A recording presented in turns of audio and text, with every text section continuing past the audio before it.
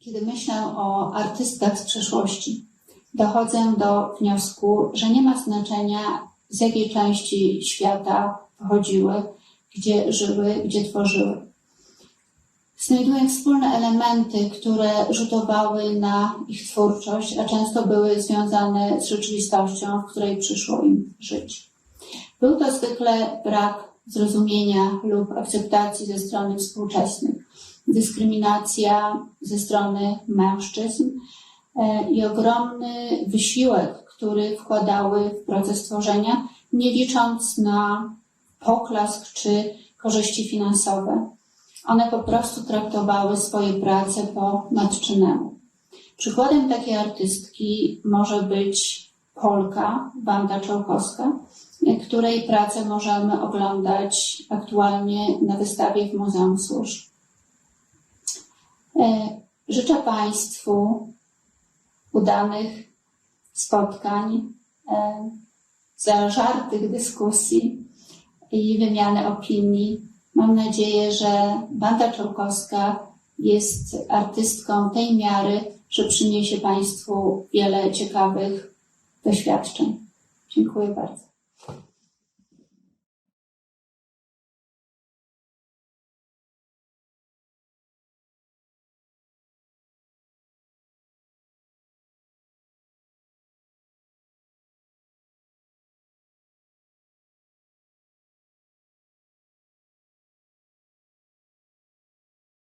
Good morning. My name is Agnieszka Sosnowska and I'm a curator of discursive program at Muzeum Służb. It's my pleasure to welcome you on online symposium devoted to the legacy of Wanda Czełkowska. I'm now in her studio in Warsaw, where she has created in a late period of her life. She was mostly attached to Krakow.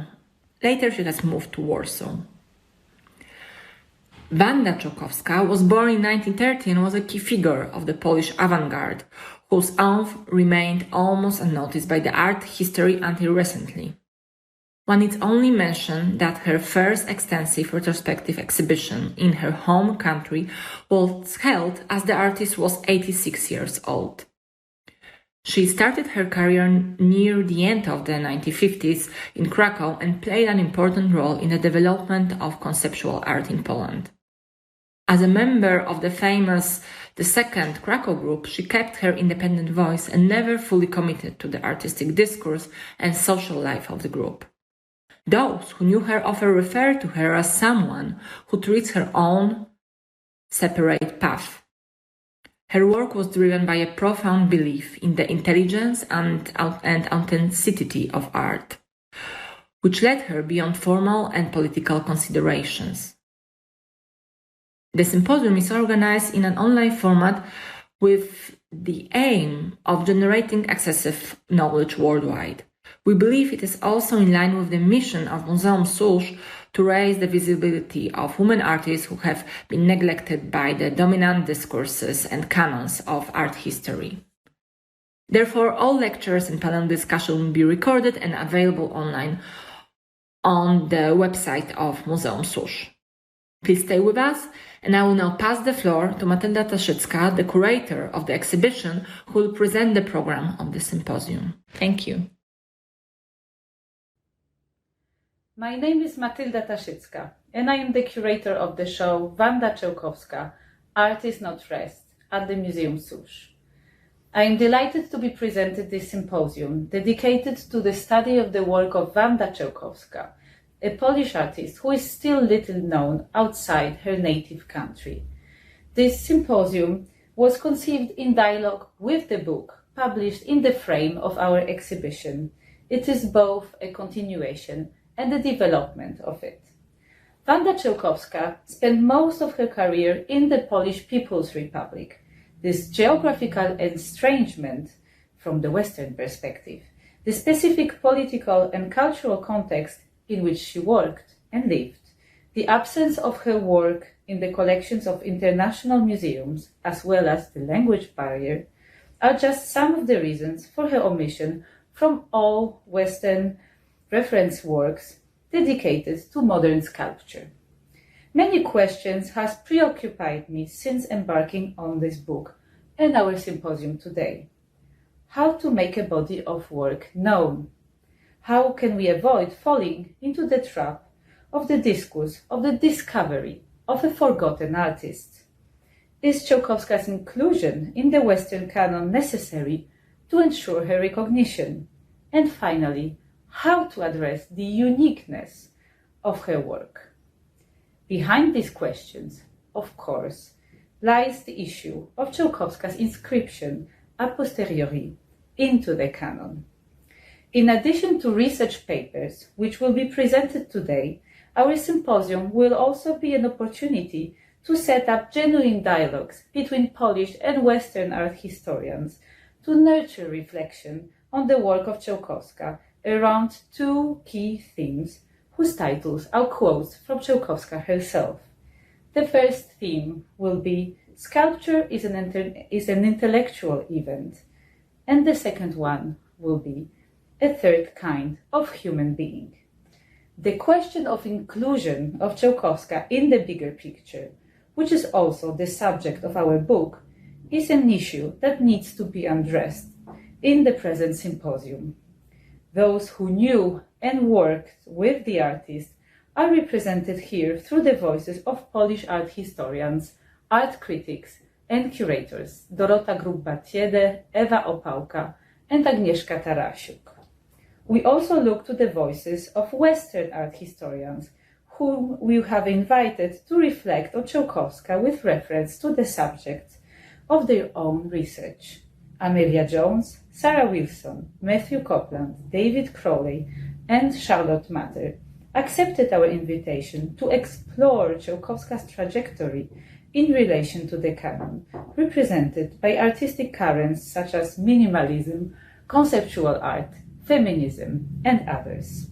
We have also decided to invite new voices, such as philosopher Anna Szykowska-Piotrowska, to take part in the debate from a more interdisciplinary perspective. By introducing ideas and movements sometimes outside of Czełkowska's work, we hope to shed new light on it. During her long career, Czełkowska traced her own elliptical trajectory, and today we will try to reconstruct it. Thank you.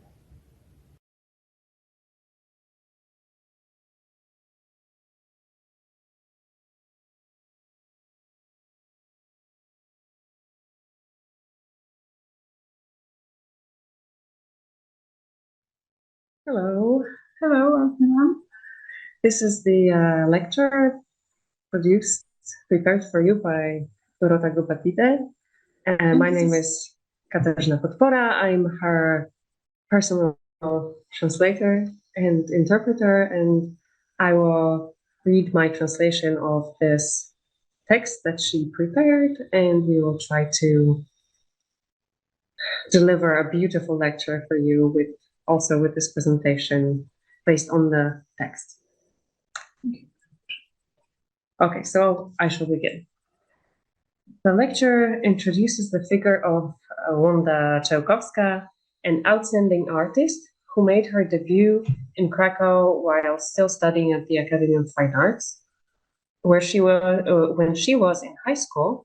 She wanted to study mathematics, but then she met Ksawery Wynikowski in Olsztyn. He was working there on a monument. They talked extensively, and as she later recalled, sculptural issues kicked her so hard that they got inside of her.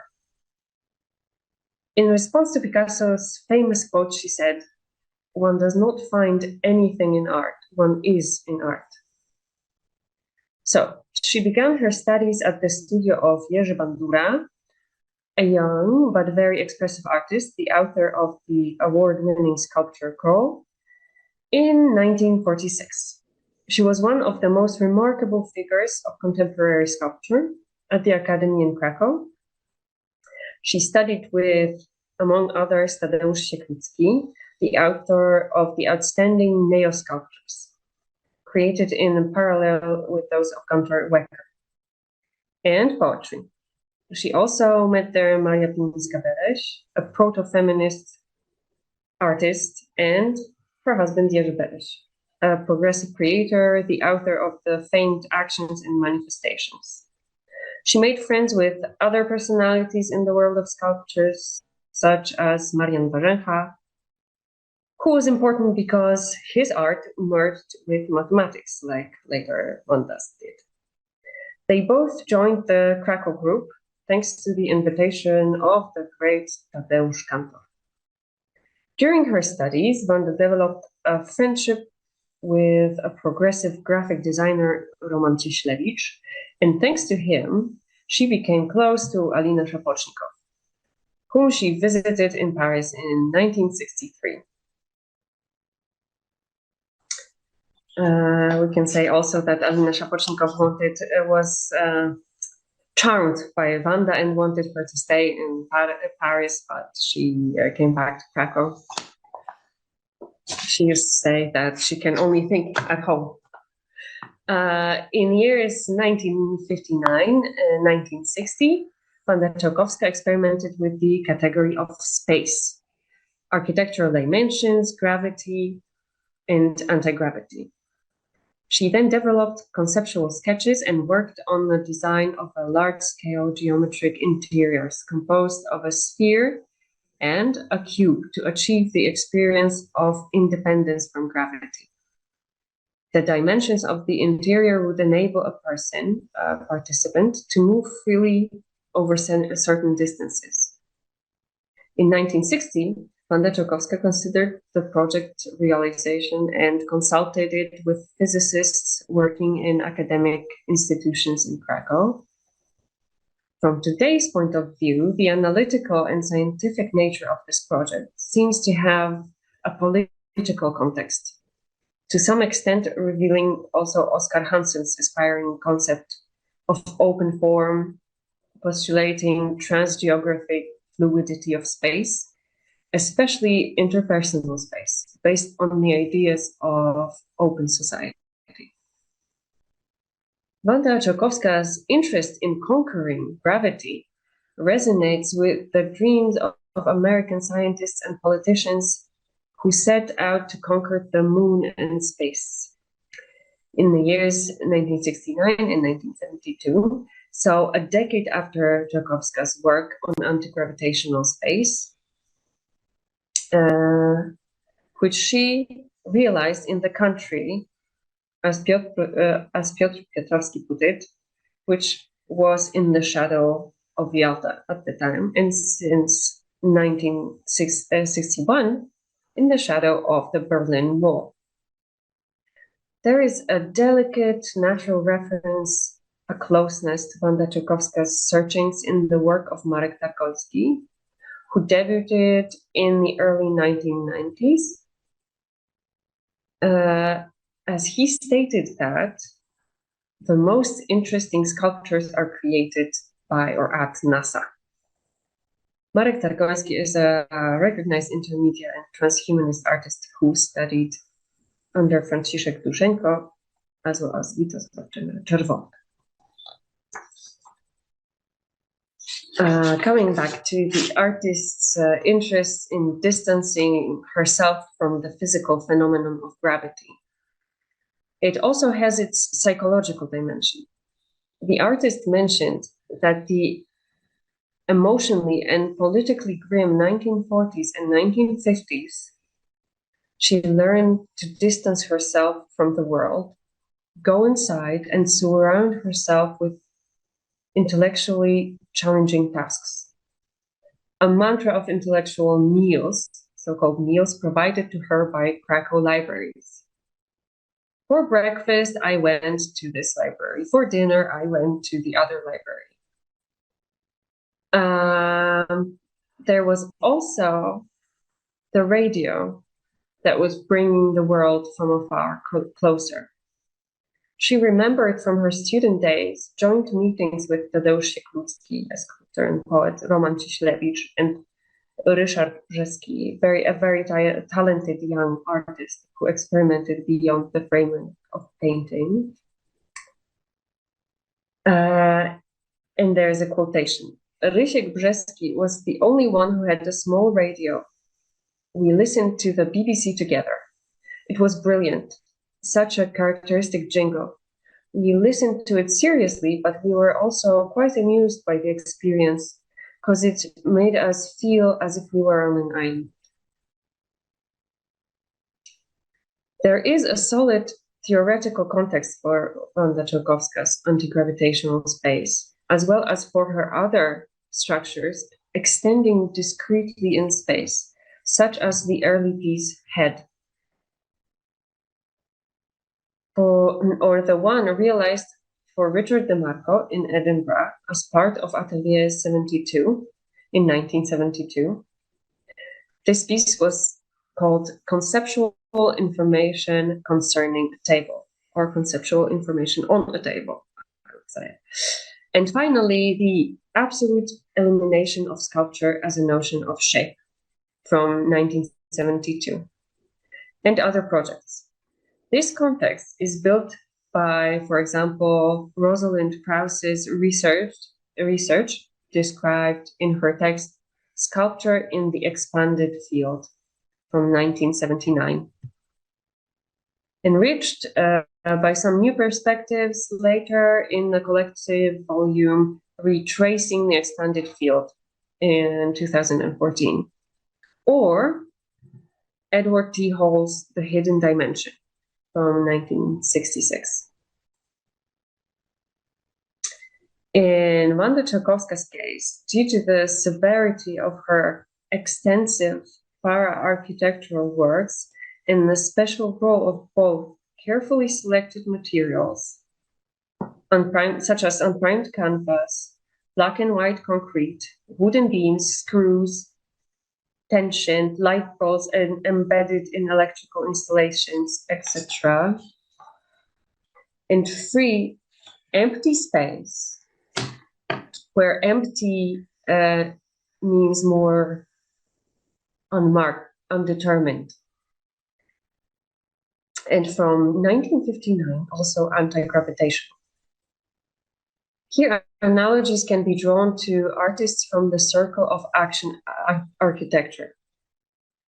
They also looked for inspiration in unprocessed raw materials and the specificity of their surroundings, preferring to use sketches rather than designs, and value their unique construction supervision.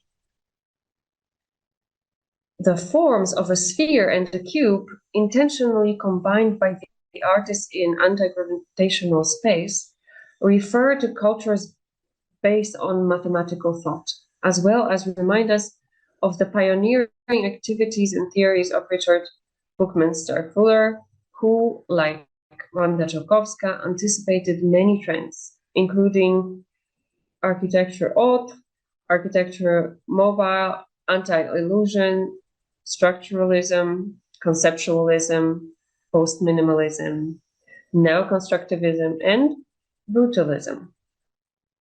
Their work heralds contemporary strategies of, and there is a quotation, art playing with architecture among young generation of artists, about which Gabriela Świtek wrote in a broader context in 2013. Wanda Czełkowska herself emphasizes, sculpture is the structure of space, mathematics. Mathematics is a way to define feeling. Richard DeMarco draws attention to mathematical and energetic nature of space in his watercolor interpretations of Edinburgh landscapes, creating a unique record of light transforming the city at night. And he started in 1963. And Richard DeMarco is still continuing this, right? Cycle of watercolor interpretations of landscapes. Wanda Czełkowska is the author of a number of other discrete works touching interiors with sequences of lines made of special thick wooden beams, developing the idea of the infinite line, which was very close to her. Her work anticipated achievements and artistic publications of many well-known artists such as Donald Judd, Richard Serra, and Edward Shiliga, as well as artists of the younger generation. Comparably anti-gravitational and energetically beneficial installations have been realized also by such artists as Olafur Eliasson, the author of the Tate Modern in London from 2003, or Jacek Dominiczak and Monika Zawadzka, who in 2004, in collaboration with Dominik Lehmann, created an architectural sculpture at the Venice Architectural Biennale. This was a seemingly empty interior, but a feeling one. And now the table. Czyli stół teraz sobie zrobimy.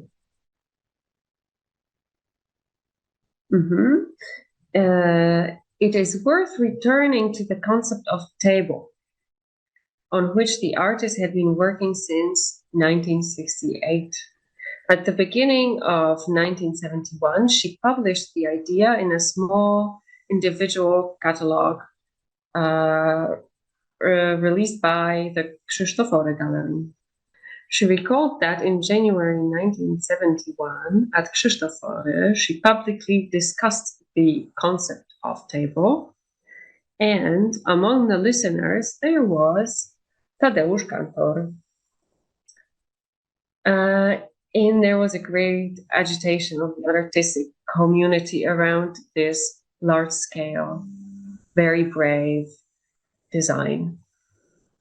And this gradually opened up possibilities for the sculptor to realize it. And thus she showed it on December 18, 1971, at the Palace of Art in Krakow. The design of the published catalogue at this occasion was also very interesting, as on its first page, in a small square, there is a photo, a frame of the artist's forehead with her hair combed back discreetly, showing a fragment of her eyebrows and eyes. The other side is a blank piece of paper with a small inscription at the bottom, Wanda Czełkowska. The sculptor considered the portrait of her forehead to be the whole self-portrait. And thus, she broke the stereotype of a catalogue presenting the artist's whole face as their image. She emphasized the role of thought in her art. In the concept of table, she considered different variants of the head that was supposed to be placed on the table. It could be a portrait of a random contemporary person, a head carved using tools that faithfully transfer all the existing points on the model, or it may be a sculpture made by me, entitled Head.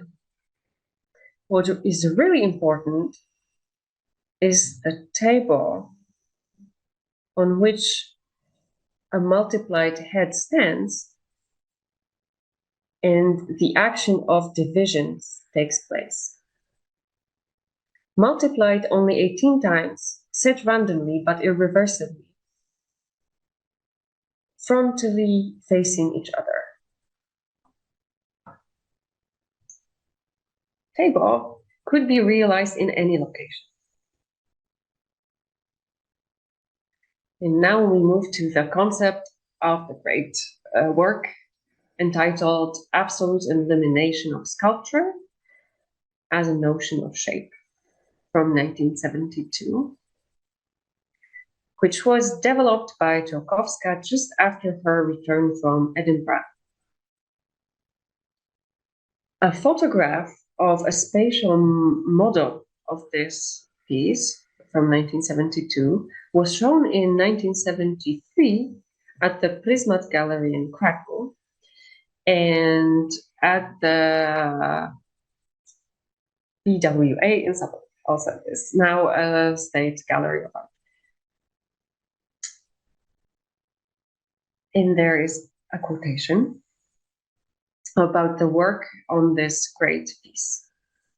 The fall of 1972 was marked by the beginning of work on a detailed project presenting a collection of purely artistic elements. 66 concrete slabs, 66 electric lighting points, uncovered light bulbs placed in square modules made of white cloth. The blooming of those ideas and their realization happened very quickly, but for this I had to leave Edinburgh and come to Krakow.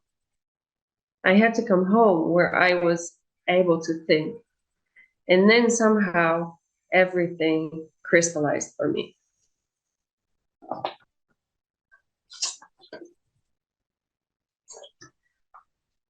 The absolute, or the absoluteness suggested in the title of the purest work, through its sublimation, brought the work closer to concrete art as well as to the category of mimicry.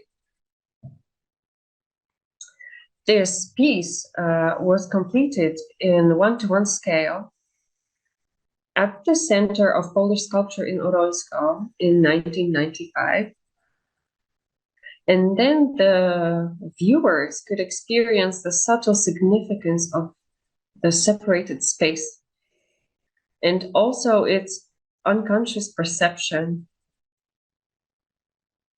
which was very special. I actually experienced this work and we saw it at the artist's studio also in pieces, very moving piece.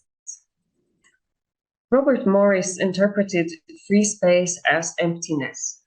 He wrote, "It surrounded me with whiteness, silence, cold, and allowed me to experience a tangible and intense moment of emptiness. Perhaps I was reliving these moments in the empty gray surfaces of my minimalist works." Okay, to finish off, the last quotation from Wanda Czełkowska, in which she summarizes her philosophy, her artistic attitude, is the following. "I can do only half an hour of creative work, but I must always be aware that I have eternity ahead of me. This is a different sphere. After all, it is a very sublime sphere, an exclusive sphere of life, intellectual life, emotional life, everything together, intuitive, instinctive, and mathematics must create all this. All this must be transmitted by it." Thank you.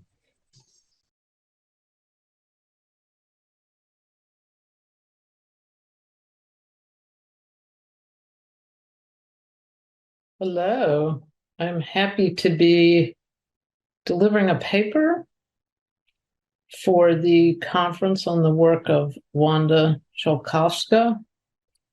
My paper is, as you see, is called Heads That Cannot See, the Eliminated Sculpture of Wanda Czełkowska.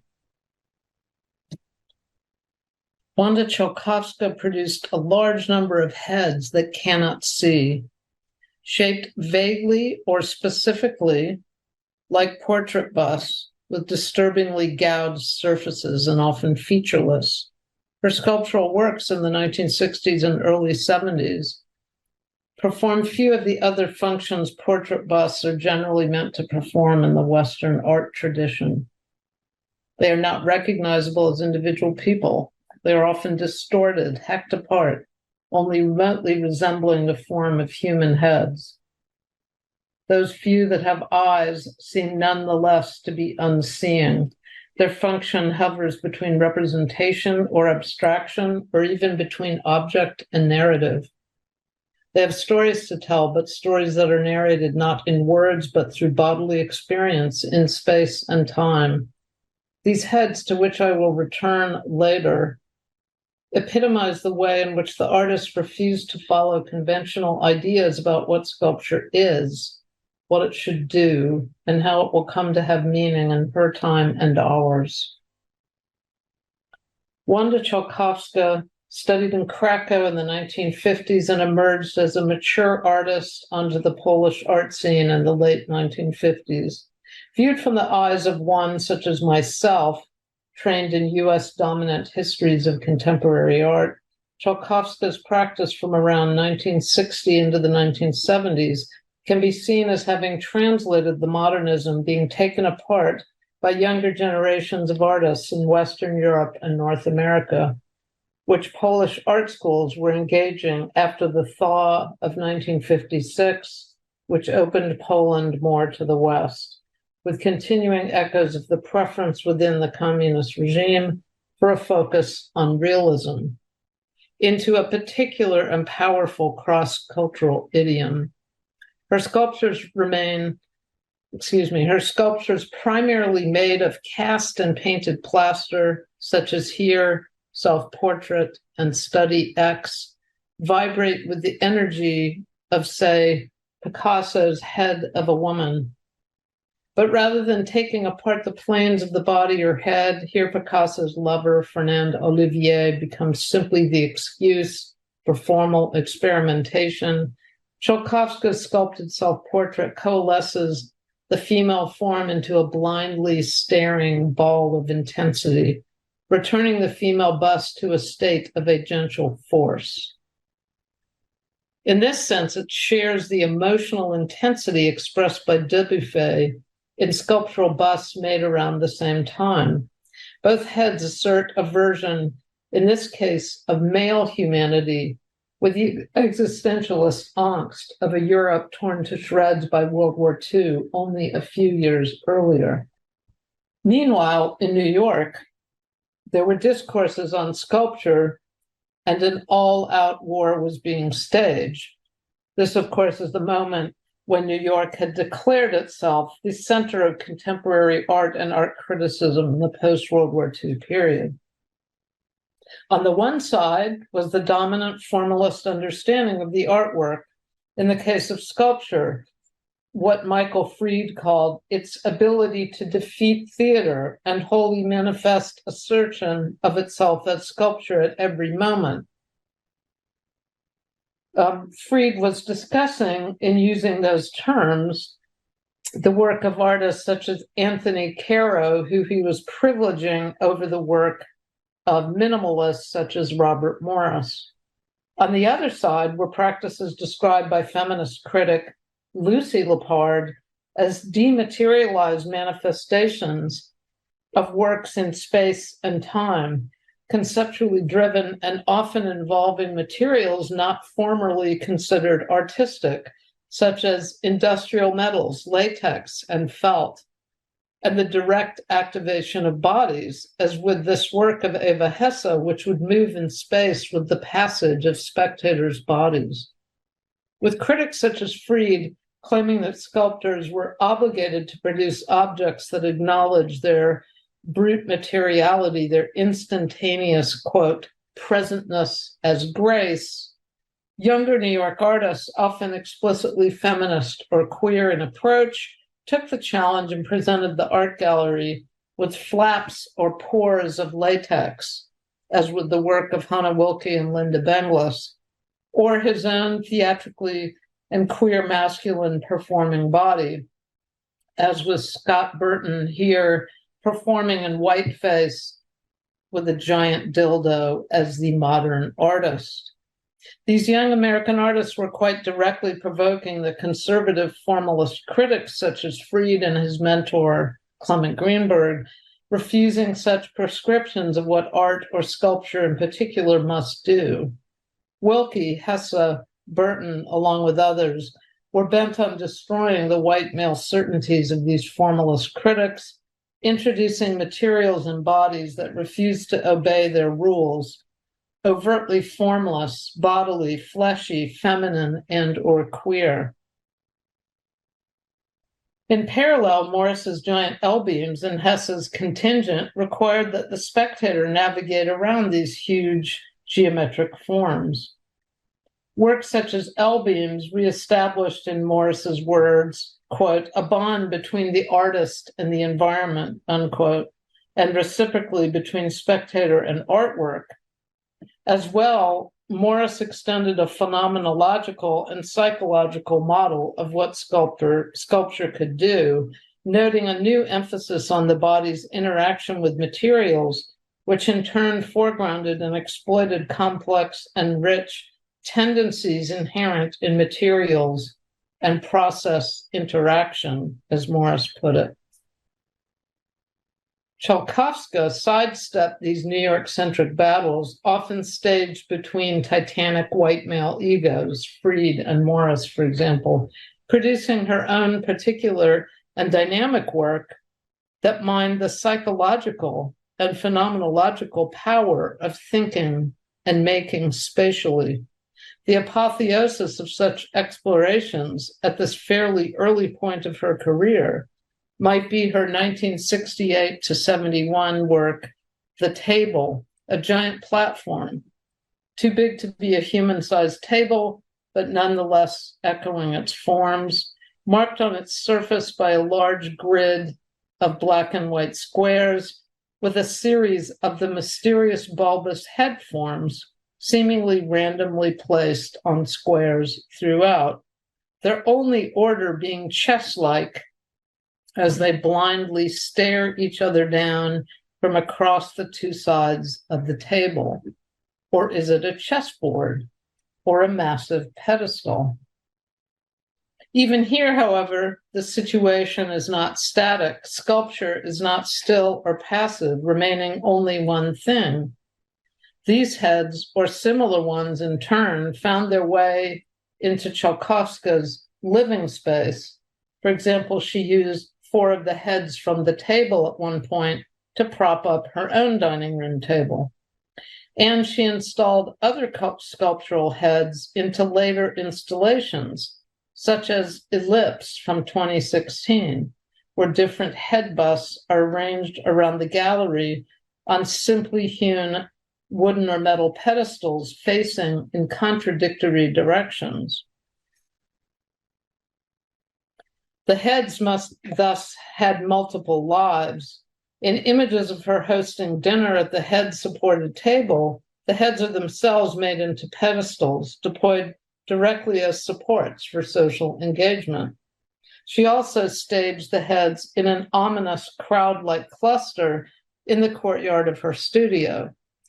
In Ellipse, these singularly alienated busts, rather than representing individual people, seem to evoke atavistic and even totemic ideas of the power of a vertical head-like shape to evoke humanness. And the spatial experience of the installation is both interrupted and to some degree unified by the massive aluminum hoop, which dynamically springs from the floor diagonally, from the floor diagonally to the ceiling, wrapping the disparate heads into one loop of visual and kinetic energy. Czełkowska shows a sculptor's understanding of the radical elasticity and psychological power of space and material to change our experience. 2 other related projects from this extremely fertile period of Czełkowska's career: Absolute Elimination of a Sculpture as a Notion of Shape, an investigation started in 1972 and realized in 1995, and the work Wall, 1975-76, shed further light on what she was doing with table and her blinded heads. With these installations, Czełkowska expanded on this radical intervention in sculpture as a medium, anticipating the genre of multimedia installation that emerged in the 1990s in Western Europe and North America. In absolute elimination, as it was documented and displayed via an enlarged photographic print mounted across the gallery wall in 2016, the idea of sculpture following a set of rules, pinning it down as shapes in material form, is radically undermined. Sculpture, she is telling us, can be much more than shapes or objects situated on pedestals. Sculpture is a philosophical premise, a means of conceptualizing bodies in relation to things, bodies, spaces. In the 2016 version of absolute elimination, simple planes and squares of dark color lie across the flat expanse of the photograph, which is mounted human height above the floor. In absolute elimination, as it was documented and displayed via an enlarged photographic print, as noted in 2016. Sorry, I'm repeating the paragraph. In the 2016 version of absolute elimination, simple planes and squares of darker color lie across the flat expanse in the photograph, which is mounted human height above the floor. With this later display of absolute elimination, Czełkowska moves beyond the brash explorations of New York minimalist sculptor Carl Andre, whose grids of metal plates hugging the surface of the floor, made around 1970, fought the closures of formalism noted above. She rather brings the floor up to the height of the human eye, forcing the dematerialization of three-dimensional space into another state of negation, as Eva Opalka has compellingly argued. Sculpture is no longer a thing, it is a concept, in Opalka's words, quote, devoid of space, tension, relationality, or life, unquote. It is representational as well as material, expanding into conceptual arenas while definitively leaving, as Opalka puts it, quote, the system of authority in Poland under communism, which imposed a certain political and ideological paradigm, unquote, especially relating to the social realism trends of Czełkowska's early sculpture training in Krakow. As Opalka points out, while in Western Europe and the United States, such resistance to objecthood rejected the commodifications of, say, the New York art world, which threatened to swallow up all artist-made objects. In Poland, this situation was bound to be very different. Czełkowska then pioneered in her own way by finding a way to resist national trends of representational art while adopting conceptually driven and highly sophisticated strategies that were being played out in the West in materially and politically different ways. In similar fashion, Czełkowska's wall, first conceived in 1975-76, was built and installed later in relation to Edinburgh Head, 1972, as you see on the left. Here one has access to seeing, experiencing the beautifully constructed wooden front and back of the wall structure, the back being held together by metal beams screwed into place through metal plates. The front side of the wall also clearly shows its constructedness. Large bolts or screws are visible from the other side in neat patterns of 2 or 4. Metal plates keep parts of the structure stable, and the panels, canvas stretched over wooden frames, are painted in white oil paint, with some of them covered with black sketches of head-like forms on necks, mirroring the object in front of the wall, a larger-than-life human head-like form covered in fabric that is bound with string, especially tightly around its pedestal-like neck. This head is not only blinded, it is suffocated, controlled, with the vague approximations of jetting features fully contained. this object starts to seem distinctly like a metaphor for traditional sculpture itself. More precisely, the portrait bust, situated in Western art on its pedestal, even as in this case, the head, balancing on its neck, stares blindly into space, a dumb object attempting to represent the actuality of a human visage wrapped over a skull. Returning to and ending with Czełkowska's exploration of the expressive power of sculptures of heads, or head-like sculptures, it is interesting to note that it began early. The works moved fairly quickly from decorous realist busts and standing figures from around 1950 to fascinating explorations of the evocative potential of art brute like bulbous shapes scratched and gouged with facial features in the mid-1950s, as with Man's Head, 1957, to a harrowingly expressive, abstracted set of lumps emerging from a lower form, as with Head, 1964, where what appears to be its face is sliced almost in two, forming a gaping mouth. At this point, Czełkowska's interest in materials, producing objects in space that compel human attention, with both phenomenological and psychological effects, most often, as noted in cast and painted plaster, have emerged and matured. By this latter piece, Head 1964, she has, with muscularity and a seeming lack of fear, produced a piece that seems the materialization of the kinds of existentialist yearnings and energies that were so dominant in Western thought and art making after World War II. But again, in her own terms, there is no sense that this is expanding on the by then canonical existentialist works of, for example, Alberto Giacometti. Czełkowska's heads and her move into complex installations, including these mute and blind forms, are something entirely different. This is clear in Czełkowska's table. Rows of 18 seemingly identical cast gypsum heads are clearly set up in a game of chess that likely cannot be won by one side or the other.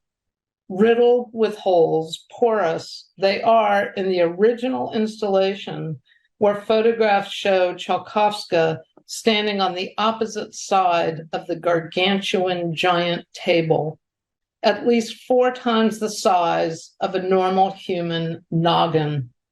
If traditional sculptural busts are intended to represent a person who lives or lived in ways that can easily be recognized as a portrait by later viewers, Czełkowska produces heads that are monstrous, creepy in their muteness, with their plaster surfaces violated. Her anger towards conventional ideas of sculpture, expressed in a 1970s interview with Richard DeMarco about the piece, is palpable. This is Czełkowska, quote, "At the time I was angry. I walked about angry in my studio. I felt I wanted society to know clearly this was my way of earning a living, not in terms of money, but in a moral sense. Suddenly I realized I had sufficient right to continue. I decided to break with any ideas I might be forming of myself as sculptor. And so I came up with the idea of the table about 3 years ago. I realized that the revaluation of my concepts of sculpture would meet with great difficulties, not material difficulties, but to do with the way in which it would be received," unquote. In the interview with DeMarco, Czełkowska also clearly describes the logic behind the concept and construction of the piece and concludes, quote, "The only thing that matters is the conception of the work, and that will be realized someday," unquote. Czełkowska's statement of her feeling of violation driven by creative anger echoes the effect of a very powerful earlier head of 1968. Also cast in plaster, it stands on a metal and wooden stand such that its hollow back and metal armature are exposed. It is literally sliced open, precariously supported by one metal rod, connecting it to a misshapen set of neck and shoulders. Theorizing using space and materialities, Czełkowska produces work that both resonates with Western Europe and North American conceptually driven responses to modernism, and at the same time proposes a radically alternative, one is tempted to say Polish and feminist proposition. Aside from the fact that she did not even want to be thought of as a woman artist, much less a feminist, she once noted she was a sculptor, not a sculptress, arguing that, quote, is this chick who makes sculptures, whereas this is about something entirely different, unquote. But in her courage and originality, Czełkowska parallels Alina Szapocznikow, one of the most brilliant feminist artists and sculptors of the post-World War II period, from Poland, but also Jewish, and an artist who made the move to Paris and became closely aligned with Western feminism. In fact, Czełkowska and Szapocznikow met in 1957 in Warsaw. While Szapocznikow, surely due to her experience of having been persecuted in Nazi concentration camps during World War II, could hardly avoid making art driven by content, Czełkowska's work organized profound philosophical concepts into material form. Both artists confront us with disturbing and moving human avatars, inviting us to think about what sculpture can do. Both reflect on human complexity and failure through sculptural form. Czełkowska's complex sculptural works, such as Table, are both modernist and anti-modernist, both formalist and conceptual, both Polish and something transnational. And ultimately, they are psychologically charged objects and environments which remind us of the inevitable blindness of existing in the human condition, that can function as art or as furniture or as philosophy, lived and living in our spaces with us. This is their power. Thank you very much.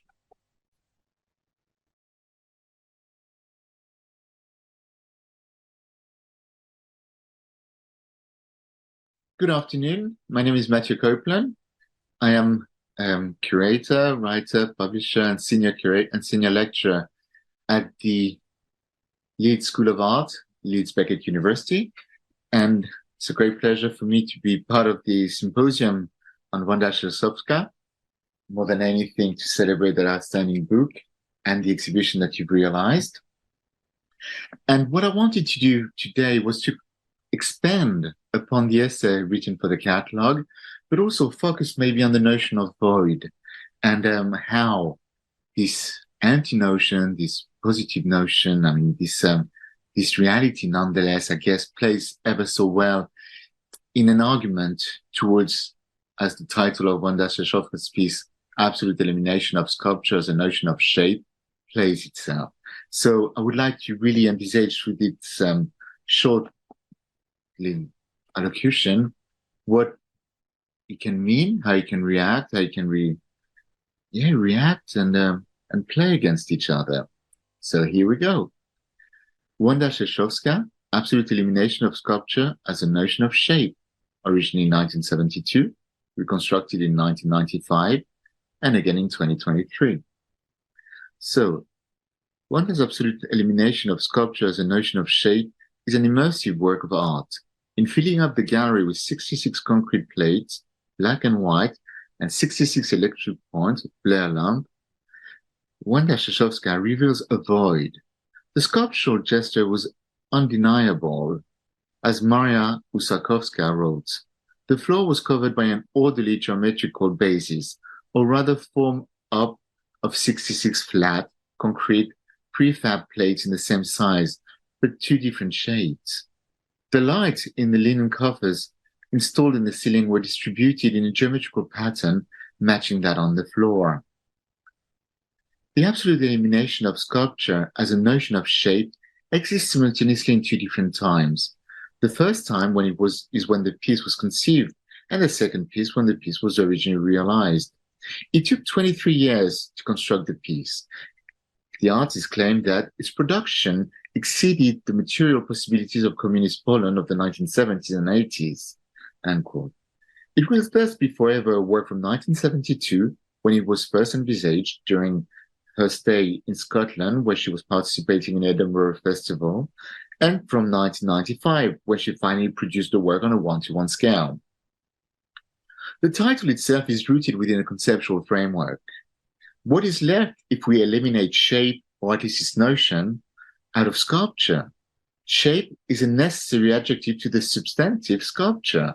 Regardless of whether we interpret Czełkowska's title as a deprivation of the concept of sculpture to the notion of shape, or the prevalence of shape of a sculpture, to seek for an absolute elimination presents us with a radical and clear break within the concept of sculpture, and stripped it of a notion of shape, and to strip it of the notion of shape seeks a complete redefinition of the idea of sculpture itself. Devoid of shape, emptied of its representational quality, the question we ask is what remains within the concept structure and sculpture. Czełkowska's statement would propose the art of forming a solid object without a formed surface, or in other words, the making of a form devoid of outer reality, of epidermis. Here we can see the fantastic photo that Matylda took when she was doing her first research in the archive. So the photo of nothing, something, and emptiness are parallel. That's what we go into. Two opposite possibilities arise from this conceptual understanding: the whole and nothing, the full and the void. To absolutely eliminate the notion of shape entails the impossibility to grasp its textural, physical surface.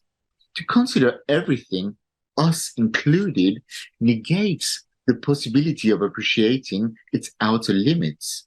To consider nothing, us excluded, denies us of the possibility of appreciating its sensory reality, the visual, the tactile. In other words, to separate the notion of form and sculpture is either the result of it being too monumental to be grasped, it encompasses the whole world, or too minute to be seized, it excludes the whole world. These two diametrical opposed understandings replay one of modern art's infamous conflicting history, and that's Yves Klein's void and Armand's full up, le plein. Most often referred to as the void, Yves Klein's La spécialisation de la sensibilité à l'état de matière première en sensibilité picturale stabilisée, translated as the specialization of sensibility in the raw material state of stabilized pictorial sensibility, was held between the 28th of April and the 5th of May 1958 at the Gallery Iris Claire in Paris. Having repainted the inside of the gallery white, the artist left the gallery entirely empty. However, this is just the one first void. Yves Klein would go on to do several other voids. Here we can see him in the view of the Raum der Leder in January 1961 in Krefeld. And you can see the artist walking into the void, walking past the void. We'll come back to that notion of walking afterwards. And then a year later, in 1962, when he was invited by Jacques Villeglé to contribute to the Salon Comparaison that Jacques realized then, which was actually, more than anything, a performance for a book that happens with this photograph by Harish Kant, where we have here the photograph of the exhibition installed, and then the exhibition voided, nothing else but the void. So another way to show a zone of pictorial sensibility, an immaterial zone of pictorial sensibility. A little over 2 years later, in the same gallery at the original show at the Iris Clare Gallery, Armand Leplein, the full-up exhibition was held from the 25th of October to the 5th of November 1960. Inaccessible, the exhibition space overflowing with objects relegated spectators to the position of outsiders. Here we can see the invitation card, the beautiful invitation card, as a sardine box that was then containing inside the invitation to it. And on the right, we can see Armand together with Marshall Rice coming and bringing in the junk to make art. Here we see Armand making art or filling up the space. And here, Iris Clare. So for galleries, Iris Clare, the opposition was for her a way to seek revenge. Yves Klein had recently left the gallery Rooster. Armand proposed, if you want to make Yves furious after the void, we will do full up. Iris Clare further recalled, the idea of dirtying a space imbued with the sensitivity of one of them with the waste of the other was music to my ears. And here we have some spectators excluded and Armand in the middle. Wanda Czełkowska's absolute elimination of sculpture as a notion of shape is an attempt at resolving this historical duality in convoking emptiness through saturation, so to say. To further Iris Clare's explanation, Wanda has reconciled the sensitivity of disappearance embedded in her title statement with overproduction as realized in a monumental sculptural intervention. Maria Usakowska wrote, what was more important, however, was the space in between, the empty, contained by the wall, the ceiling, and the plates, a metaphorical pedestal for this void space. It is unique because it can be walked on. Alistair Ryder wrote, Carl Andre has always felt that viewers should be perfectly entitled to walk across his metal floor, metal-based works. Ryder further analyzed, consciously stepping onto a Carl Andre-based sculpture can sometimes feel particularly transgressive, as though a threshold of some great significance is being crossed.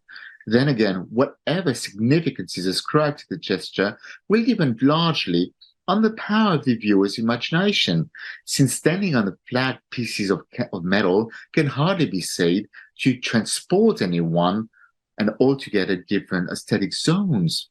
Yet if, for instance, you deliberately walk towards a sculpture, as is Carl Andre's, for instance, well, Ryder used the 1967 Morgenbasche Square, but here we are with the Untitled 145 Pieces of Zinc at Lower Knott Gallery, Bradford Junior College in 1968.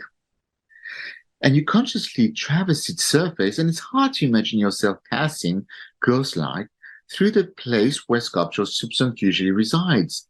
In that sense, his works achieves a peculiar, pronounced sense of emptiness, in spite of their substantial and unobturate physicality.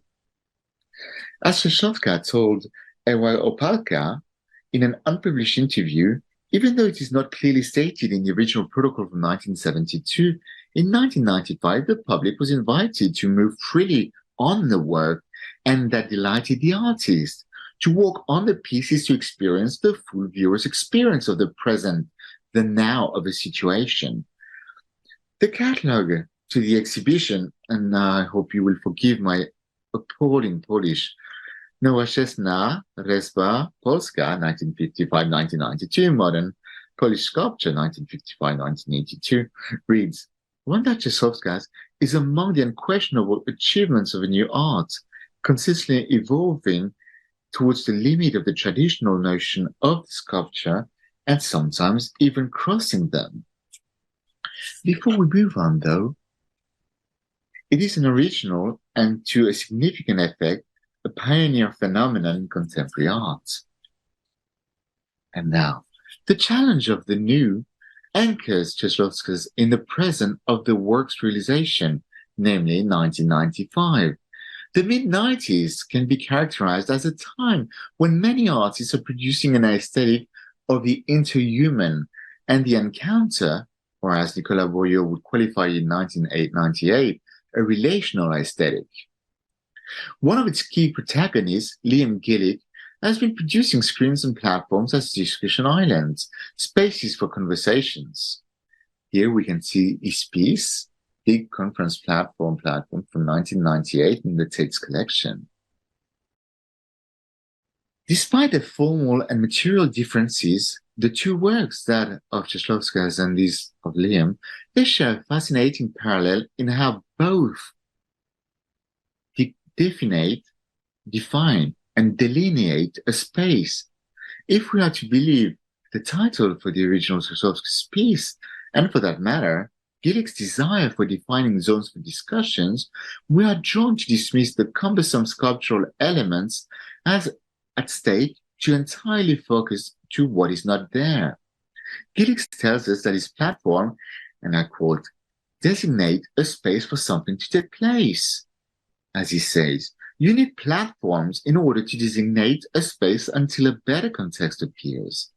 This is why his work, my work, has always been semi-autonomous. It needs something to hang on or hang off. Wanda Czełkowska's require a similar level of engagement for a piece to be completed. The relational quality of the work relies on the unequivocal necessity for the public to engage, not so much with the consideration of the material surfaces, but with the artist's desire as mediated by the work. The question of materiality is central to the work of Robert Barrett, a pioneer of conceptual art. He constantly thought to push back the physical limits of their artworks. We could argue that the artist is less interested in the materiality of objects than by their context. The gallery and the codes with which it functions become the material of the work.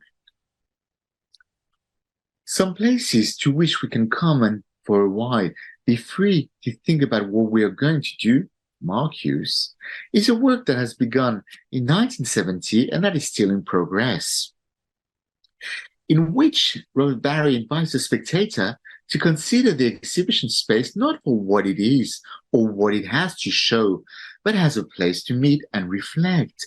In this way, it points out to the substance of the work that is situated just as much in the mind of he who imagines it as the space left empty. And here we can see the actual artist himself envisaging that space back in 1970 at the Galleria Sperone in Torino, and where he literally takes that space. And so, as Robert Barry told me back in 2008, the piece dealt with just a sentence. This piece is about designating something, a particular place, and seeing how this affects the situation. It leaves a lot open to the mental space of the viewers, and I think this is what art is about. He continues, it grows out of the idea that you walk into an empty gallery and you reading the title of the piece, and now he moves on to talk about his radio carrier wave piece, you realize, for instance, it's filled with radio waves. How does that change the way you deal with the space? With his anti-civilization exhibition, Matsuzawa Yutaka mentally voided the second All Japan independent exhibition in 1965 in simply distributing a leaflet that acted as both an instruction and a manifesto. Dr. Reiko Tomi described this radical and influential piece. In the flyer, Matsuzawa Yutaka commanded the visitor to first completely banish the all Japan independent exhibition unfold in front of you with your eyes closed or open, and replace it entirely with your anti-civilization exhibition, in which only nil, that is nothingness, is brimming. Tommy summed up Matsuzawa's proposition. Plainly put, he ordered the viewers to visualize a completely empty gallery cleared of the cluster of a group exhibition in order to comprehend a new possibility to be named anti-civilization, unquote. In the same way that the Matsuzawa Yutaka wants to make by with the reality of what constitutes an exhibition and thus reassess the organizational system of art, Czełkowska seeks for a title to propose a new acceptation of a whole practice of art. Both do so while still proposing a work of art. Dr. Reiko Tomi wrote on contemporaneity of artistic practices across the world. More than a compendium of local national histories, world art history, in her definition, is a networked whole of local national histories linked through resonance and connections. This connectedness is in both explicit and implicit, underscored by the idea of international contemporaneity, end quote. The zeitgeist that informs Czełkowska's art reflect these notions of shared time platforms, as we've seen, and this web of present and historical and interconnected art trends. Czełkowska's very much like Yutaka, both harvest the ripped present conception of art and infuse it with timeless reference. So now, straightforward, fast forward 2023, or backward 1972, or again 1995. But let's stick to 2023. With the absolute elimination of sculpture as a notion of shape, Wanda Czełkowska literally calls for an anti-aesthetic.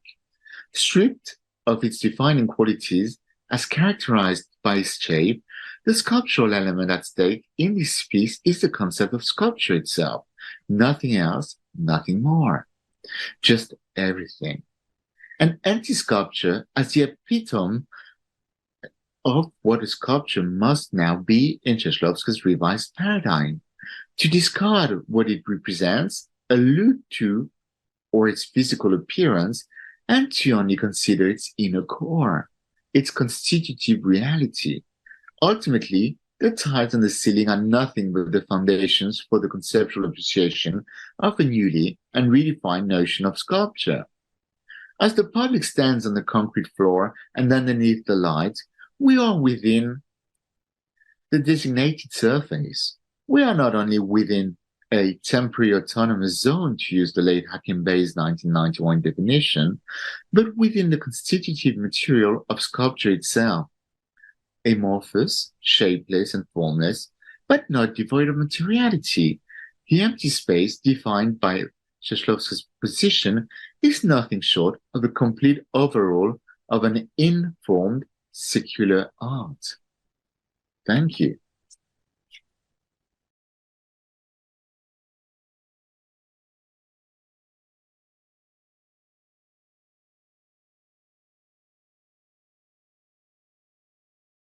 Hello and welcome to the panel of Wanda Czełkowska Symposium accompanying Wanda Czełkowska Artist Not Rest exhibition at Muzeum Susz.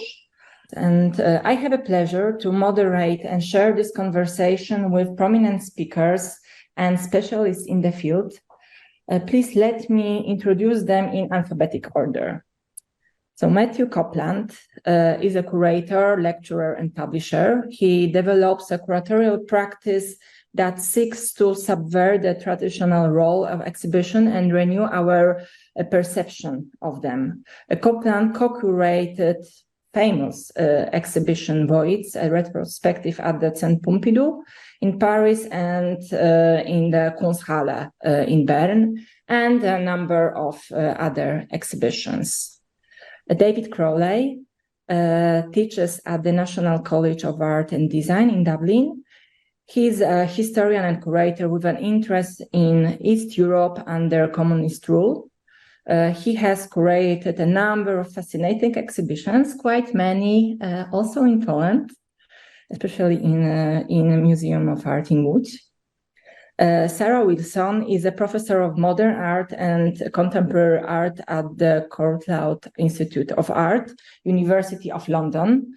She is an art historian and curator whose interests extend from post-war and Cold War Europe and the USSR to contemporary global art.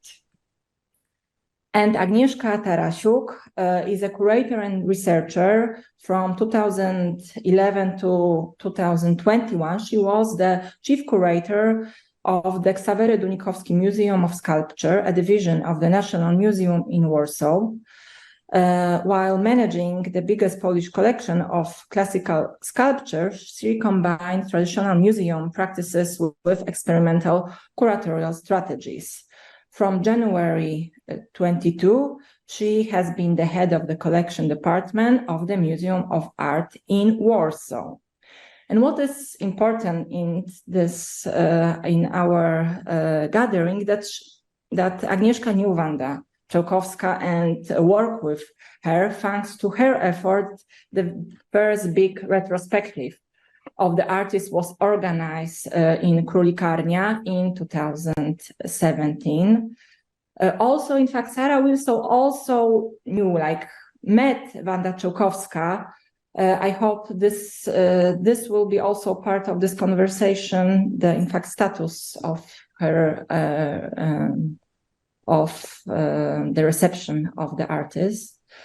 And as the last, so my name is Agnieszka Sosnowska, and I'm a curator of discursive program at Muzeum Susz and also the assistant professor at the Institute of Art of the Polish Academy of Science.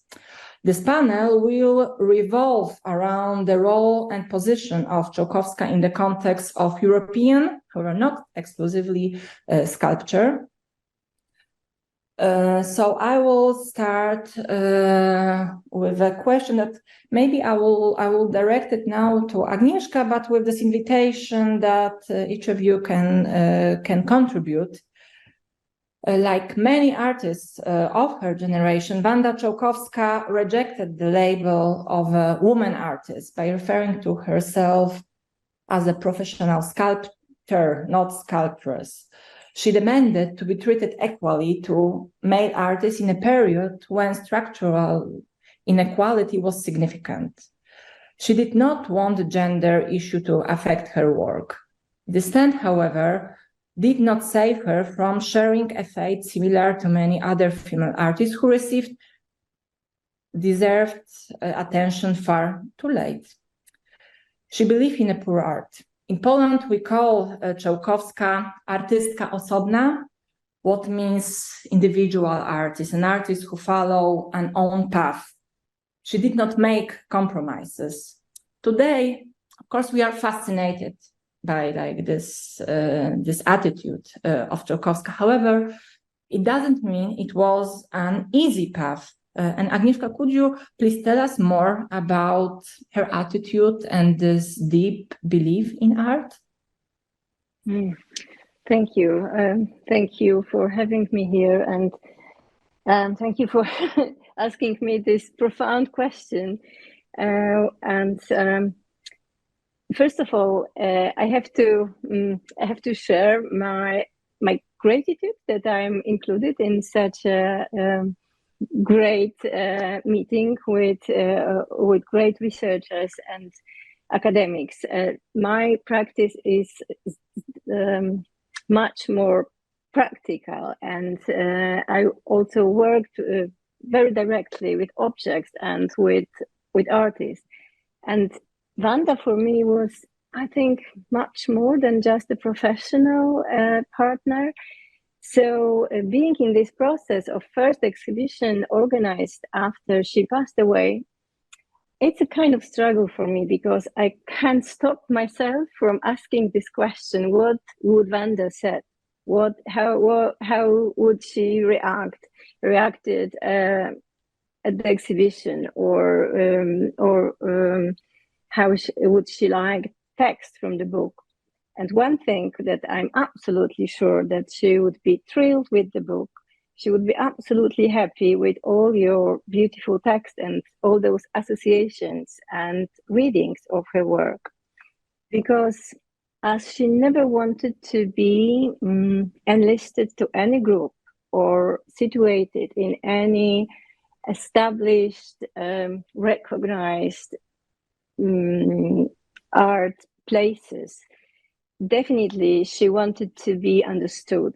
And I think what you all have done and what the exhibition is still doing, it's a big step in direction of understanding her art. So this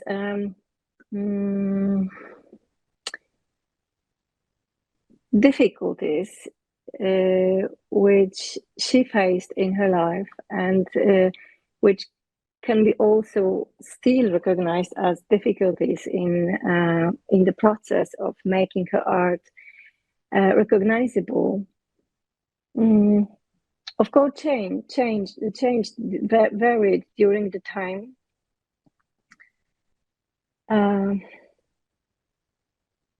And you asked me about this problem of gender, and what I also tried to explain in my text. And actually, I kind of understand this explain it for myself actually during writing this text.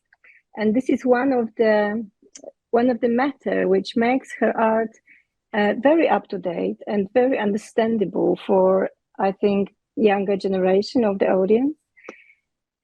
Because what was always very, very vivid during the exhibition of Wanda, I've seen many of them, the London one in Europa Gallery, in Królikarnia, now in Susz, and many exhibitions in Poland when she took part.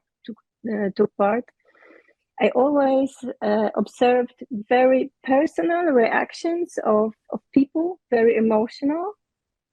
Even if she was not recognized as a star artist, the reaction for her work are also very emotional. And what was very striking in her attitude and in her art, it's very gentle. She was in a very gentle way, she was a humanist. And this very, very gentle, a very specific but very warm approach is and being a woman and being a woman artist is a part of that.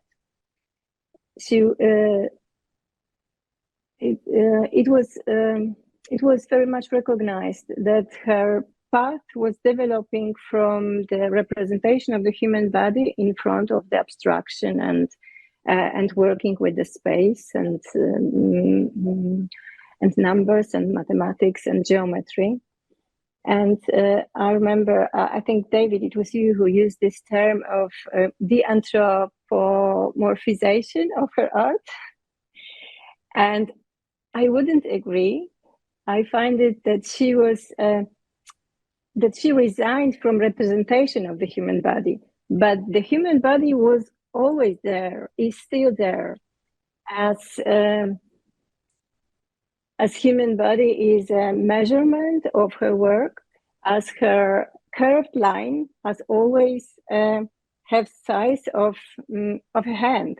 It could be a hand of a forearm, of the whole arm, and also the geometrical works as absolute elimination of sculpture, as a notion of shape. We are the bodies. We are embodied selves who are entering the space, the scene. So we are entering with our gender, with our flesh, with our emotions. And even if the work is so at the first sight simple, geometrical, and abstract, it's still very much humanist.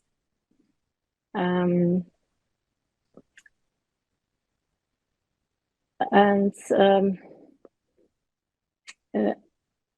I tried to explain to myself writing the text, this tension between her very strong femininity and between her will to be recognized, not as a woman sculptor, but as an artist, as a sculptor, as a professionalist.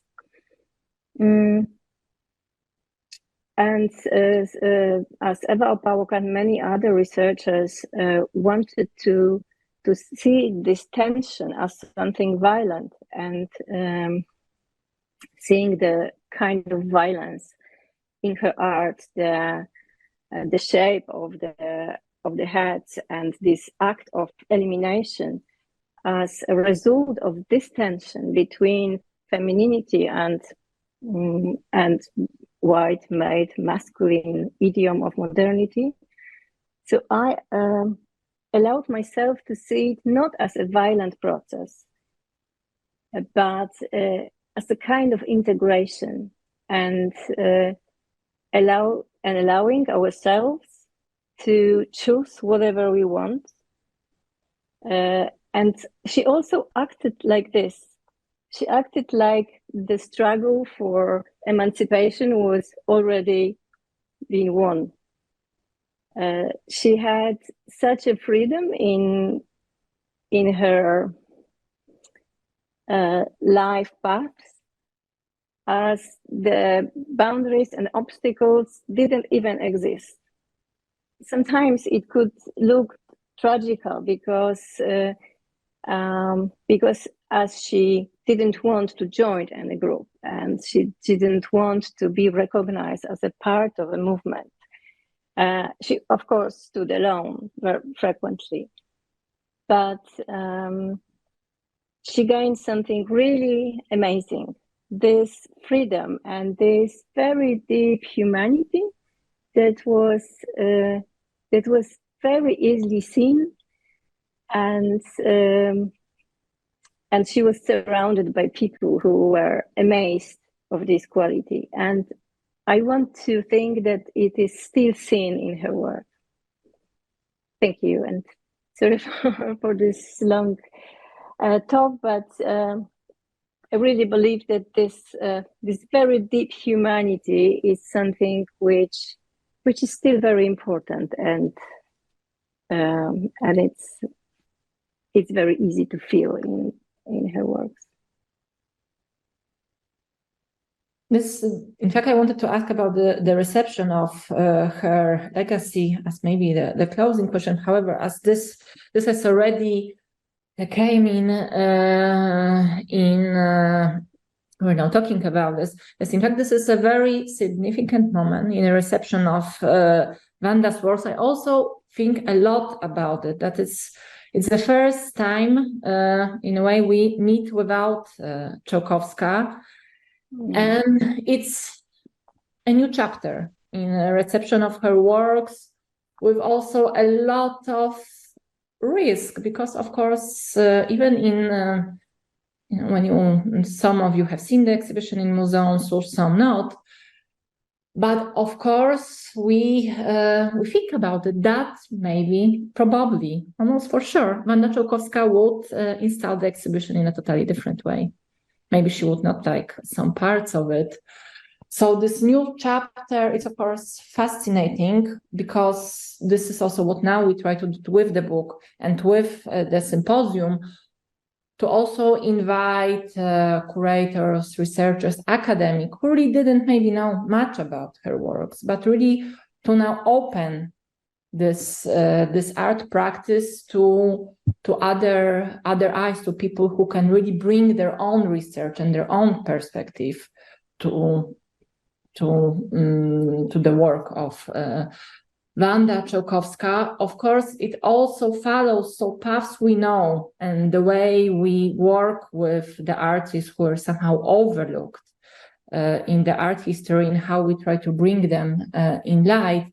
And this is also, I think it's quite important that we also reflect on this moment and the strategies we use towards artists like Wanda, whose especially international reception on this quite big scale starts somehow now. Maybe this would be for me an interesting issue to touch upon, what strategies we use, what we are in fact doing now with the reception of Wanda Czełkowska. Could I ask something? Could I ask a question? Of course. Firstly, unfortunately, I haven't been able to see the installation, and I hope that you will be able to circulate and commemorate the installation with photos. But secondly, I presume all the work is mostly still with her studio, because obviously putting her into the world, or, for example, there is going to be a curated panel of the Frieze Art Fair called Modern Women, curated by the Aware organization. I think there's the question of her as a woman artist is important, and and she has to join a constellation. If she wouldn't like the word sisterhood or sorority, she has to join a constellation of women artists too, as well as artists who are so important in the history of Poland and so forth. So there is indeed a lot to be done. Photos will also be very valuable, and presumably you'll have a developed website in the future at the disposition of other people with, for example, the installation photos.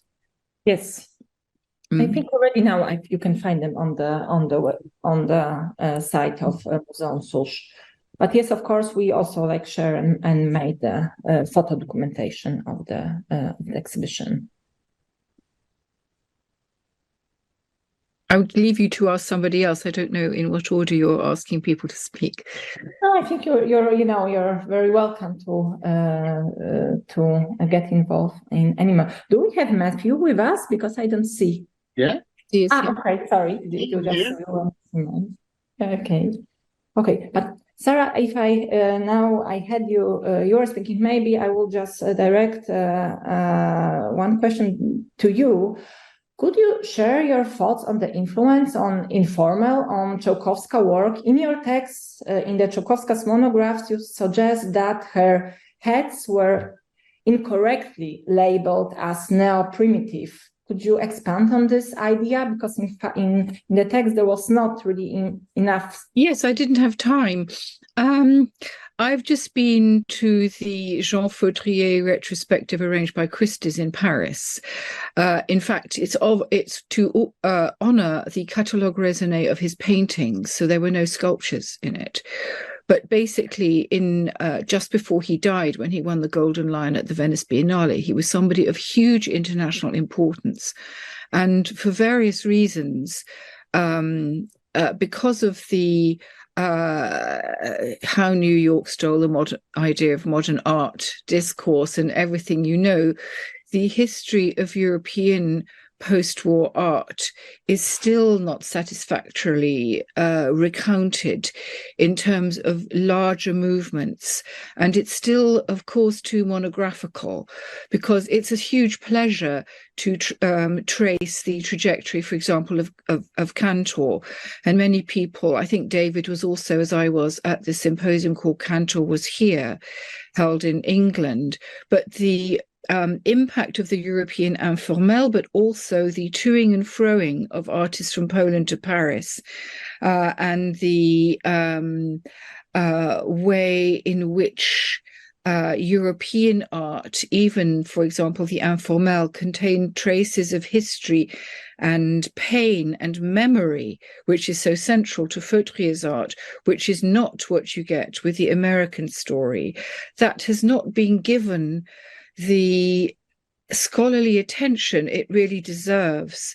As I said, for various reasons to do with exhibition making, blockbuster making, and then making blockbusters about the story of Polish art, the way that, which one of the things that really irritates me is the way that socialist realist stories, including to do with Eastern Europe, are always attached to Russia and Russia's edicts, as opposed to a wider European story of European influences and counter-influences, because one could say right from the very beginning, the enormous impact of, I'm afraid to say, because some people think one's waving a flag for Paris or something, but the export of French discourse about the arts in the Soviet satellite countries and the impact of their artists was much more important than any export of Soviet painters. And so there's a very complex situation here, but the avant is so interesting. And I was so happy that very unusually I was able to illustrate the plaster head of Fautrier, even in his recent retrospective. In Paris, it's all the bronze works because all the plaster works were exported to Germany. And essentially the plaster work and its relationship to lumpy, the idea of a kind of lumpiness and mutilating of being is incredibly important in Wanda. And so I just had a kind of allergic reaction where I saw that word, which is quite understandable, neo-primitivism. That's taking me in a long trajectory when I also wanted both to congratulate the very unusual, I find, in this book, the quality of writing where there's a challenge, where people have had to talk both personally, like Agnieszka's just done, and about zeitgeist and things, when you can't do proper art history about influences. There's no specific influence, obviously, of Fautrier on her heads, except the idea of focusing on the head and the mutilated head. So I was very happy to make my minor contribution because I was supervising June Geddes' thesis about DeMarco and that whole story. When I read DeMarco's interview here, the quality of his voice, but also the openness of his questions was interesting because Wanda came out with these tremendously enigmatic and slightly strange answers. So I find there's a very interesting strangeness in this catalogue, both to do with the artist, the problems of not being there, joining and not joining discourses, and subjectivity. And like me, Agnieszka has had the experience of working with very old people as living and then as dead. And of course, as you say, I did meet her in a very dramatic way at the Tadeusz Ropak exhibition, where I'd just like to say, to people who weren't there, her exhibition, although it was part of this great triptych called very enigmatically Land of Lads, Land of Lashes by Anke Kemper, it was entirely honed off. It was entirely separate from the other two artists. It was in this little wooden panelled, very intimate room that was like a kind of reception room in the past, with the heads, except for the great oval, incredible late metal work, which has been written about beautifully here, but is really so unconnected with the earlier work, it seems to me. I didn't even know who it was by at first, of course. So I'm very prepared to talk again, perhaps after other people have come in with other points about that particular meeting. Can I just at bottom refer to neo-primitivist term, just to explain for researchers, as I don't like this term at all. I think it's not really appropriate to call any art primitive. So neo-primitivist is also not the beautiful term. It was never said referring to the heads like Edinburgh heads or heads from the table, which are informal and was recognized in Poland as informal of biological abstraction or something between representation and abstraction. And neo-primitivism was, the term was used to the earlier work, which Wanda herself compared to Easter Island, big heads, and Like the portrait of the man. The portrait of yes, I understand. Yeah. With very roughly cutted, heavy faces, which kind of influence of socialist realism or the sculpture from before the war, which also this kind of heavy sculptural technique was used. So it was just for this, but I absolutely agree with you that it's not a gentle term and to use at all. And just one sentence to also finish my recognition that Wanda's position as her own person and kind of outsider was partly created by herself, and it was also a kind of myth, and she was absolutely well informed in the 70s and 80s, and even as very old person was still in touch. You met Wanda Semmergen in New York composer, and she was really close to many artists, and as you know, Tadeusz Kantor was one of the messengers between the West and Kraków, where she spent a lot of her creative time. So I'm sure that she was of course she read philosophers, and the similarities with the thought of her time was absolutely conscious. Thank you. This desire to be the individual is quite typical of her generation as well. I think people who studied through socialist realism were really wary of the idea that their work should be instrumentalized. So the declaration, I'm an individual, that my work is a kind of free creation, was extremely important for that generation who came to formation in the 1950s. And it's really striking that sort of, I mean, there's a question there about her politics. Maybe we can pick that up later, but there's this sort of then difficulty of being aligned with feminism is to do with this difficulty of being aligned to anything at all. And yes. So Abakanowicz is reluctant to do this. And if actually Poland has this remarkable generation of women artists, often working in sculpture, Szapocznikow, but also painters, Rosenstein and so on, really phenomenal a body of talent. We shouldn't be surprised by that, of course, but it's very, very striking that women did make their careers and had public profile as practitioners, and Czełkowska was showing at Krzysztofory Gallery. She showed at Współczesna in Warsaw, which was a really major center.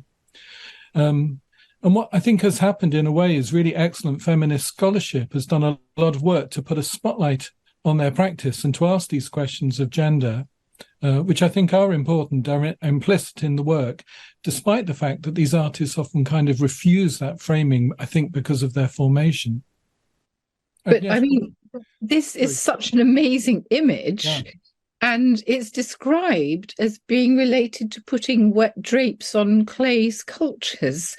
I think that out of an excess of caution, this question is not really being addressed in terms of my sort of feeling satisfied that I know more about it. It's the comparison with Françoise Janicot, the woman who bound herself up in cotton. The illustration is in the book. And you can't have somebody doing this and not interpret it in some way. It's the most extraordinary and powerful image to put on the front of this. And actually, it's a very poignant image. It's not a very, I am a very powerful person image. The image of her sitting with her feet up in the air on the table in this very laid back way with these huge heads is a more powerful image. So I'm very interested that this choice was made, which I think is an arresting and fabulous choice. But then everyone is very tentative about not psychoanalyzing her or anything. There's also a portrait of her partner at one stage, and he recedes, he's invisible. I find that my curiosity, especially when then someone says the blue thing is a self-portrait, and it's such a brutal self-portrait. There's a little bit of me really wanting to know what's going on there, besides her external and very, very important history and this passage from, brutalist sculpture to conceptualism.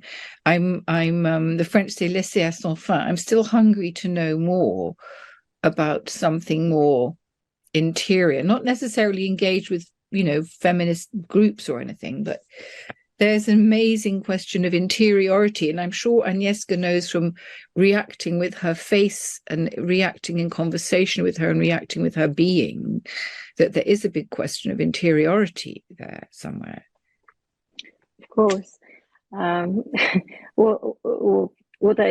was really striking, how vividly she would always protest against the psychoanalytical and phenomenological understanding of this image.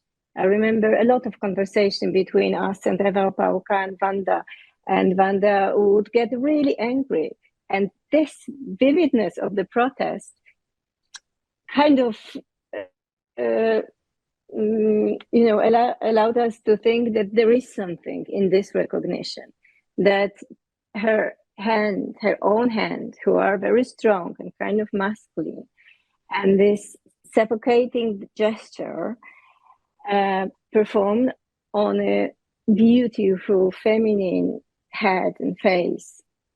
It's really difficult not to read it this way, that to achieve the status of a creator, she was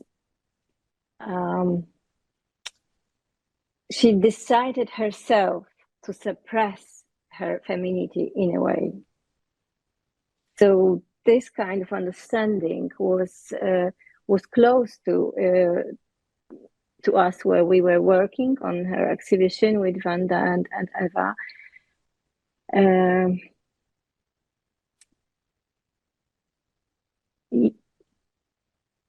Yes, so I would never reject this understanding, but I think that Wanda, so she was very young when she, not very, but it was like 60.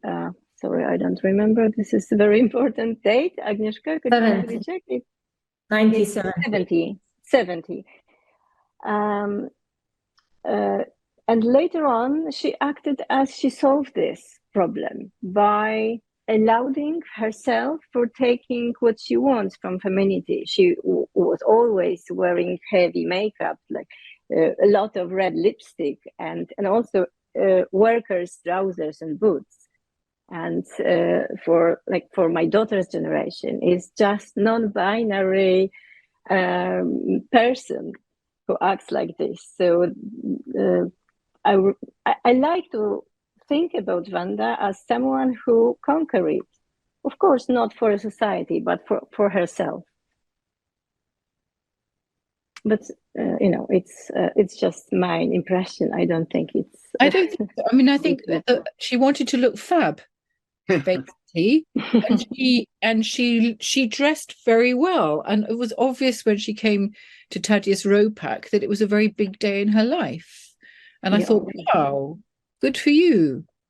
And obviously makeup can be not to do with wanting to look prettier. It can be apotropaic. It can be kind of like like I'm here and I'm powerful and I look good and so forth.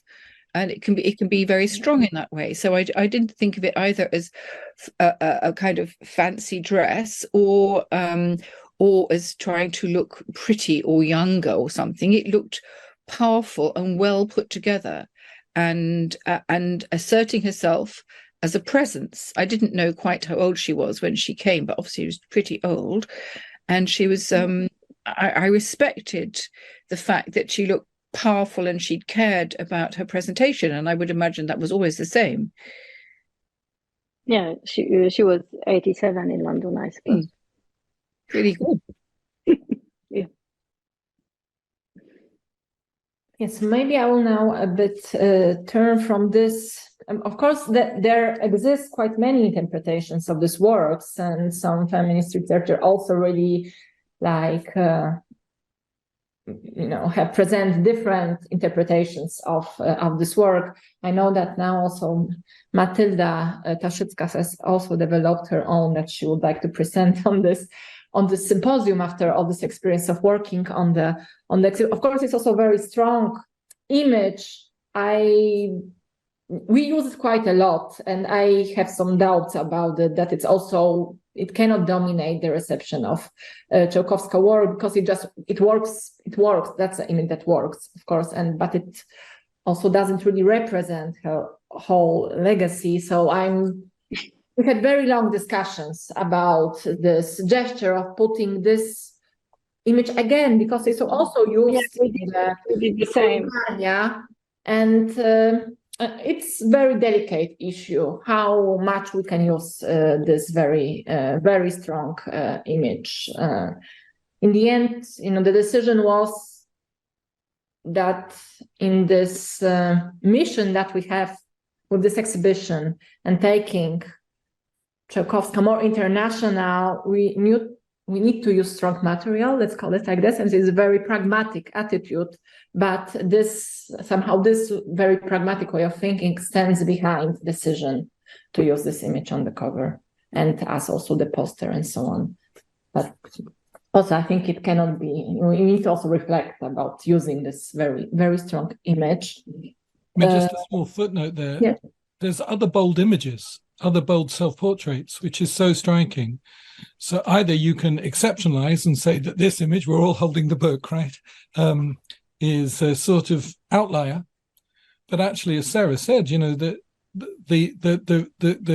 self-portraits which are supremely aggressive, or the late 1950s self-portrait with exposed breasts, which in Poland in 1950s is also a really bold venture, and she chose to be photographed by that piece as a young woman in the context of a very censorious culture, I think is really quite interesting. So it's probably a question of how exceptional, or whether it's within the grain of a kind of running practice of self-presentation, maybe, that I think is a good art historical question here. I agree, and maybe as we were this also image and this work with so many emotion, I would turn a bit to more conceptual issues, and I would then turn here to Mathieu. And I would like to talk about Czełkowska interaction with West conceptual art. And how do you think this comparison helps in understanding her works? And where does it fall short? And what does this mismatch reveals about the uniqueness of her artistic language?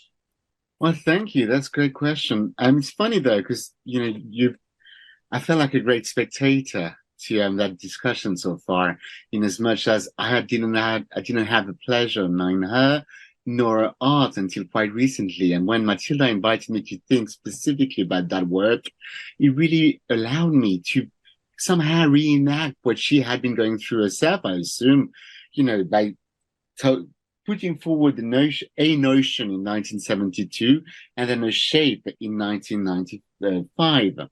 And I really enjoyed that kind of journey that allowed me to think about the moment a work of art is conceptualized through to the moment of a work of art is realized. And so therefore, all the reference that I came up with in writing that text, or that has been coming up since I've written that text, are just both an excuse to think, but also a kind of a way for me to have a frame of reference coming up. You talk so eloquently, all of you, about that image, and yet I was thinking, well, what about the element of theatricality here? And especially, the absolute elimination, the sculpture you invited me to talk about, for me is nothing else but theater. It's a stage litten, and that notion is fantastic because it brings, of course, the past that you mentioned with Tadeusz Kantor and a proximity, and you feel like, well, there you go. The world's the stage, as a famous Englishman once wrote. But furthermore, we also have the, what is fascinating to me, which is that notion of the void, how do you define a void, and especially when you have both a stage and a ceiling, you know. But also what is fascinating, though, is that it's not a conceptual gesture. It's not an instruction to be realized. It's not take any room, leave the floor as it is, and leave the ceiling as it is, and here is my sculpture. Here is my attempt at redefining sculpture. No, it has to be realized. It had to be realized back in 1995 when she was still with us, and then with you now in 2023. And I really thoroughly enjoyed this kind of conceptual materiality and physical materiality that it evolves through time. Now, you know, when I thought about theatricality and materiality, and I also was drawn to this idea of a bit of son et lumière, you know, sound and light, space and light, rather, you know, the space and the light defining the space, or the environment, right, defining the environment.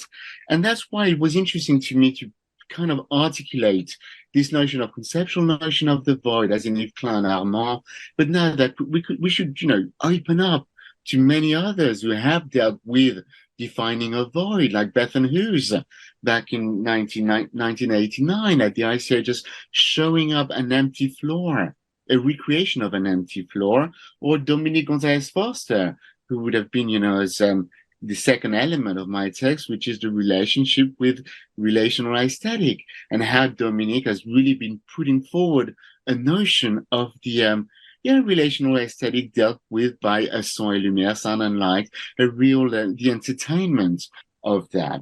So what's interesting to me, it's and it's also the limit somehow of where I am, is both putting forward an appreciation of an art which is so powerful, so deep, and really is you know, it just blows me away, but also to which does it really help to just put it within a conceptual framework, a cosmology of others. For me, it helped make sense of it, but now I really can sense the unicity to it, you know, this DNA, so to say.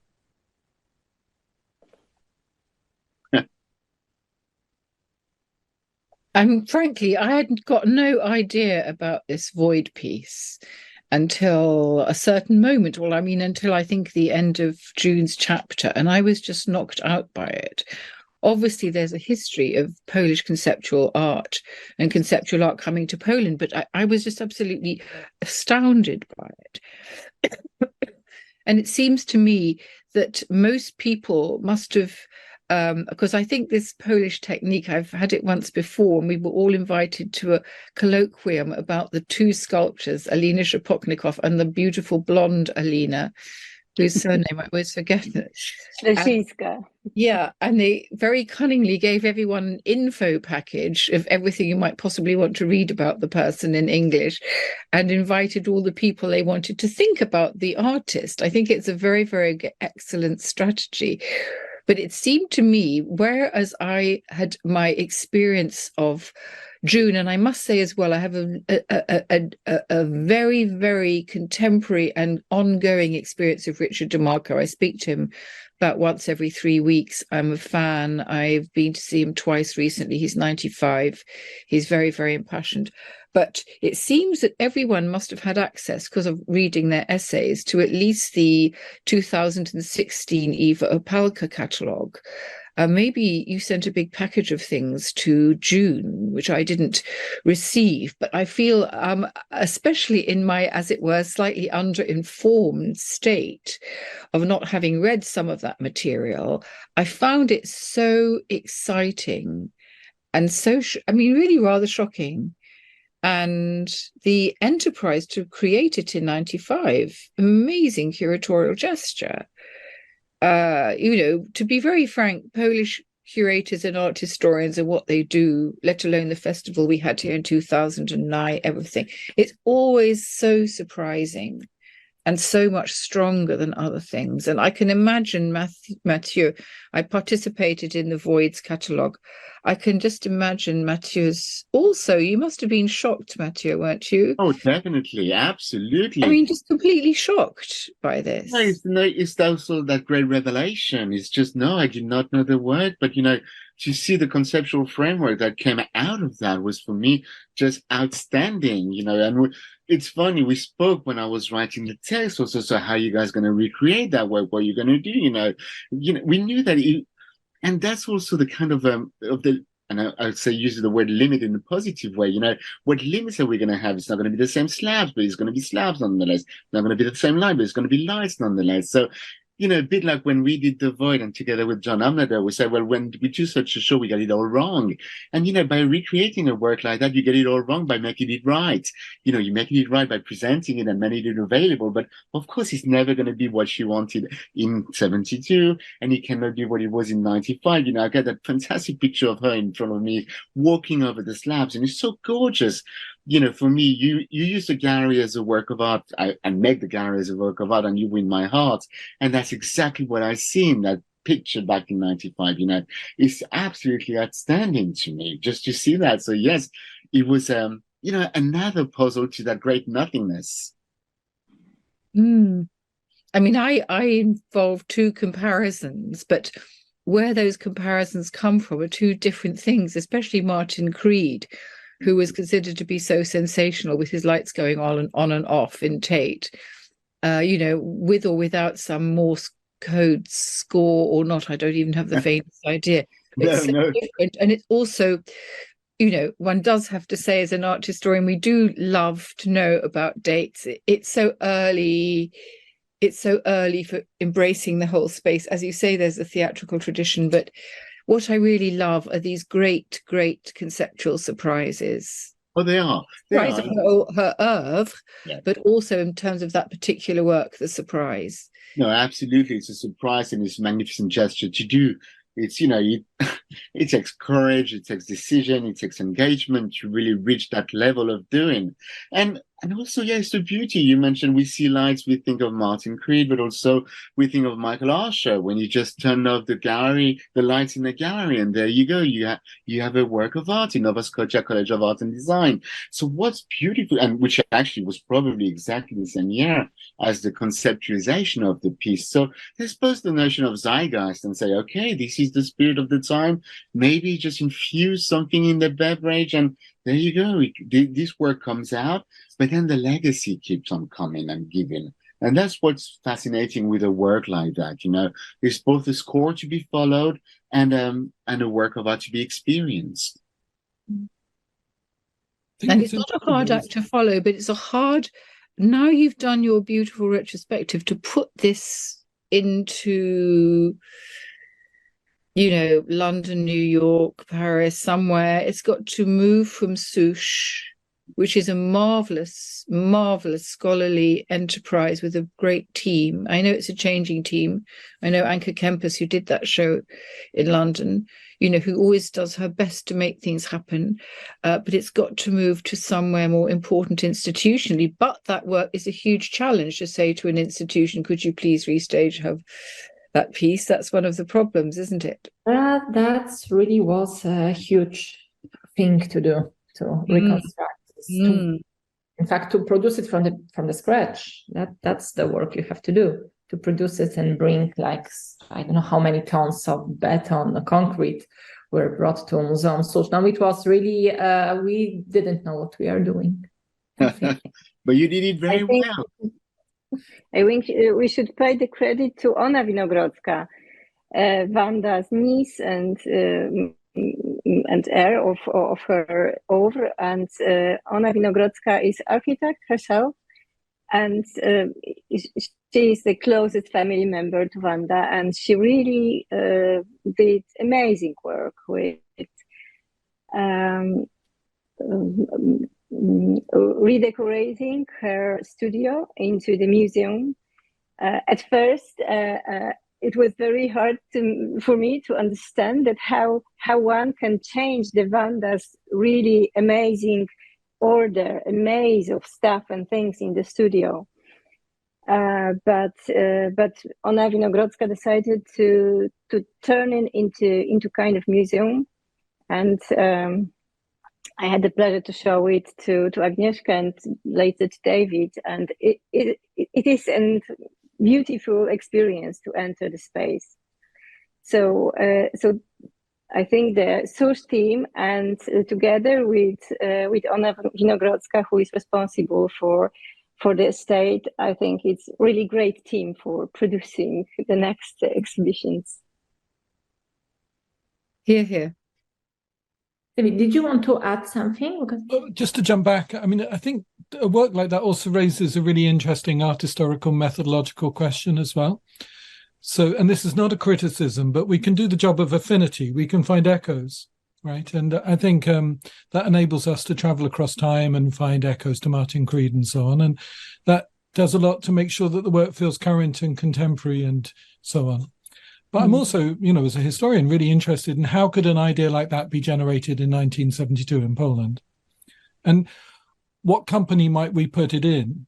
And I mean, in a way, we might want to go to Lucy Lippard and so on, and that's totally appropriate. But what's really striking is that there's a lot of conceptual practice at the end of the 60s in Poland, which is sort of interested in the disappearance of things, you know, light sculpture. So Staszewski does, you know, if you go to the Wrocław Symposium at the beginning of the decade, or Rosowowicz, who asks, how do we have a kind of neutral art practice? How do we have non-effect? Or we kind of have installations that are made by musicians, you know, like so Krause, Morel, and Teresa Kelm make a major piece in Współczesna. So this is not to do the work down, you know, the elimination piece, but to ask what's its company in that moment, and what is the currency of different ideas in Poland at the time, because they're not reading Lippard. But there is clearly quite a smart and sophisticated discourse going on. And this is a kind of intellectual archaeology. Maybe it's not an exhibition question, but it's a good art historical question as well. Oh, most definitely. And you would have a conceptual art that's crossing the borders anyhow. Yeah. You know, and it's also interesting. I mean, correct me if I'm wrong, but that work, you know, has the seed in Poland, but conceptualized in Edinburgh.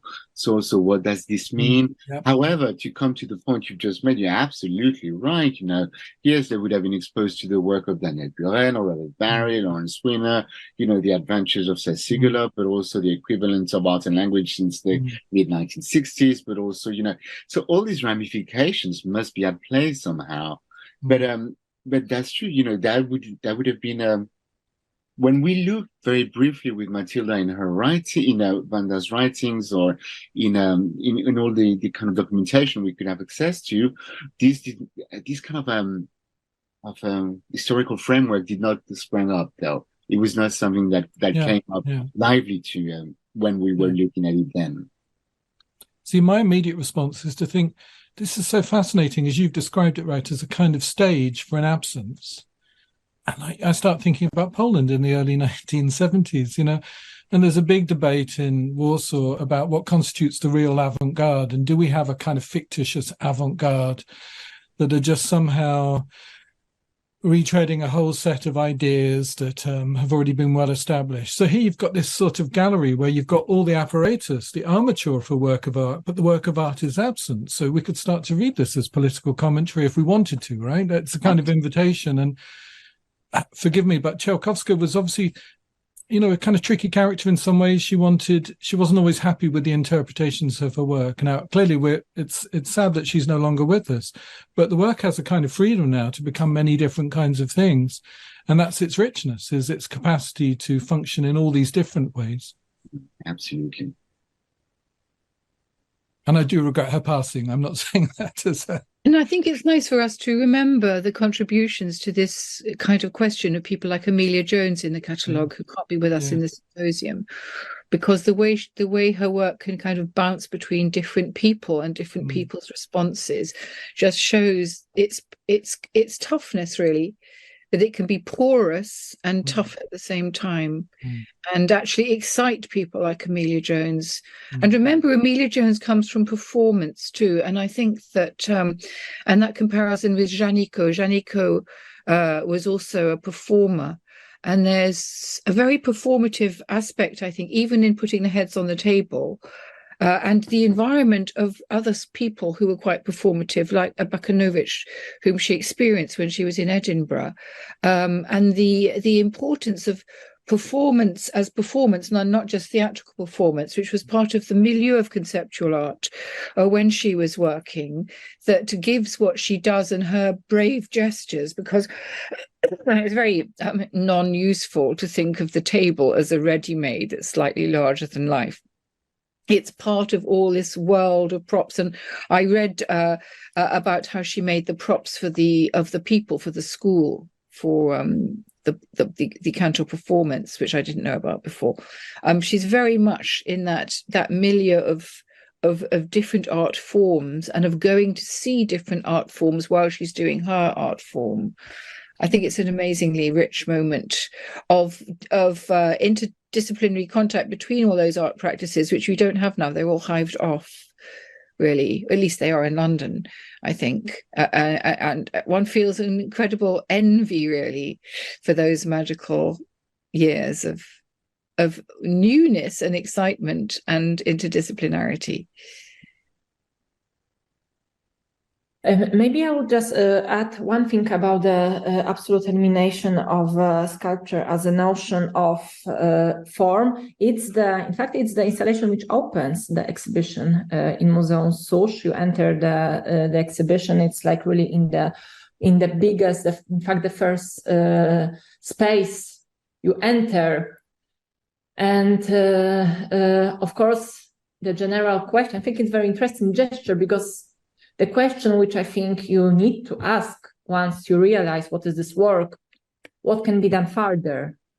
And I think, because it has those, it could be the last work, you just encounter these thoughts, but for Czełkowska, it was not the last work. And when you also speak about all those parallels with minimalist art, conceptual art of this, I think what is extremely interesting that she is really very different, because the way she work with the materiality, it's like really very specific. And maybe I think it would be interesting now a bit to expand this issue. About the materiality of Czełkowska sculptures. Although she created such strong conceptual works, she never abandoned the use of materials in her work, including plaster, canvas, and some constructions elements. These aspects remained present even towards the end of her life. And what do you think? Do you think this reflects a certain contradiction or internal conflict with her artistic practice, or how would you interpret her strong attachment to the sculptural craft, in fact, in context of this monumental work of absolute elimination of sculpture? Maybe I don't find it contradictory. I was talking with Wanda about it many times, how important for her was the sculpture craft, the sculpting as a craft, and all the materials and tools and gestures and procedures. And for her, it was her language. It is kind of language which she used, and she absolutely extended the meaning of every materials, tools, and gestures when she was using the raw canvas, or sometimes she used the inside structure of a sculpture, showing just the inside, the construction, which usually is hidden inside the sculpture. But it was her absolutely conscious decision to use this language of this craft, because she considered herself as a sculptor. And she read philosophers, she wrote some text, but it was her conscious decision that she is a sculptor, and the art and the process of creation, the art, happened in the studio with the matter. She never illustrated the verbalized conception with the sculpture. It was always the matter what was first. and this was just the decision to follow the materiality of things, which was always very striking for me. A kind of post-humanistic approach to other beings, to animals and to objects even. So she was listening to the sculptures, she was listening to the tools and to the matters. And she was always used this phrase like, they are very happy here. The sculptures are very happy in this installation. Or no, we cannot put it here. It would be absolutely unhappy here and lose its all energy. So I think the materiality is super But at the same time, she was formulating thoughts like this. For example, this is an quotation. From the beginning, I was not involved in a program of form, but in the expression of my thoughts and ideas, which for me at the moment makes sense a bit in contradiction. There is for me a tension in her work. Yes, but it's the abstract idea, the visual idea. It's not necessarily verbalized and expressed in a language. I think this was very important. So I would maybe now turn to David Crowley with a question which issue that appears in your text. You draw attention to the coexistence of two forms of expression in Czełkowska's work. On one hand, the modernist grid, as described by Rosalind Krauss, and on the other hand, the organic, public forms of heads or planets. There wasn't really a room for further exploration of this idea in your text, and I'm curious about how you interpret the convergence of these words within a single piece like Black Frieze, as well in the broader context of Czełkowska's body of work. Well, just to set the context a little bit, the invitation to write about Black Frieze came, I'm guessing, partly because it's a slightly unusual work. It's not had attention from many other writers. Really brilliant writers will often sort of invoke it without analyzing it. So it sits as this slightly anomalous work. And in the phase of her career, it seems to be coming out of the heads. And when she steps into this kind of space of geometry somehow, so it's a kind of interesting moment. So avoid the pun here, but it felt a bit like a blank canvas in a way to be able to do some kind of interpretive work with it. And in some ways to think about the grid as this sort of modernist preoccupation. And then these really strange and kind of wonderful drawings that she produces, which have profiles perhaps of the human head, but sort of suggest this sort of amazing capacity to be microcosm and macrocosm, these sort of bubbling spaces. And I think they're wonderful. I think they're really extraordinarily beautiful drawings. So to see these things sitting side by side was an attempt at kind of analysis here. And it's entirely kind of speculative because it's built on some legs that don't necessarily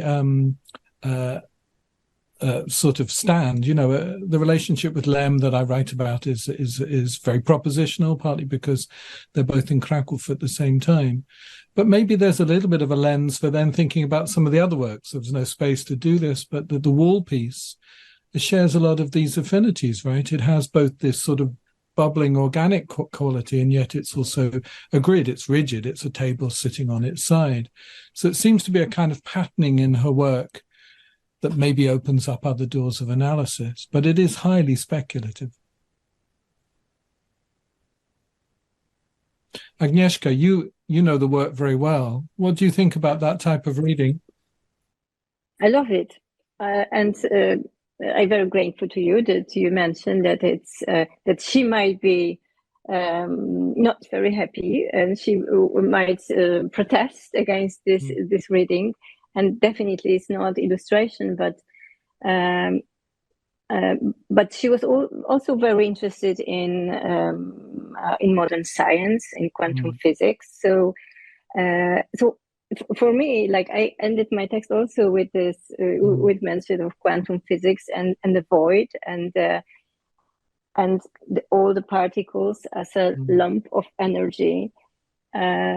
also the head you mentioned, they are organic and kind of bubble, but also very mechanical sometimes. Yeah.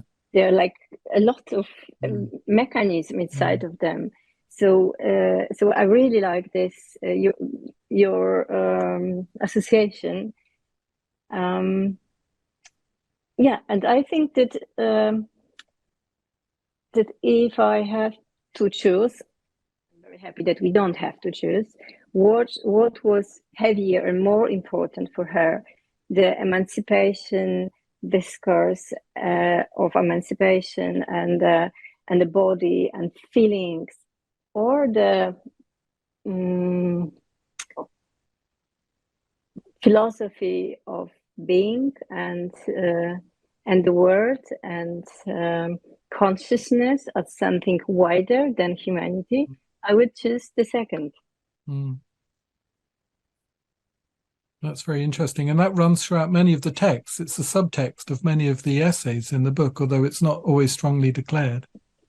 Yeah, it was really such a pleasure to read all of your text and all the book and the beautiful visual essay created by Antonina Gugawa, that without Wanda, her works is so striking, and it was a lot of similarities in all those recognitions, which is a kind of proof that the direction is genuine. And we haven't really said so much apart from the complexity and the atomic dimensions of her paintings, because when I went into that Tadeusz Ropak installation, you have that installation shot in my essay, those enormous round coloured things that were going up and down were extraordinary. And then I read the essays about when they were blue and the idea of the blue point, which was very complex.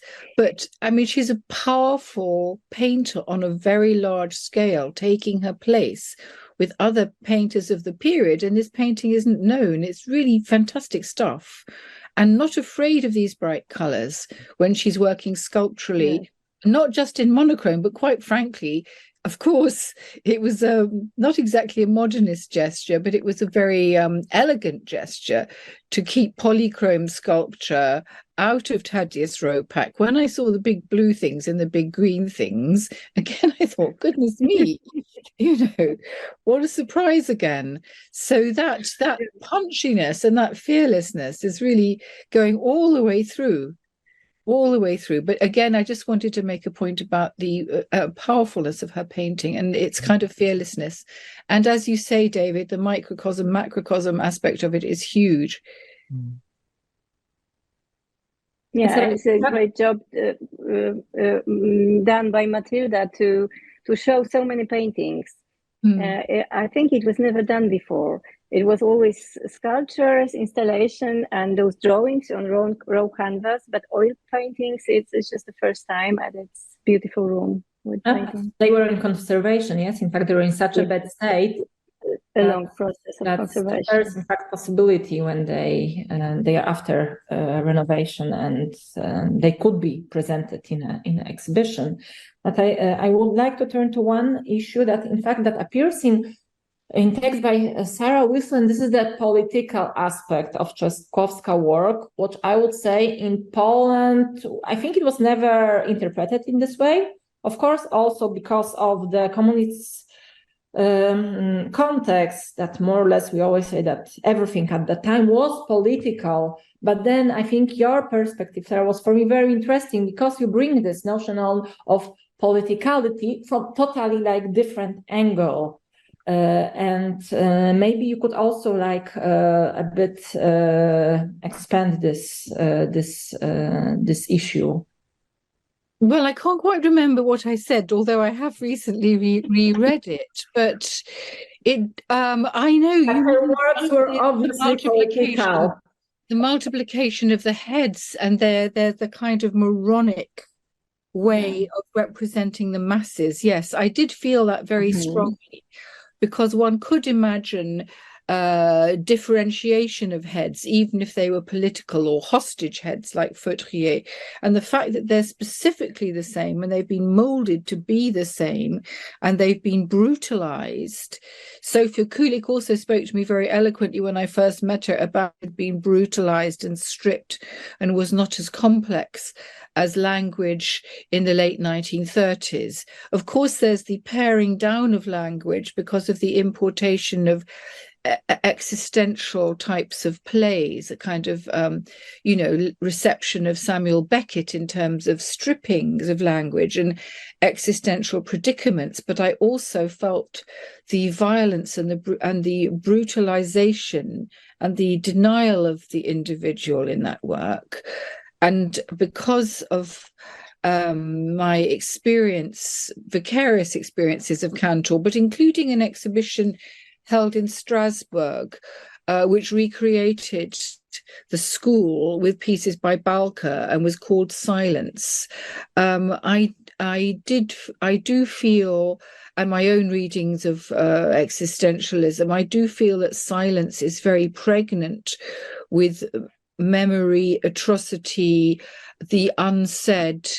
Of course, the Holocaust memory, which one never wants to overemphasize, of course, but there is that question of a kind of heaviness. And I've just been with my former professor at Oxford, who's spent most of her career in America, and she's just been in a conference in Warsaw. She's writing a book about forests, but she had never been to a Polish forest which was full of memorials and burials and human remains and presences which are not talked about when you're looking at the trees of the forest. So I personally feel very attuned to those kind of readings.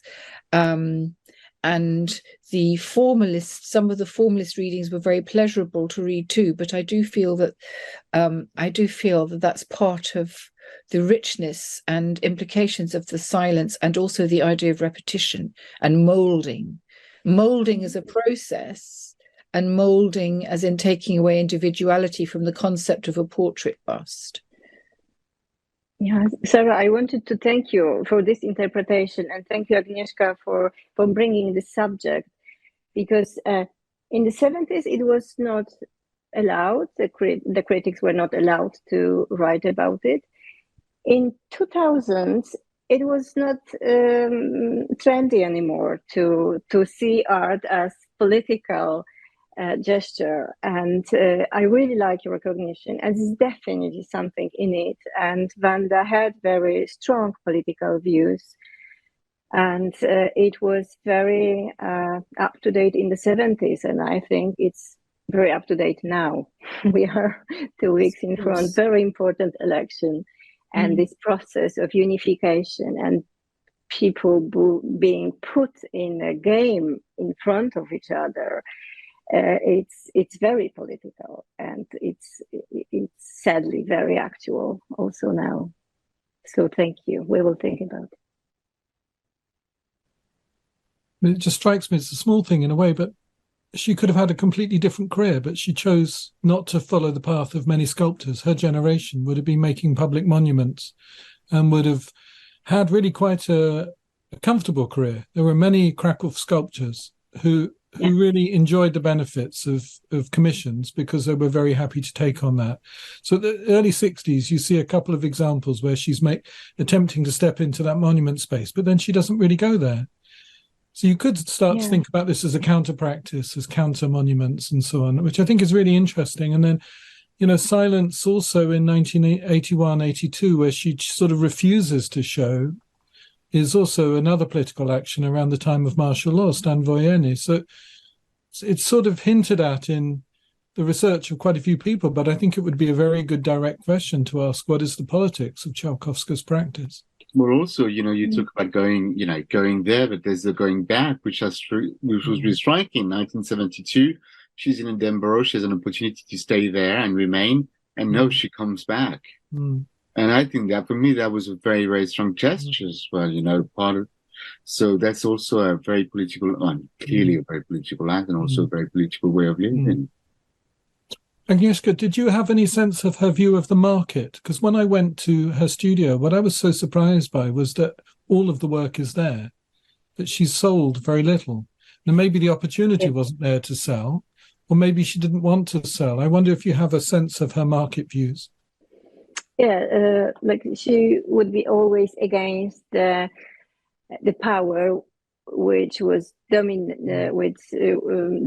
the scene at the time. So she was very much against the socialist realism, while she was studying in the toughest years. As you know, the socialist realism in Poland it was introduced by force only like 3 or 4 years actually, and she studied during this year, and she never did anything like that.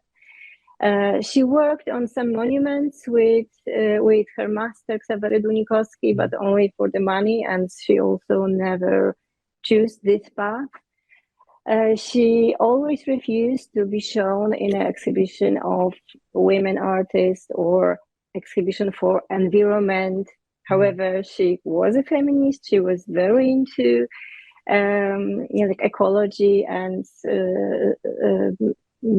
she would fight for the nature, but she would never agree to take part in any ideologized exhibition, and also she recognized, I think, very early that the market is also very powerful force, which can be dangerous for the young artists who are just eaten by the market very rapidly, and we were talking about it.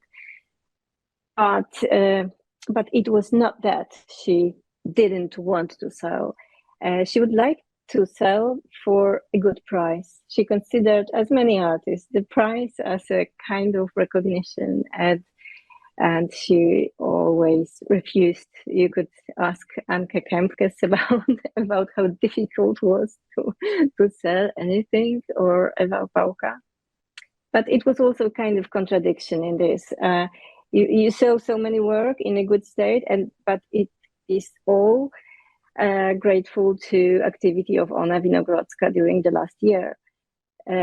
It was such a strange that for Wanda, all her work were very important, but she treated them terribly. She used them as a wall, or she put them in the window in front of the bright light and even the rain. So it was so many contradictions in her, and also like self-harming or self-sabotaging gesture. And her approach to the market was exactly like this. She was very happy, as Sarah told us in London. She felt that it's important. However, she refused to sell because it always like not enough money, or not a good collector. Yeah, so happily is still a body of work present in one hand. But it's not gigantic, so it's not a really thrill for the market. It's so the task of making her well recognized all over the world. It's difficult also because of that the work are amazing, and really it's not difficult to introduce people to her art. But it's not much of this. It's quite a closed Also, selling the works would mean that this amazing studio, which is such amazing space, would disappear. The atmosphere will disappear, and this is the studio. It's a really like very important factor and extremely strong experience to enter the studio. I think for everyone who has the possibility to really go there and see that how sculpture can become also the family. When you said that you don't treat, that she didn't treat the sculptures well, it so fits well when you enter the studio and you feel that she really lives among the sculpture, and they became part of her family in a way. Yeah, of course, it was a family. But which you treat yeah. Once again, I would to mention Ona Winogrodzka, and it's a really heavy burden to take care about such an amazing space, and so she really needs our support. Yeah, so I think with this conclusion, we would now finish the conversation. And I would like to thank you very much. It was really, for me, also a great pleasure to learn from you and from your thoughts and opinion. And I'm really curious to see what will happen with Czełkowska's legacy in next years, because I really have this very strong awareness that it's totally new chapter and we don't really know yet the future. Thank you for helping us to get to this point, all of you. Yes, thank you very much. Thank you. Thank you. Thanks.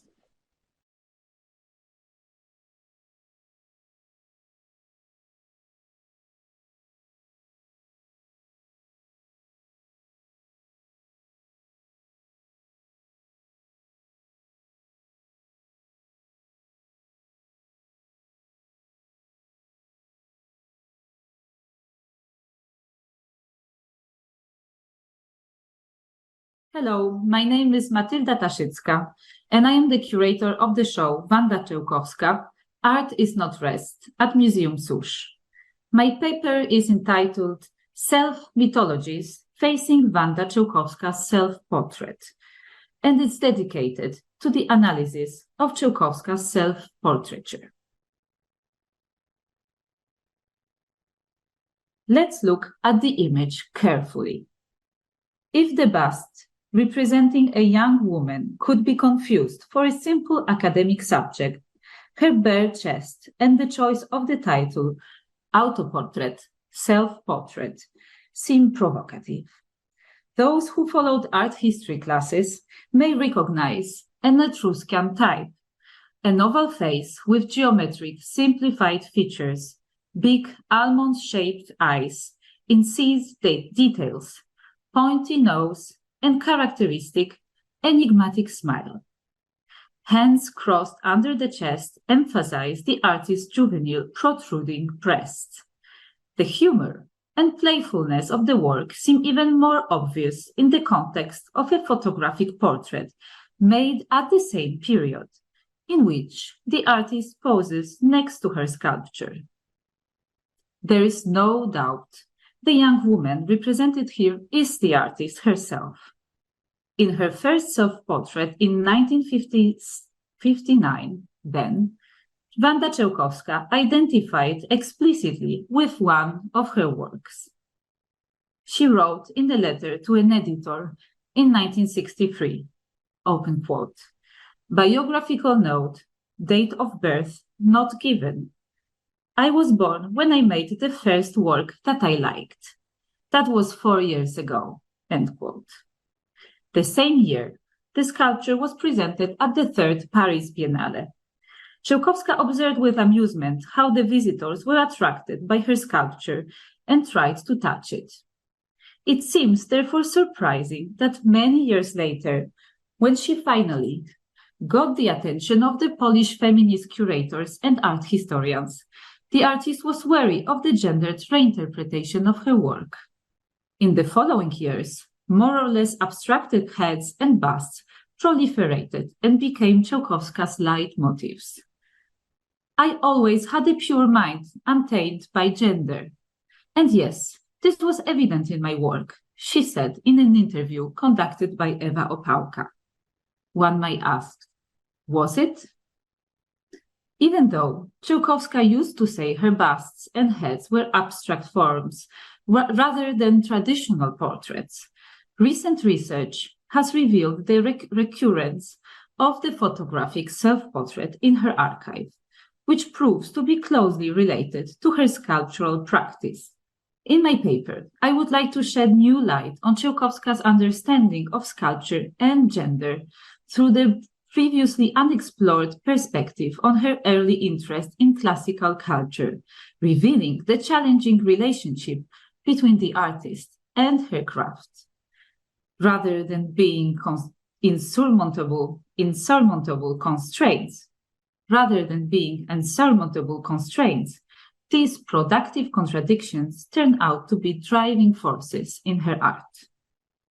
Czełkowska graduated from the Academy of Fine Arts in Krakow 5 years before producing Self-Portrait in 1954. The period of her studies coincided with the height of Stalinism in Poland, which was reflected in art by the imposition of the socialist realism.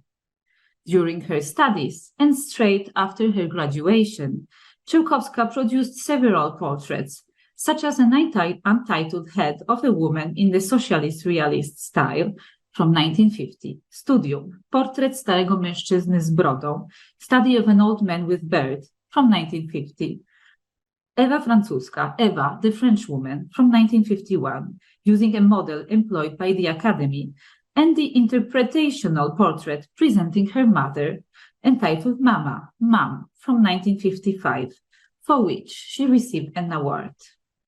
Czełkowska learned her trade at the Academy in the studio of Jerzy Bandura, but arguably more influential was her time spent in Kraków libraries, especially the Czartoryski Library and the Potocki Library, studying the history of art, philosophy, and contemporary music. Her grounding in classical European culture probably comes from that period and is evident in her early works following the thaw of the Polish regime in 1956, which reveal mainly Greek, Etruscan, and Cycladic influences. This is the case of the aforementioned self-portrait, but also earlier works, such as Człowiek, Man, from 1956, and Studium 10, Study 10, from 1957. The first sculpture represents a man walking who, due to his nudity, the frontal perspective, and his fixed attitude, is reminiscent of Kouros, a standing statue of a male nude youth from the archaic period of Greek art. Painted in light green, as if to imitate the oxidation of a bronze monument, this life-size plasterwork is, however, brutalized by the geometric design of its features, which give it an almost grotesque expression. This simplification continues 1 year later in the work Study 10, which continues the deconstruction of the human figure in movement by integrating the lessons of Cubist sculpture. As I stated in my earlier writings on Czełkowska, the bust and the head are also traditional subjects of Western sculpture. From this point of view, and bearing in mind that Czełkowska received very classical academic training, there is nothing surprising in the fact that bust and head recur in her work. True to her self-definition as sculptor, but never as sculptress, she subjected other media, photography, drawing, painting, to her favorite three-dimensional mode of expression. Creating a head remains the basis of classical sculpture. During the 1960s, Czełkowska produced numerous sculptures of increasingly simplified heads, distinguished by their deeply incised features, which give them the appearance sometimes of a totem, sometimes of a rock. From the end of the 1960s onwards, her heads became devoid of faces and almost abstract. In creating the 1968 head, for example, this is the work that we see in the center of the image, the artist literally exploded figuration by revealing the metallic structure inside the plaster. The surface is uneven, as if affected by erosion. The same process is used by Czełkowska in her 1972 sculpture, which is the one on the right of the image, on the right side of the image, where the head appears in its entirety but seems disfigured by deep holes. In 1973, she produced Zielona głowa, green head, on the left side of the image, with the striking choice of a flashy color, which is the last of the series. Which of them could be considered as self-portraits? In the book published to accompany the exhibition at Muzeum Susz, Wanda Czełkowska, Art is Not Rest, I invited the American feminist art historian Abigail Solomon Godeau to reflect on the artist's photographic self-portraiture. As Solomon Godeau noted, once we start looking for them, different kinds of self-representations can be found in the artist's work. It is difficult, at first glance, to recognize in Niebieska Głowa, Blue Head of 1967 a self-portrait of the artist. But the artist herself posed with her sculpture in 2017 in front of Tadeusz Rolke's camera in a way that brings to mind her photograph with self-portrait from 1959. Let us turn to a series of black and white photographic self-portraits dating from approximately 1970. On some of them, Czełkowska poses in profile, half naked, framed at the level of the pelvis. Her head, covered with black gauze, becomes an almost dark shape, especially since the face is hidden by her forearm, which in turn reveals the sculptural dimension of her body, in particular, the geometric modeling of the ribs. In another self-portrait from the same period, here we can see some other examples of photographic images we found in the artist's studio coming from the same series. And let's go to the theme. In another self-portrait from the same period, entitled Temat, Theme, she represents herself facing the viewer, wearing a striped shirt, her head veiled in the same transparent fabric, but this time as if separated from her body, with her hands grasping her neck in an ambiguous and seemingly violent gesture. All these photographs seem to be produced at the same time in a single or several consecutive sessions.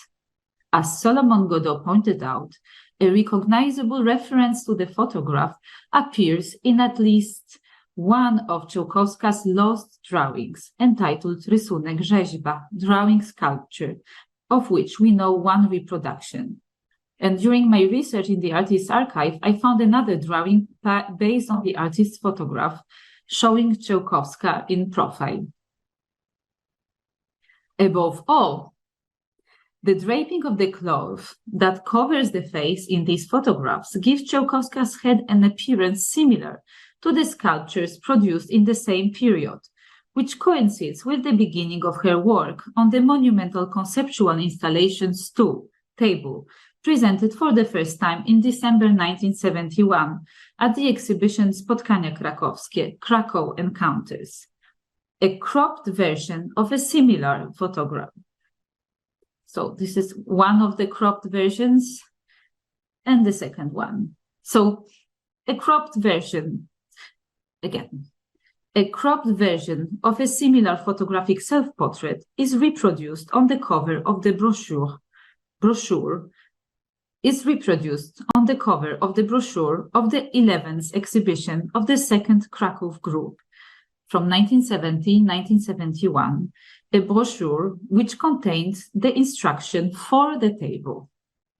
Moreover, as Antonina Gugała noted, the cloth on Czełkowska's head recalls the gesture of covering a clay sculpture for the night, a barely veiled reference to the practice that every sculptor with academic training knows. The link between Czełkowska's photographic and sculptural practice becomes even more striking in a later series of contact prints representing a wrapped head, which is most likely Głowa Edynburska, Edinburgh head, sculpted for her exhibition in Scotland in 1972. These images precede the creation of another monumental installation, Ściana, Wall, from 1975-76, in which the same wrapped head is placed in front of the canvas as a three-dimensional sculpture, but also appears in the form of a drawing on its surface. Within this photographic series, the image that has attracted the most critical attention is Theme, which the artist decided to feature in her retrospective exhibition in Warsaw, Wanda Czełkowska Retrospekcja, in 2016. While the original print is small and has never been exhibited as an artwork, the 2016 print was enlarged, framed, and placed in proximity to the table installation. The work appears to be a kind of enigma, the solution to which would allow us to better understand Czełkowska's body of work. However, though she did not minimize its importance, the artist herself seems to have had a more detached relationship to it. Remember my self-portrait, expressly a photo in which I am suffocated with my own hands. This photo may seem deadly serious and terrifying, yet I am interested in the grotesque in this work. It amuses me, she said in her last interview. Let us proceed to a non-exhaustive list of some of the main interpretations of this work. In her essay written for the catalogue of the Warsaw exhibition, the curator of the show and Polish feminist art critic Ewa Opałka wrote, "The hands and the head belong to Wanda Czełkowska. Gender-related entanglements are quite clear here and would be hard to abandon. Furthermore, there is no denying that one of the questions provoked by Czełkowska's self-portrait is about the strangeness of the hands gripping the neck. Thick-boned, with protruding veins, man-like, the hands are very much in contrast with the breathtaking beauty of the female face. Upon a closer look, the intention is more than clear. The viewer is bound to see the artist's hands as belonging to someone else." End of quote.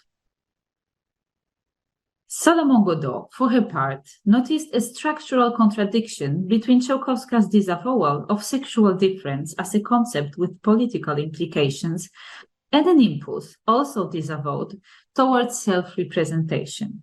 Open quote. A theme in Czełkowska's work might be interpreted as a dialectic movement between the particularities of subjective identity, of which the assignment of gender is a fundamental element, and an aesthetic ambition to surmount or sublimate this in the material and objective substance of art, an art that positions itself outside the bonds of the social, the sexual, and the political. End of quote. For my part, as I wrote in my essay published in the same book, I believe that Czełkowska's work was formed in a tension between the materiality of her creations and their conceptual dimension.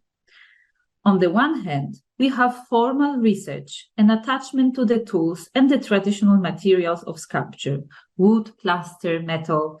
On the other, there is the affirmation of her work's intellectuality.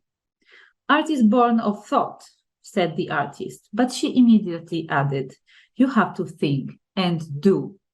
In my text, I placed the relationship between these two actions at the heart of Czełkowska's approach, stating that, for her, art was grey matter in both the literal and figurative sense.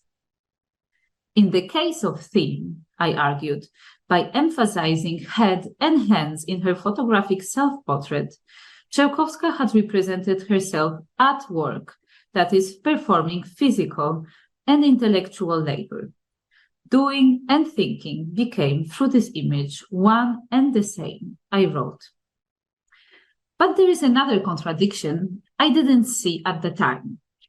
Yet this is the most classic opposition in the Western art history, the distinction art historians have always made between artist and model. In the recently published biography of the Ukrainian-born French and Israeli sculptor Hannah Orloff, the American art historian Paula Jane Birnbaum wrote about the artist's powerful portrait in her studio. Open quote. In 1924, Orloff, age 36, hired the American photojournalist Thérèse Bonnet to to photograph her in her studio to promote upcoming exhibition. This photograph reveals Orlov's imposing physical presence, muscular body type, and forceful attitude. What I find most fascinating about the image is Orlov's bold pose. She sits on a pedestal, her arms folded proudly across her chest. I'm reminded of the Greek myth of Pygmalion, the sculptor who fell in love with a statue of a woman he created. Only in this case, the artist, not merely the sculptor, is a woman. She is both the maker and the object of our gaze. By sitting on the pedestal, Orlov elevates her own status as a professional sculptor, surrounded by her own creations. And in that process, she positions herself as a self-made professional woman artist who is worthy of our attention. End of quote.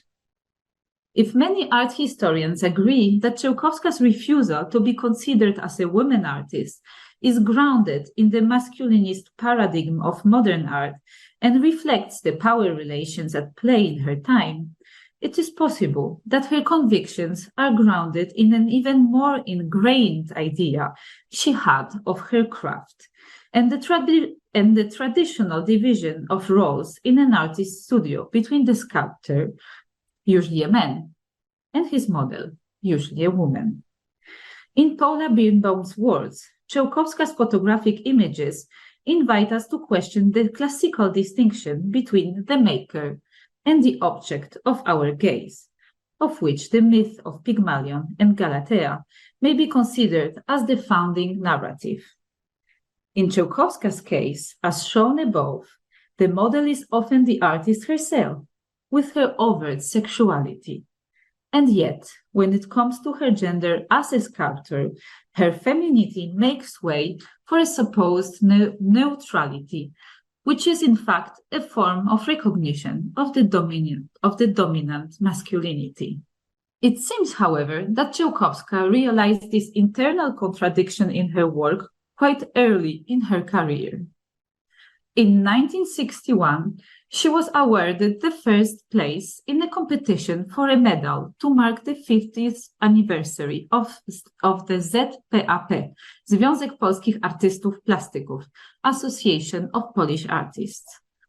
She produced the medal representing the myth of Pygmalion and Galatea, which remains one of the few commissions the artist successfully completed during her lifetime.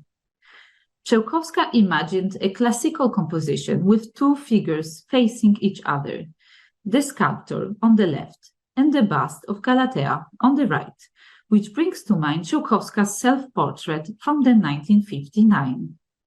However, quite surprisingly in such an early work, the gender of two figures seems blurred.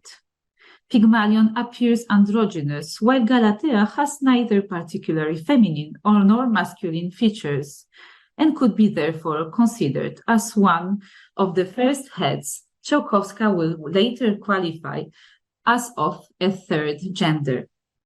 In this context, it is interesting to look back to the artist's photographs, in which she posed next to her sculpted self-portraits. In both cases, the maker and the object of our gaze are reunited in the same image. Both sculptures are situated on pedestals, which elevate them to the level of a standing person, but also confirm their status as works of art. In the second image, the elderly artist seems to be grasping a sculpture from her youth, as if she were holding an old friend. Moreover, as Émilie Bouvard has pointed out, the artist presented herself in front of her installation wall, thereby replacing the sculpture of wrapped head by her own body. If the staging here seems simpler than in Hannah Orlov's portrait, the visual pan becomes more complex when we look once again at Theme from 1970. So, what do we see exactly? There is the head and the face, those of Czełkowska, who represents herself as a young and lovely woman. and there are also hands grasping the neck of the model. These hands seemed masculine to Ewa Opałka. But are they really? I rather have a feeling I am looking at the powerful, muscular hands, not of a man, but of a sculptor, used to working with matter. The gesture is like the addition of a pedestal, in that it stresses the sculptural dimension of the head. To use Paula Birnbaum's words, the image reveals Czełkowska's physical presence, muscular body type, and forceful attitude, which are the features of a person who chose sculpture as her craft and wishes to affirm it. In the classical pattern, the sculptor immobilizes and reifies his model. He inflicts symbolic death on them as a subject, at the same time iconizing them and transforming them into an object to be gazed at, and, as the story of Pygmalion shows, to be desired. However, in Czełkowska's case, the old Greek myth is transformed into a grotesque fable.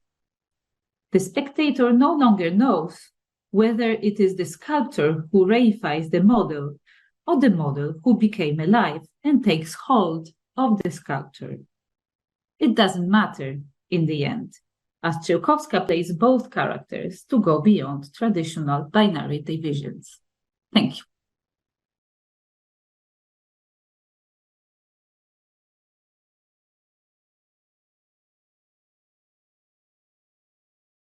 Hello, my name is Ewa Opałka, and today I would like to present my lecture focused on Wanda Czełkowska. The title of the lecture is The Female Subject or the Third Gender, Chosen Aspects of Wanda Czełkowska Works in Feminist Perspective.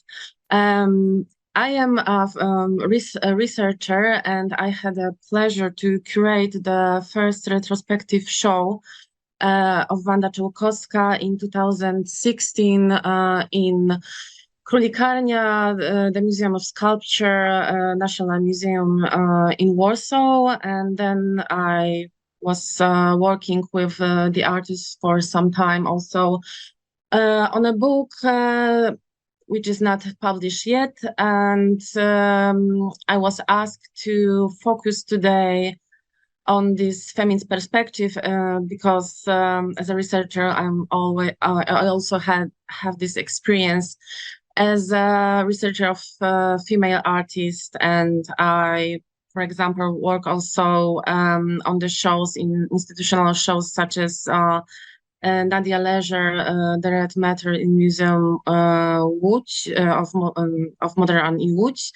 In 2018, and in 2022, I was co-curating the show Mariola Przyjemska, Consumption, Construction and Melancholy in Zachęta, National Gallery in Warsaw. At the beginning, I would like to briefly refer to the notions present in the title of my lecture. The term female subject is on the one hand connected to the ontological proposals of corporeal feminism from the turn of 1990s and the beginning of the 21st century. And on the other hand, it refers to the theory of feminist literary criticism from the turn of 1970s and 80s. In the book, The Madwoman in the Attic from 1979, Sandra Gilbert and Susan Guber proposed the term an anxiety of authorship. This is the condition that female authors could experience in Victorian society, and which could have some consequences even in the 20th century. The condition of female authorship in a patriarchal society is always somehow put in question, as females are denied the possibility to transgress their material bodies, to become transgressive subjects. And the transgression of materiality is a condition to become such a subject in the patriarchal culture. The effect of such a condition was the experience of something inappropriate and pathological in being a creative subject, while at the same time a woman. As the researchers show, that feeling could be reflected in the works by women in the 19th century, where the authors focus on the subjects of terminal diseases or madness, as somehow metaphorically Mary Shelley did in Frankenstein. On the other hand, the denial of female authorship has led to real marginalization of female authors, endangering their material bodies and lives, exposing them to poverty, declassation and sickness, and kind of near-death experiences. And the second term I used in the title is the third gender or sex. In the Polish language, we use the same word for both, but of course the meaning is somehow different. Wanda Czełkowska used this notion, third sex or third gender, in the conversation with Anke Kempkes and me in 2016. Therefore, Anke Kempkes used it in the article she wrote for a catalogue of the first Czełkowska's retrospective show, Wanda Czełkowska Retrospection, I've curated, and she mentioned it as the urge of the artist to transgress the condition of female subject in art, limited condition. And therefore, Agnieszka Tarasiuk also referred to the term in her recent text to the catalogue of the recent show in Museum ZUS. Also, she referred to this term, connecting it to the most contemporary postulates of the fourth wave feminism and LGBTQ plus activism. In this context, I also referred to Donna Haraway's Cyborg Manifesto, the traces of interpretation from the robotic on alien perspective. One can find also in the text by David Crowley and Charlotte Matter in the catalogue of the recent show in Museum ZUS. So,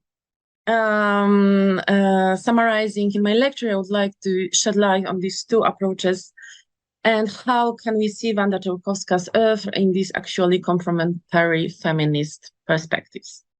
In 2014, this was my first meeting with the artist, and this famous now studio once described by Agnieszka Tarasiuk in the catalogue to this show in Purikarnia. The show was entitled Wanda Czełkowska Retrospection. And now Agnieszka also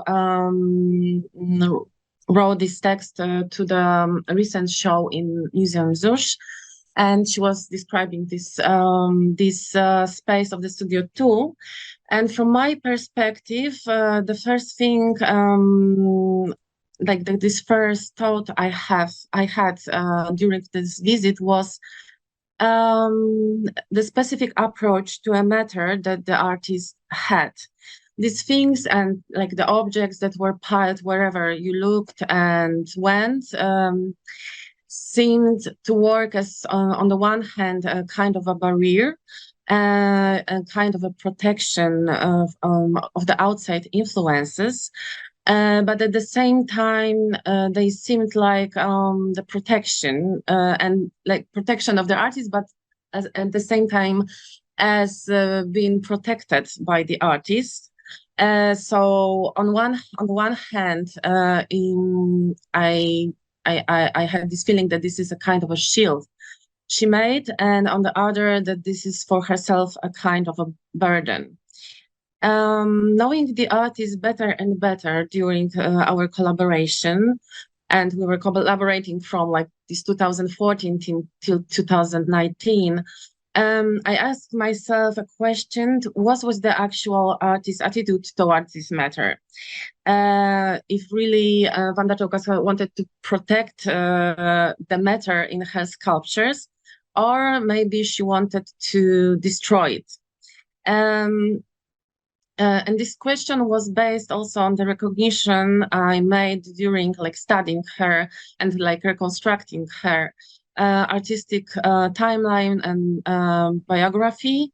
As we know, the main motif of Czełkowska's works in the 60s was this motif of head, and somehow connected to to them this motif of self-portrait. She created this self-portrait in 1963, and it was presented during the Paris Biennale. And in 1968, she created another intriguing sculpture that was based on this head motif. And we can see there these abstract arms, like shaped in an abstract way. And on these arms, the artist placed a half of a head with these visible traces of the intrusive gesture of herself as an author, as a sculptor. And this gesture exposed this inner raw metal skeleton of the sculpture. And I think this showing these entrails, kind of industrial guts of the sculpture, was the first step towards the kind of minimalization of this organic shape of the sculpture, like understood in these terms of minimalization as in minimal art, or elimination as in conceptual art. This very matter forming kind of mimicry of the organic shape. So I think this was this moment when the artist for the first time conceptualized this act of destruction of the matter in her own works. And during the conversations with the artist, and this was not expressed directly, even the space that was surrounding her in her studio was understood as the kind of extension of herself. As there is no difference between this tissue of the organic matter of her own body, like of the artist's female body, and the non-organic tissue of the objects. That made me think of the relation she has as an artist to these objects of her creation, that was mirroring her existential experience, seemed in this phenomenological perspective. And this reminds me of this term from phenomenology created by Maurice Merleau-Ponty, and this notion is la chair du monde. As I put it in my text to the catalog of the exhibition in Kulikarnia, Wanda Czełkowska retrospection, the artist had a similar approach also towards the process of creation of art objects. One can recognize it very well when confronted with the piece called A Wall, created in 1972. Where the artist had used this something raw materials, like here we can see these primed canvases that was intruded somehow with the screws, forming this kind of a screen. And this motif of head was incorporated into it in the form of drawings. Of course, we can also see this sculpture that is wrapped in fabric and strings. But I was really touched by the description that Wanda Czełkowska made about this screws that was like intruding these canvases. Yes, because it was, as she told me, it was the kind of extension of her own body somehow, in this act of something violent toward these canvases. But at the same time, these canvases was somehow the extension of her own body. And as we know, on the back of this installation, one can see and is confronted with this raw steel construction, where the angel irons are sticking out towards the body, like the vulnerable flesh of an embodied spectator. When we were talking about this installation with Wanda Czełkowska, she told me that one of her purposes was to show that she understands the canvases not as a base for paintings. She, in a very avant-garde way, detested the very idea of paintings as a framed flat surface. Her point was to change this the meaning of the canvas, and to treat it more like in categories of the space. And the space for Wanda Czełkowska was always relational and somehow affectional. At the same time, the artist emphasized that this gesture of screwing metal pieces into the canvases was the other form of extension of her own body, as I said, and also maybe some kind of incorporation of the flesh into the piece of work. And also we can see this process, like this experience of violence, but also at the same time of kind of empathy, as a, like this emphatic process, like this with the object which is in pain, which suffers. So here again, this phenomenological perception is back. And when I was writing my text to the catalog, I was referring to Vivian Sobczak and her book called Carnal Thoughts, where she was writing about this intersubjective empathy. So again, in this work, we can see how this object, like this matter of the object, is at the same time kind of barrier and the border. And somehow it made me think about the skin as a like kind of skin tissue as this border of embodied subject. So again, like when we think this way, we can see these metal screws as something really threatening and potentially dangerous and harmful to this matter of the object and flesh.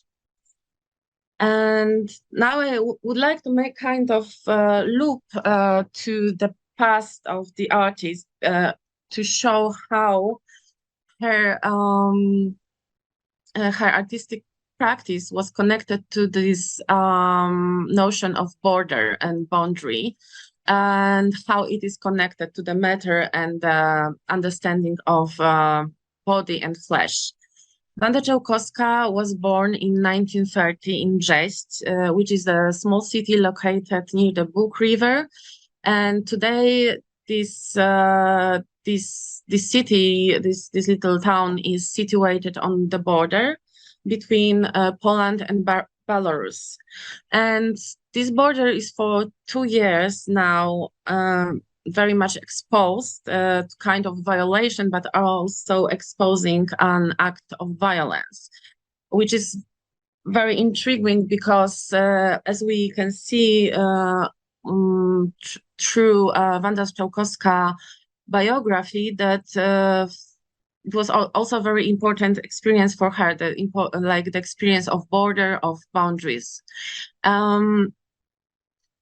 Her biographical and existential experience was somehow situated in the relation to the violation of boundaries. And the Second World War affected in the huge migration from the former east part of Poland to the west. And it was also the experience of Wanda Czełkowska. Like the people, migrating people, losing the context, like former context of living, had a very specific approach towards the matter and objects too. Of course, the things they try and could take with them seemed essential for them, but at the same time, these objects, this matter, could started to feel like a burden and can function also even as a threaten, like the danger to life itself, because when you have a lot of things, you move slowly. So I think for this was also very important thing for how Wanda Czełkowska was understanding the matter as a kind of a burden in her life, but also how she was mirroring it in her art. Another dangerous, threatening aspect of the matter we can see in her experience and artistic practice could be connected to the realm of gender and gender identity in patriarchal society. As some of corporate feminists such as Rosie Braidotti, Elizabeth Gross, Susan Bordo, and Donna Haraway underlined in the 90s and 2000s, and this approach was also later present in the new materialist perspective. This binary system of patriarchal culture connects matter, the matter like the flesh, the body, with female gender, and these aspects, these body, matter, female, are seen as less valuable than the reason or a soul connected to the male gender, and somehow this reason and soul and male is connected also to the possibility of transgression of this material condition. So what I would like to say is that it was also visible from my perspective in Wanda Czełkowska's works, because when we, for example,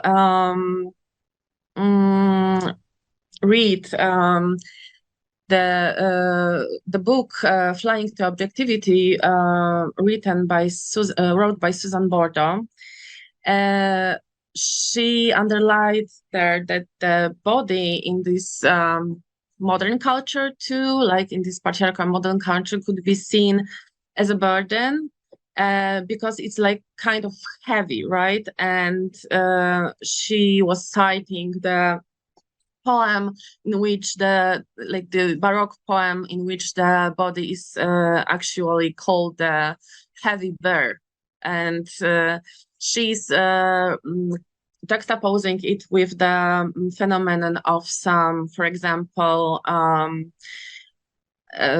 eating disorders that females have in patriarchal culture, such as anorexia, etc. So, again, referring to the Wanda Czełkowska biography, I would like to say something that was, I think this is not to the common knowledge now, because when she was studying on the second year on the Academy of Fine Arts in Krakow, so it was the turn of the 1950 and 1951, she got very sick. She contracted tuberculosis, and it was due to the very bad condition of her body, because for about half a year she almost ate nothing, and this was because, as she told me, as she declared in our conversation, it was a consequence of somehow political gestures she had made. Because Czełkowska was refused by the Academy the social scholarship that she deserved, and she suspected that the reason of that was her refusal to support formally the system, the Stalinism. And it was typical practice that the students were like, it was well seen for the students to sign up for this ZMP, which was this Communist Union of Polish Youth. And Czełkowska refused, and this was this kind of political gesture, but not only, I think, it was a simple declaration of ideological affiliation, but it was foremost a kind of a declaration against the system itself, like the oppressive system itself. And this experience of hunger and of like self hungering, and then this tuberculosis and this near-death experience was another experience with kind of a matter in the background after the Second World War and this experience of migration. And I think this was the moment that Czełkowska started to think about the matter of the flesh of her own body as a kind of a tool to control somehow reality, but in a very auto-destructive way. So I think these gestures of making self-portraits at the beginning, like kind of figurative, a little abstract, but still very coherent. Then like in this sculpture from 1968, destroyed by author herself, this is the sign of taking control over the matter of the body and of the body of the sculpture.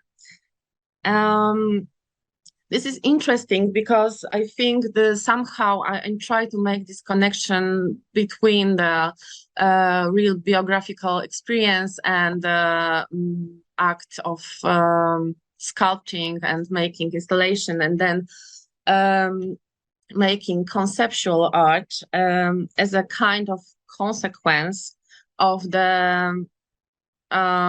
these conditions of living in the society, in patriarchal society and oppressive society towards the matter and the body, which was connected to female. So for me, it somehow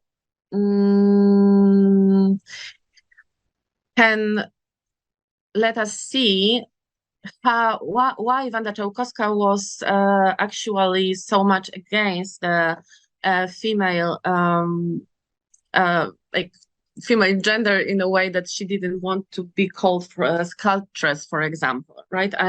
I think this was the kind of an act of to survive in a way.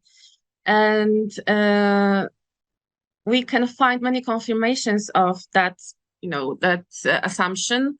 For example, again, from her life, this was probably 1 year or two after this, when she recovered from tuberculosis, which was really, really terrible experience, because the methods of treating patients was really, really like violent back then. She accepted the marriage proposal from Jerzy Szapocznikow, who was Czełkowska's husband for like some years. She was claiming that she made this contract, like marriage contract, for 7 years. And the only reason she agreed to this marriage proposal was that she created some kind of rules, in a nutshell, telling that she would not be forced to fulfill the traditional role of wife in this marriage, that she would have all the freedom to create sculptures. And as we know, even with that rule, it wasn't the condition that Czełkowska liked. She wanted the divorce, and she felt it as a kind of freeing from this role of wife. And as you can see, because as I suppose this divorce took place in 1959, just before the 60s era, when she actually started to make iconic works, right? And somehow she started to create her own language. And at the same time, in the 60s, you can see here, this is Wanda Czełkowska on the left. She started to create this kind of image, artistic image, and with some very recognizable elements, like this very big hair. And at the same time, she started to be really, really thin, which is very much in the trend in the 60s fashion, right? And of course, she was most of the time wearing pants and shirts, and this was her working uniform, as she said. But sometimes, from time to time, she also was wearing these A-shape dresses. So what I am saying now, that this is somehow also colorated, like this work on the shape of the body and the work on art back then. And this very characteristic shape of the headdress is also telling, because we can find it somehow in her drawing in late, in the second part of the 1960s, when she starts to incorporating this cybernetic, robotic perspective into her works. Right. So, but it's really very similar, right? So I think she was also thinking about herself in these terms as a kind of robotic cyborgic figure back then, which is very intriguing. Because this moment when she started to create these drawings was when she was preparing herself for this show in Galeria Współczesna in Warsaw in 1969, right? So this was the moment when she was really in this very tense moment, when she was also thinking about the conception of the table, like her first monumental installation, and that started all this process of conceptual information about the table in Edinburgh in 1972, and then was heading towards the absolute elimination of the sculpture as a notion of shape. So this is very intriguing moment, this robotics cybernetic moment, in terms of, in perspective of thinking about Wanda Czełkowska as a artistic female subject, because it's so close to this intuition that Donna Haraway had in her Cyborg Manifesto. She wrote in 1985.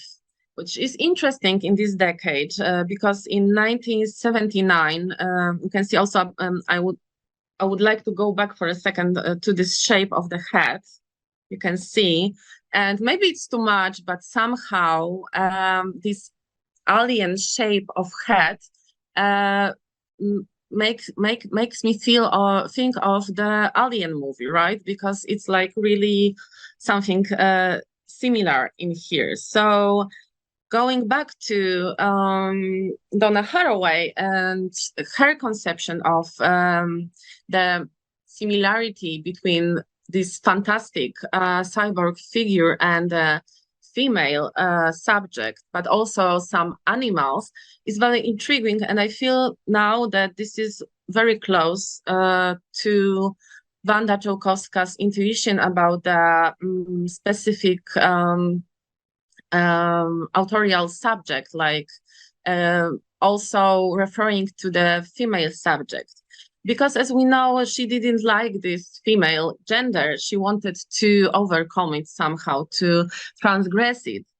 But at the same time, we can see that in almost every work she made at this time, she somehow also was showing this tension between this, what is like conceptual, connected to the reason, to the thought, to the mathematics, to everything, with this counterpart of something very fragile, something emotional, something close to the human body, to the flesh, and vulnerable. So I think this is not about as much as we can see in nowadays perspective, because we have all these new discourses focused on non-binarity, right? To somehow proposing the way to overcome this binary order of female and male in kind of a utopian way, or working with the body through some hormonal treatments, etc. Like, for example, Paul Preciado is proposing in his work, in his books. But I feel it is more like, but of course this is somehow connected to Preciado too, but this robotic figure, this cyborg figure is like very much from the, I think, the same kind of thinking in Czełkowska's works and in Donna Haraway Cyborg Manifesto.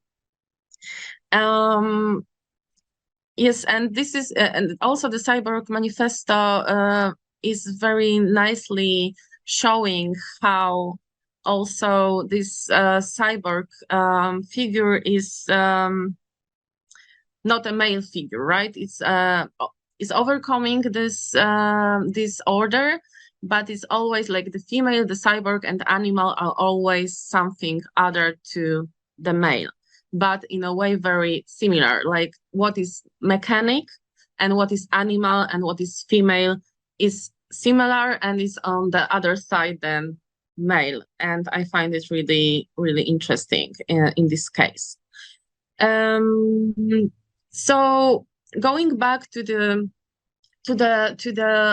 subject of the lecture, is there is like kind of alternative between this female subject, like female creative subject, and third gender.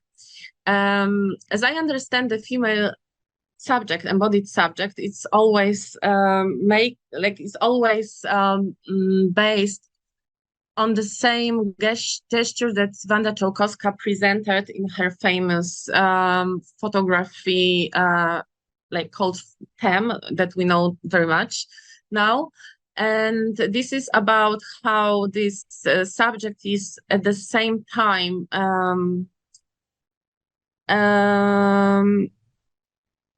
conscious of this condition of being made closer to the matter, the body, and at the same trying to transgress the order. And the only possibility is to threaten that oneself, right, with this gesture of kind of decapitation or like suffocating. And this is like kind of a set recognition that the female subject is that kind of victimized, auto-victimized subject. But I think when we are talking about the matter and how it works, also in Wanda Czełkowska practice, this is kind of like true, like a reality, right? Because these fantasies about cybernetics, robotics, like futurism of the flesh and body and gender is somehow juxtaposed during all her life with these moments of failure somehow because of the matter and like material reality. Because as we can see, she was always threatened somehow by this outside reality, and it was causing a lot of migrations. Like even when she was in Krakow, she had to change her studio very often, and she was evicted many times. And every time when it happened, she was like protecting all these sculptures, like the matter of the sculptures. She was, having it with her. She made all that effort to grab them and to take them with her to new place. So I think this is somehow something paradoxical in here, and at the same time very tragic. And this was this tragic aspect I was referring to during this conference in 2016. And this tragic condition is based on this, on the one hand, try to transgress the matter, but on the other hand, to have it and protect it. And I think because in her text in the catalog to the recent show in ZUSZ, Agnieszka Tarasiuk wrote that she would like to see this gesture of overcoming the female gender as emancipatory, not tragic, as I said, but I think it's at the same time emancipatory and tragic.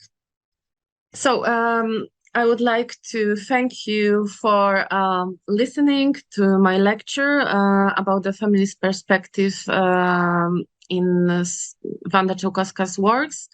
And I invite you to participate in the other lectures and the panel. Thank you so much.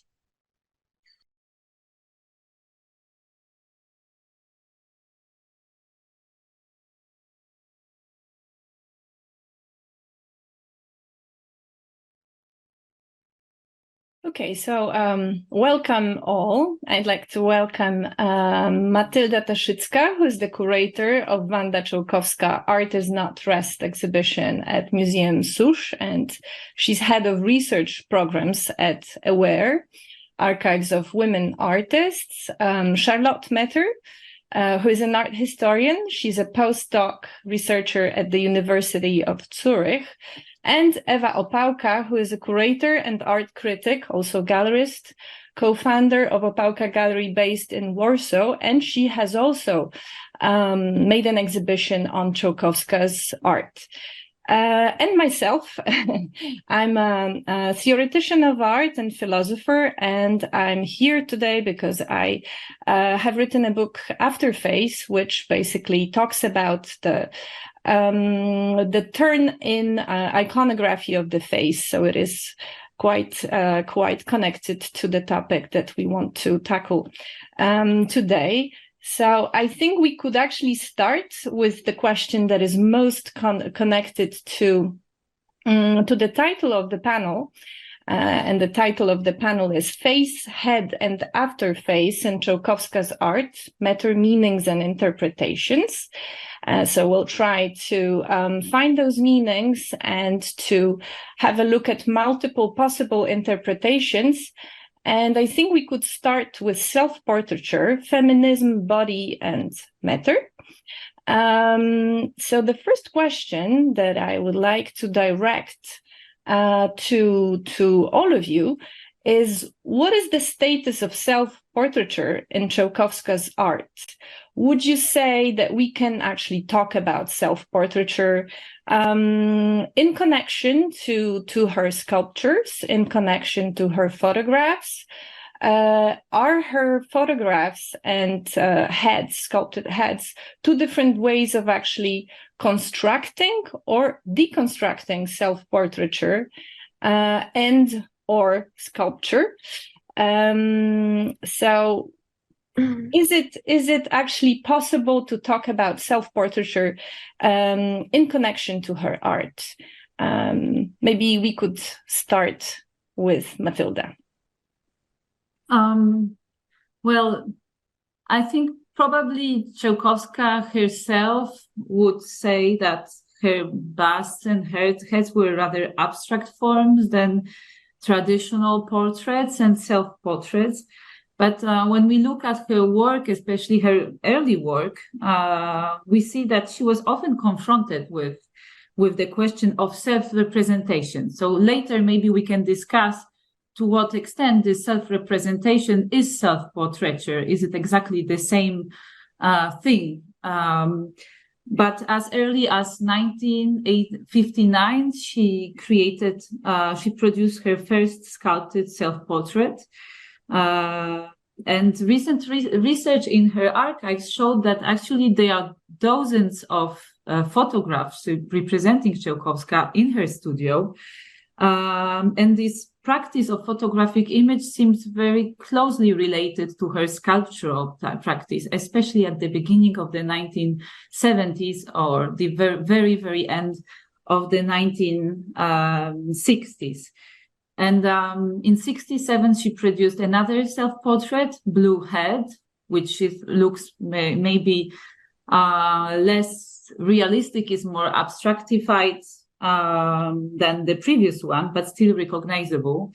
And Czełkowska actually at the end of her life in 2017, she posed with this sculpture in front of Tadeusz Rolke camera. So she identified herself in a way and played with this resemblance on the photographic image. And then around 1970-71, she produced this series of photographic self-portraits that Ewa Opałka analyzed so well in her texts in the Królikarnia catalog. So probably Ewa will be really will be the best person to take off the discussion at this point.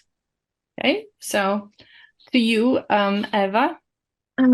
Okay, yeah, it's very complex problem, I think, as you, Ania, said, because this is not simply like reference to your own body, to your like image, right? This is something much more conceptual from the very beginning, I think. And I don't know, as a first like called by the artist herself, self-portrait, I know it's like from 1963. This is the one from the collection of the National Museum in Krakow, and that was presented at the Paris Biennial in 1963. So as I was talking to Wanda Czełkowska about that work, she told me that this was kind of a joke, and she wanted to provoke somehow people in their reaction to that. And this is why this very bust is so with this very like nipples are very, you can see them very well. And she really told me that she would like to provoke by that. And this was the moment I think she actually made this connection between herself and the sculpture and the portrait of herself. And from this moment on, in my interpretation, starts this kind of a deconstruction, right? Because for me, the next important piece is this head from 1968, which is like decomposed, right? With these entrails inside the sculpture. And this is somehow connected to this self-portrait, also called theme, which is a photograph with this hand suffocating herself, right? And this is the actual, I've seen it as a way to decapitate herself, also to deconstruct her own body, but at the same time to deconstruct this female subject, right? Because she was portraying herself as a woman, as a female, and to through this decade of 60s, she somehow was getting closer and closer to this minimal and conceptual thinking about the sculpture. So I think that this was the second gesture, to decompose herself as a female subject and the sculpture as a matter. Mm-hmm. Okay, so like two movements in one. So that basically, yes, it perfectly answers this question. But actually, talking about her feminine self, would you say, and I know it's not going to be easy because at least two of you work a lot on feminist theory, but if you were to say, what could be the traps in interpreting her art through feminist theory? Can there be some, apart from the possibilities that we all see in it, are there also some risks of using feminist theory too broadly in her art? Is there any risk in which I see that Eva already disagrees that there can be any risk? Can it blur her? There's always a risk when you are a female, or something not male. Yeah. Eva? No, I am about the risk. There is always a risk. And I think the whole Czełkowska's life was about risk, and her art too. So this but for us now today, in trying to decipher the meanings, is it that we can lose also something by applying feminist theory, or there's only something to gain? How would you see that? I think, if I can start. Of course. Yeah, probably it could be seen today as an old school feminism I am proposing, but it's always, I believe that there is always some perspective. There is no this, transparent perspective. There is always something connected to this gender, you want it or not. When you are in patriarchal society, and I believe we all live in patriarchal society, especially when you have this, for example, experience of latest 8 years in Poland. So I think, this is always somehow connected to gender, even if we want to make this, to overcome it or transgress it. We can try, of course, and there is many different possibilities and perspectives, and this fourth wave feminism, for example, and all LGBTQ plus activism is one of the proposal to do that, right? But we have, I think, a lot of options, and we are always somehow at risk to propose even some kind of reinterpretation or interpretation against the grain. As I told during this conference in 2017 in Królikarnia, that I'm doing something against self-recognition of the artist, right? And she didn't want, and back then in the 70s, to be identified with feminist, right? But, I always think about that as a kind of the act of survival still, and that experience she had through whole her life made her, somehow to identify more with the male gender. But still we can think about her art in this term of feminist, but also in this new approaches, right? We have now from this like somehow more non-binary feminism and LGBTQ plus activism and theory. So you imply, you said it between the lines, that it's also the context that made her not identify, possibly not identify so much as a feminist. So this is also an interesting aspect to take into consideration. And Matylda and Charlotte, what do you think? Yeah, I mean, I'm sorry. I mean, I couldn't agree more.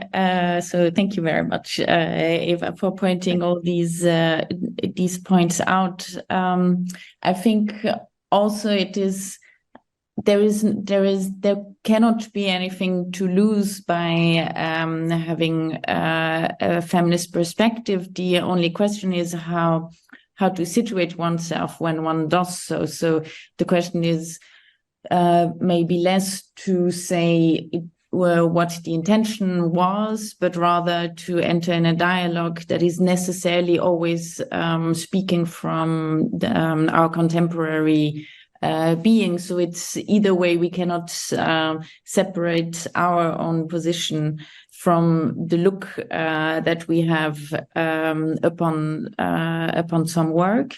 So I would also argue that there's only something to win, but not only from looking. I mean, there are many different ways of looking anew at a work without taking anything away, but just proposing maybe new connections that can also be sometimes associative.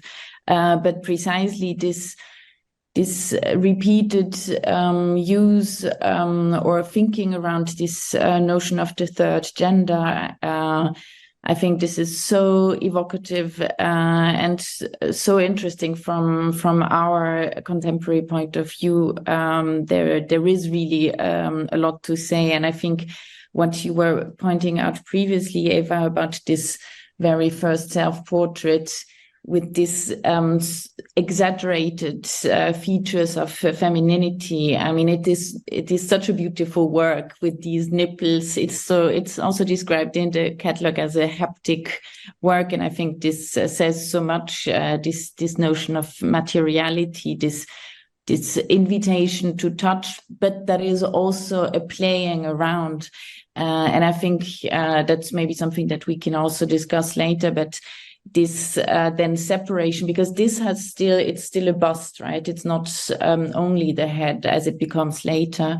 And I think here there is an important shift between precisely this haptic, embodied and bodily approach to sculpture and materials, and then this idea of separating this also from this very patriarchal notion of the feminine body as something that is more haptic, more sensual, sensuous. So I guess there is also something to think here about. Yes. Mm-hmm. Thank you so much, Charlotte. Matylda? Well, I think we all agree at this point, because we are all coming from different sides of feminist art history and art theory. So in a way, we are obliged to believe in what we are doing. But, feminist art theory was still, for me, one of the main revolutions of the 20th century art, in the 20th century art history, that really changed the way we look at the works, also of the artists who didn't identify with it. And Czełkowska is no exception in her generation. Many artists born in the 1920s and 30s, women artists, didn't want to identify themselves with this feminine idiom, because they probably integrated so much the patriarchal rules of the art world in which they had to function and exist. And also because I think someone like Czełkowska didn't want to see herself as a victim, and recognizing in herself the status of a woman artist. I think she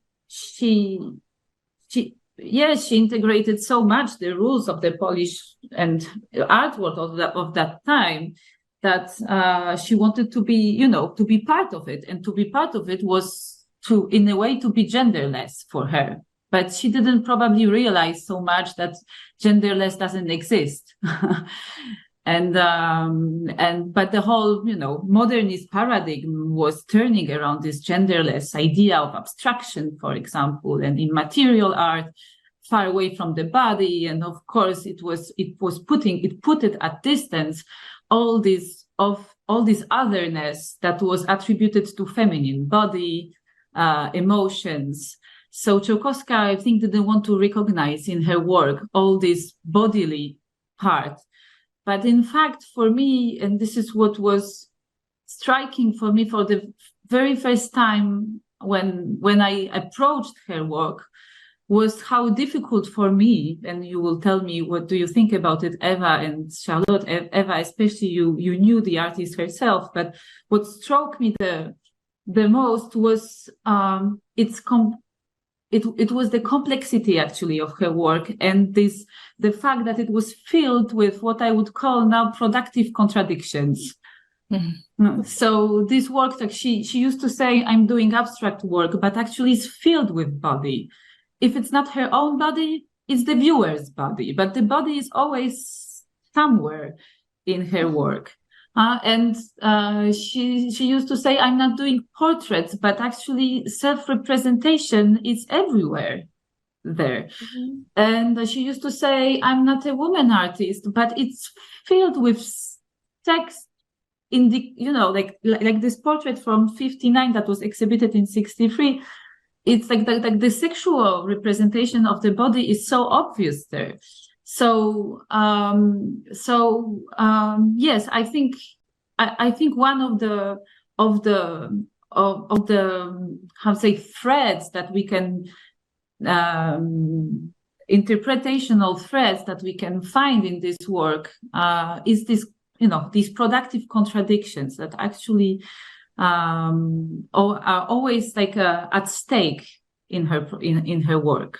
Mm-hmm. So following up on what you said, Matylda. And it also includes the question of feminism and her relation to this female identity. Mm-hmm. So we are with the body now. And following up on the question that was embedded in what Matylda said, I would add the one concerning qualities of the body and of the matter. What could you add to this, Eva? Okay, yeah.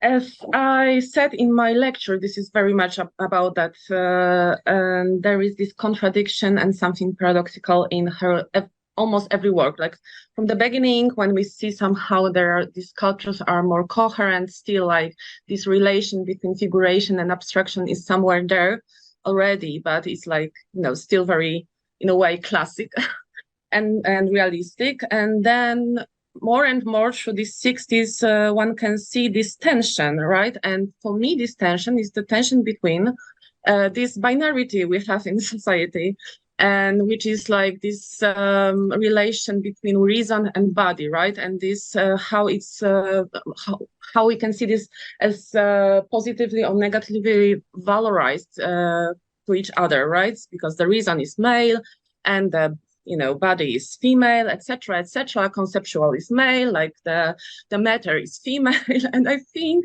like this is very fascinating in works, this oeuvre by Wanda Czełkowska, because we can see it through almost whole 20th century, right? Till the very beginning of 21st century, and we can see how it was like transforming somehow, and somehow I always seen it as a kind of struggle she has as an artist, but also as a living subject, like with her own experience, life experience, which was very, very tough, because we have to remember she was 9 when the Second World War started, and then she had this experience of migration, and then another migration to Krakow, and then all these elements. And she was also, I told it during my lecture, that she also contracted tuberculosis when she was on her second years on the Academy of Fine Art. And then it was almost like she was so close to death. And this was all about her approach toward the matter of her own body too, I think. And somehow I can see she also was trying to work with this in her art. Okay, thank you. And I have a question to Charlotte, because I was thinking that we probably will go pretty deep into the question of the body, the feminine self, and so on. But before we dive deep, I'd like us to take a few steps back, look with the distance. And if you could tell me, Charlotte, what was like your first impressions when thinking about her works? What was it that you feel, think, and see when you look at her works? Like the very first impressions, very material kind of exchange with the works. Mm-hmm. Yeah, well, kind of interesting because that's how actually we started talking about her work with Matylda. Because I have been very interested in the notion of materiality from a feminist perspective in the 1960s and 70s, and I have been thinking above all about plastics. And Matylda was telling me about her work, and we were thinking, but somehow there is something very similar to a certain use of plastics and synthetic substances at the time, but there is no work actually employing it. But there is this very nice quote in this interview with Richard DeMarco, where she says that the material it doesn't actually matter what the material is. And that she chose, in this case, for the large heads, that she chose gypsum simply because it was a material that was available, and she would have actually preferred to use clear plastic. So I think it's really interesting the way she's using material also in a very pragmatic way, simply what makes sense and what is available, what is also easy to work with, and always rethinking how some materials, how she could also imply another materiality through different materials. But then again, and maybe we're back with these productive contradictions, because I don't really believe that the material doesn't matter. It's just something I don't see it, because I really think her works are so, as I was saying before, so haptic, so sensuous. It's really also something. Now that I finally got to see the works in the exhibition in Sushi, I mean, it's also something when you encounter them that you are literally also even more struck by that, by this materiality. So I would be really also interested in turning over the question to Matylda and Eva to know what they think. But I do think that the material is really important. Yeah, that's very interesting what you said, because I remember her saying you can't do something big with a small work, and I found it striking. And then if you think about it, well, that basically means that those things like the size, what you use, how can you say it doesn't, and then in the other sentence you say it does? So yes, probably we're back with the productive contradictions, as Matylda put it. So Eve and Matylda, the same kind of question. Okay. Matylda, go ahead. Me? No, okay. Oh no, that doesn't matter. We will both have time to express ourselves. Yeah, that it was striking for me also from the very beginning, this ambition of the scale. Actually, it was fascinating for me also from the perspective of what I'm doing at Aweire in Paris in my everyday professional life, because we study the works of many women artists all around the world, and very often, especially in the 20th century, women's work is attributed to the small scale and rather private practice, which is also, of course, linked to the conditions in which women artists produce their works. Often they didn't have the access to big studios. Sometimes when they were in the couples with a male artist, they had to actually give room to their partner and use what remains as the space. And so I was fascinated while reading this interview with Richard DeMarco when she said scale is important to me. Like, I don't believe we can do important works in small scale. Things have to be big. And that was actually one of the threads in the Swoosh exhibition. I wanted to show how she reflects on monumental size, and especially that in some of her interviews, she used to say she was against monuments, but monuments in the sense of the, traditional statues, political statues, but she was not against the monumental scale. On the contrary, she was, I think, fascinated by it because she really thought that sculpture was was a work in space, and so this degree of the space that this work was able to grasp within it was something that mattered to her. But coming back to the matter itself, I in my text for our Swoosh catalog, I wrote that art was gray matter in both literally and metaphorical sense for Czełkowska. And I think there is something like, again, with this, again, a productive contradiction in the sense that I really truly believe that probably she, even if she stressed so much the intellectuality of her work, but she was not the only one to do it, because as Eva said before, and Charlotte, it was also the context of the modern art at that time. The intellectuality, the conceptual art was this mainstream, masculine mainstream to which all these artists aspired, and Czełkowska as well. And actually the whole debate about intellectuality in sculpture is very old. And I don't know if you know this text of this American feminist art historian, Claudine Mitchell.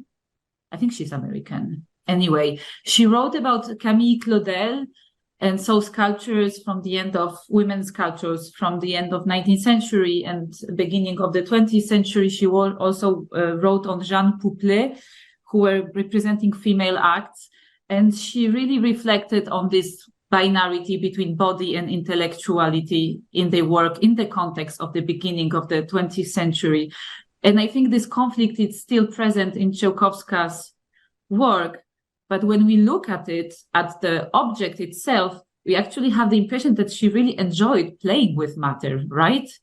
It was this haptic experience of working the plaster is, for me, very like the pleasure of it. It's quite visible in her work, and actually even the most conceptual of her works. For example, this photography that we spoke already about, theme, where she represents herself suffocating or keeping her neck with this head covered. Why this head is covered? Obviously, it gives it the shape of her sculpture.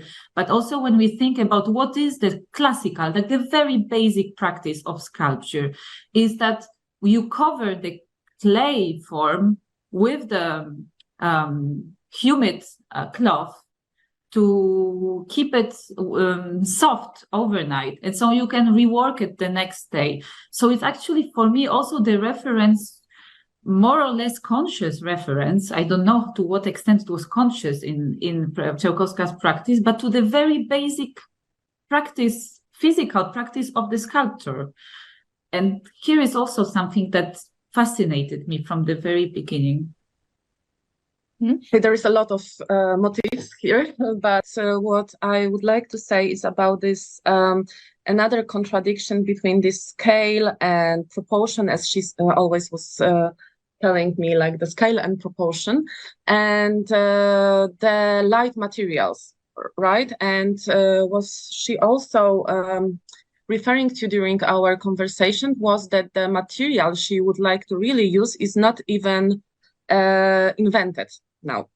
So she was very futuristic with her thinking. Like she also had these reflections that people should live for at least 300 years, because this is the time when one can be actually mature and do proper stuff, etc. So it was very intriguing. and nice, but at the same time, when she was, because I had also some experience with production of her works, and it always was a kind of always something challenging, because she had this idea which was like, futuristic, maybe even utopian towards these materials. At the same time, doing producing these things in real life, real matter, was always something terrible. And I think this was also the story of her life and her art too, because she had this vision, but there was no material base for that. And this is why sometimes these works are really like they are something really different, right? And this is why it's like so intriguing, because I cannot even imagine what was the production of this absolute elimination of the sculpture as a notion of shaping Zush, because it's so, it's so huge, and this is like so heavy, but at the same time, and it has this, something very light in it, right? So like lights, but also it's just, very fragile in a way. So this is all about that too. Yeah. Okay, thank you.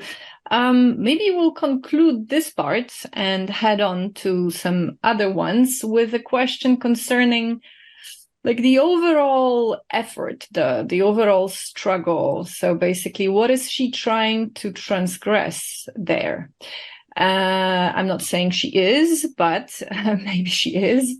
So is it visibility, human condition, or woman condition, as we already were mentioning, conventions of sculpture, or possibly all of the above?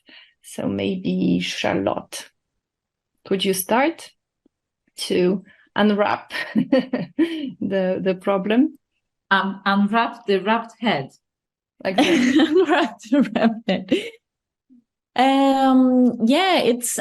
It is a dense and tough question. And I don't think there's the answer to this question, to be honest.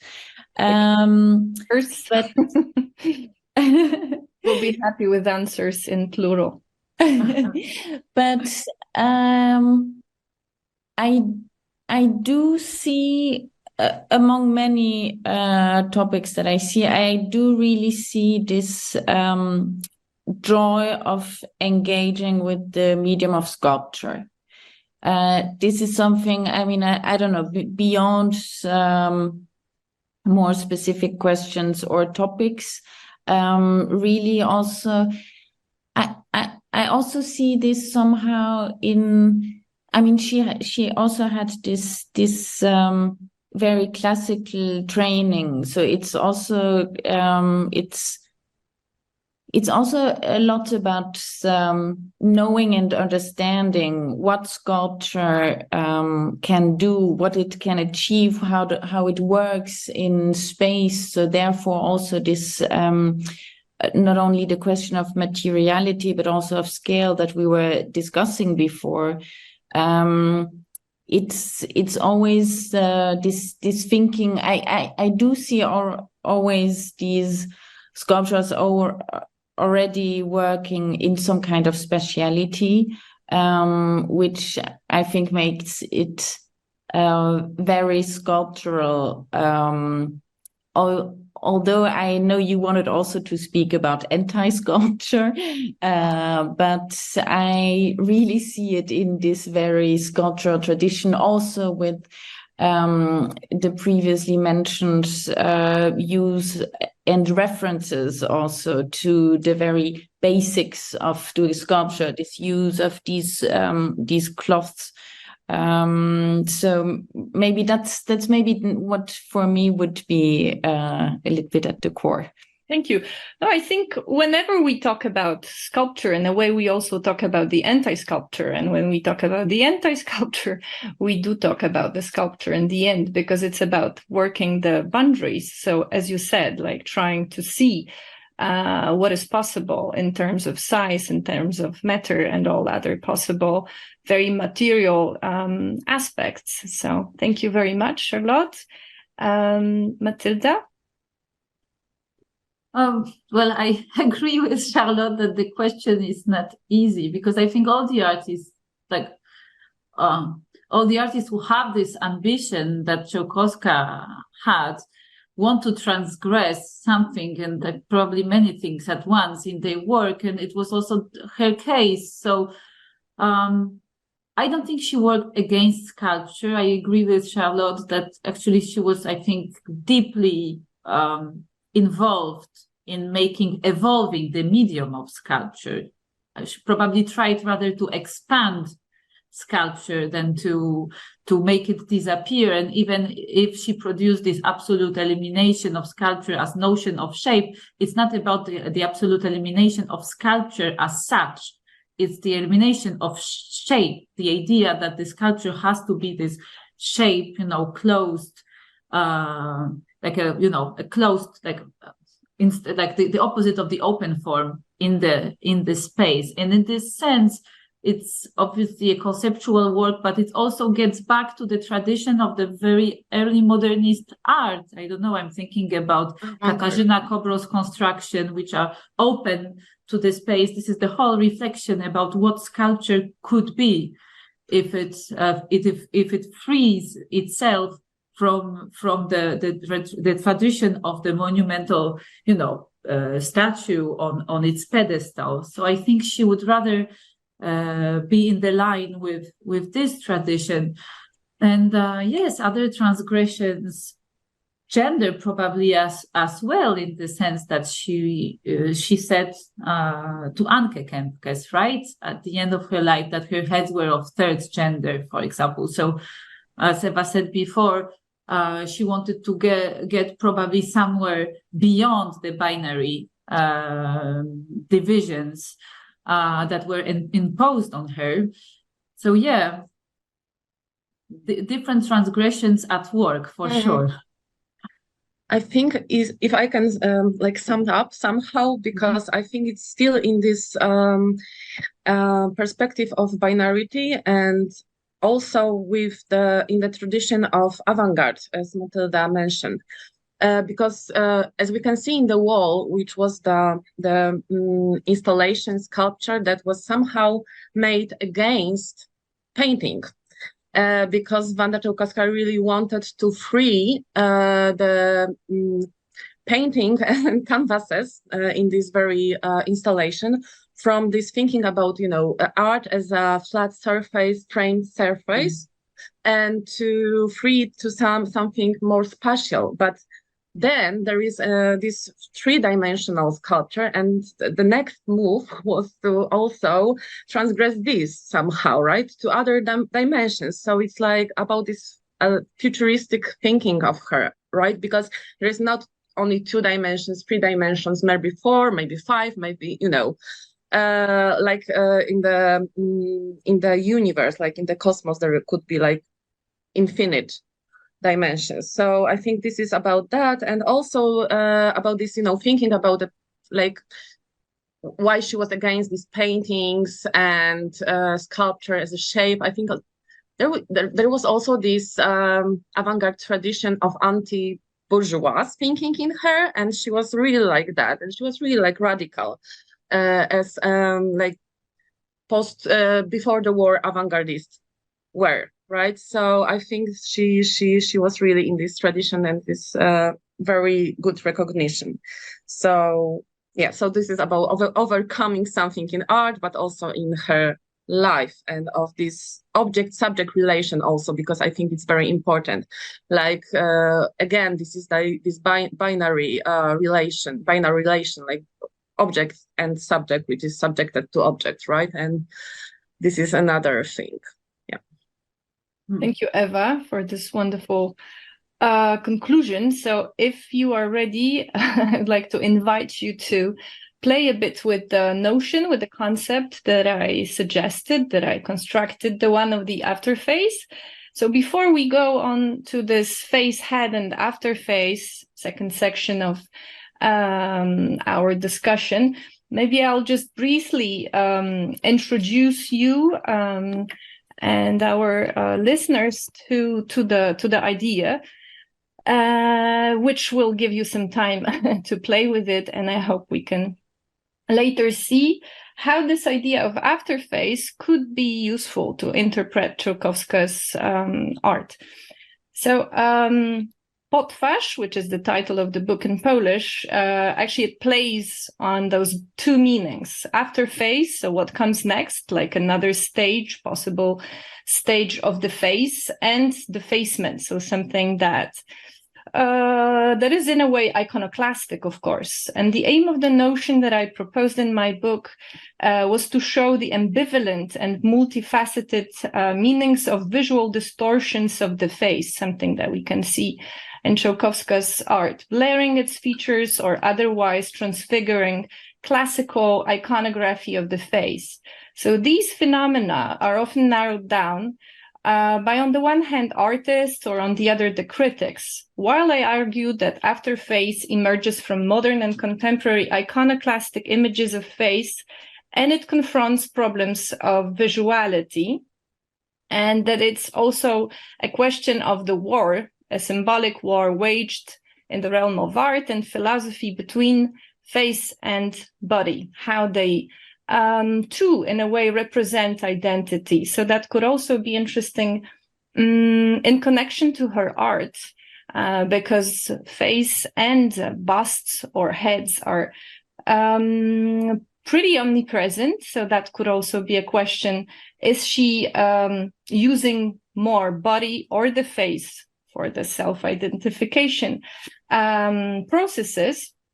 And maybe just to give like a brief insight, very short fragment from the book. The face offered us its beauty. The afterface forces us to experience the sublime, both in constant symbolic war with the body. They create modern and contemporary models of identity. They focus both in art and philosophy on attempts to self-understand and know the other.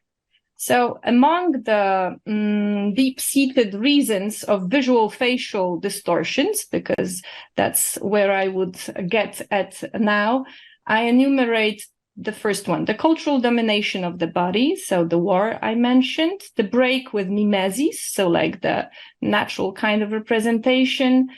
Third, the crisis of the power of the gaze, that is often, of course, ascribed to male gaze, and what follows, stereotypes, sexism, discrimination, also on the basis of morphology or color of the face. So basically, it's not really about lack of respect towards faces or humans and humanism, but rather it's a way not to boil down all those to the visual representation of a person. The fourth reason that I would like you to consider is the critique of the power of images in the 20th century, especially in French thought. So from what I know about Czełkowska, she was an avid reader of some of philosophical works, especially French thought. The fifth challenge to the classical representation of faces is changes within technology and media, which also offered challenges to the classical genres in art. The sixth is the questioning of notions underlying European humanism. So those that are connected, like that identify face with identity, unity, or soul, the classical ideas connected to identity. So that would be like ideas with which it's possible to play using this notion of afterface, which basically is another stage of face, also because it's supposed to transgress this approach of stereotypicization and a certain idea of the other as an image. So maybe there are some threads which you could find productive in interpreting Czełkowska's approach to the distortion of the face, because We haven't been talking about it, but I think those holes are actually quite intriguing. So if we want to look at it in the most simple way, I'd say, why the holes? I think this is one of the most difficult questions about her work, because she has never been very explicit about it, no?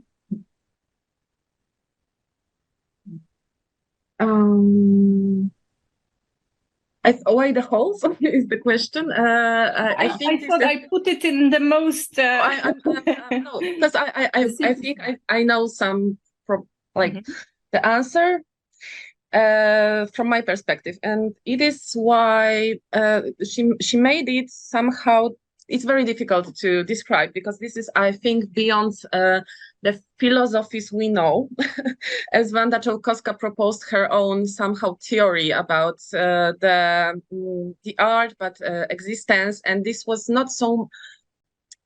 It was not as anything I've read in my life. So this is always something from the outside when we think about her sculptures. But these holes in the sculpture heads, I think it was because of this thinking about dimensions, as I mentioned before, like this thinking about something like the dimensions we can see only through the future knowledge, and the future, I don't know, physics and future, astronomical thinking. This is nothing that is placed in what we know now. So I think this was this kind of thinking, and not about, because you can see there somehow the reminiscence of war, for example, as war as a Second World War, like to shoot someone's head, etc.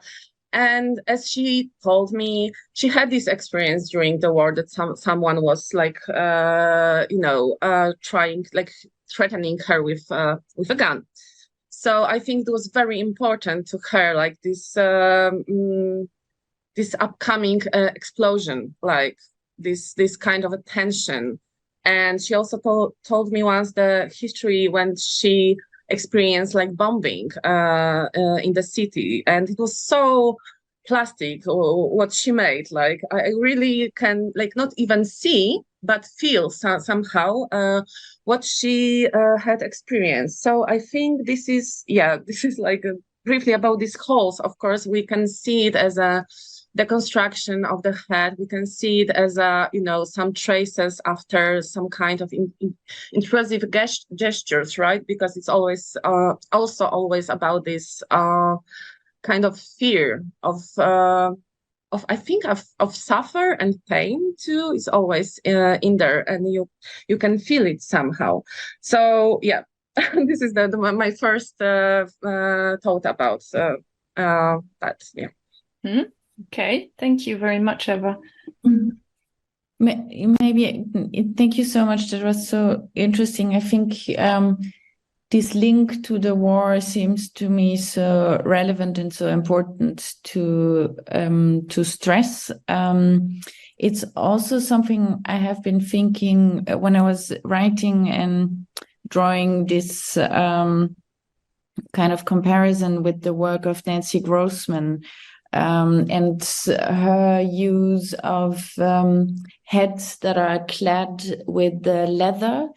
And it's so there are also these holes that are very different. It's holes that are opening up, but above all also closing up the holes. So for instance, the eyes are often closed or the ears are closed.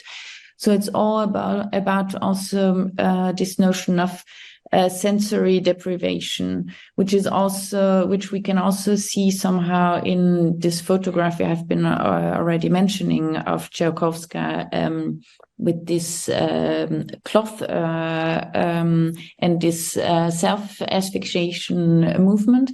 And Nancy Grossman was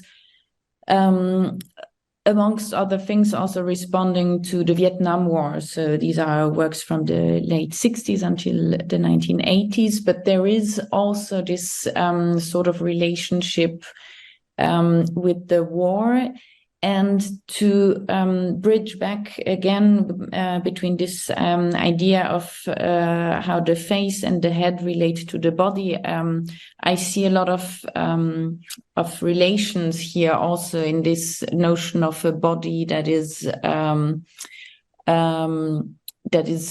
violated in very, very different ways, and the head standing for the entire body.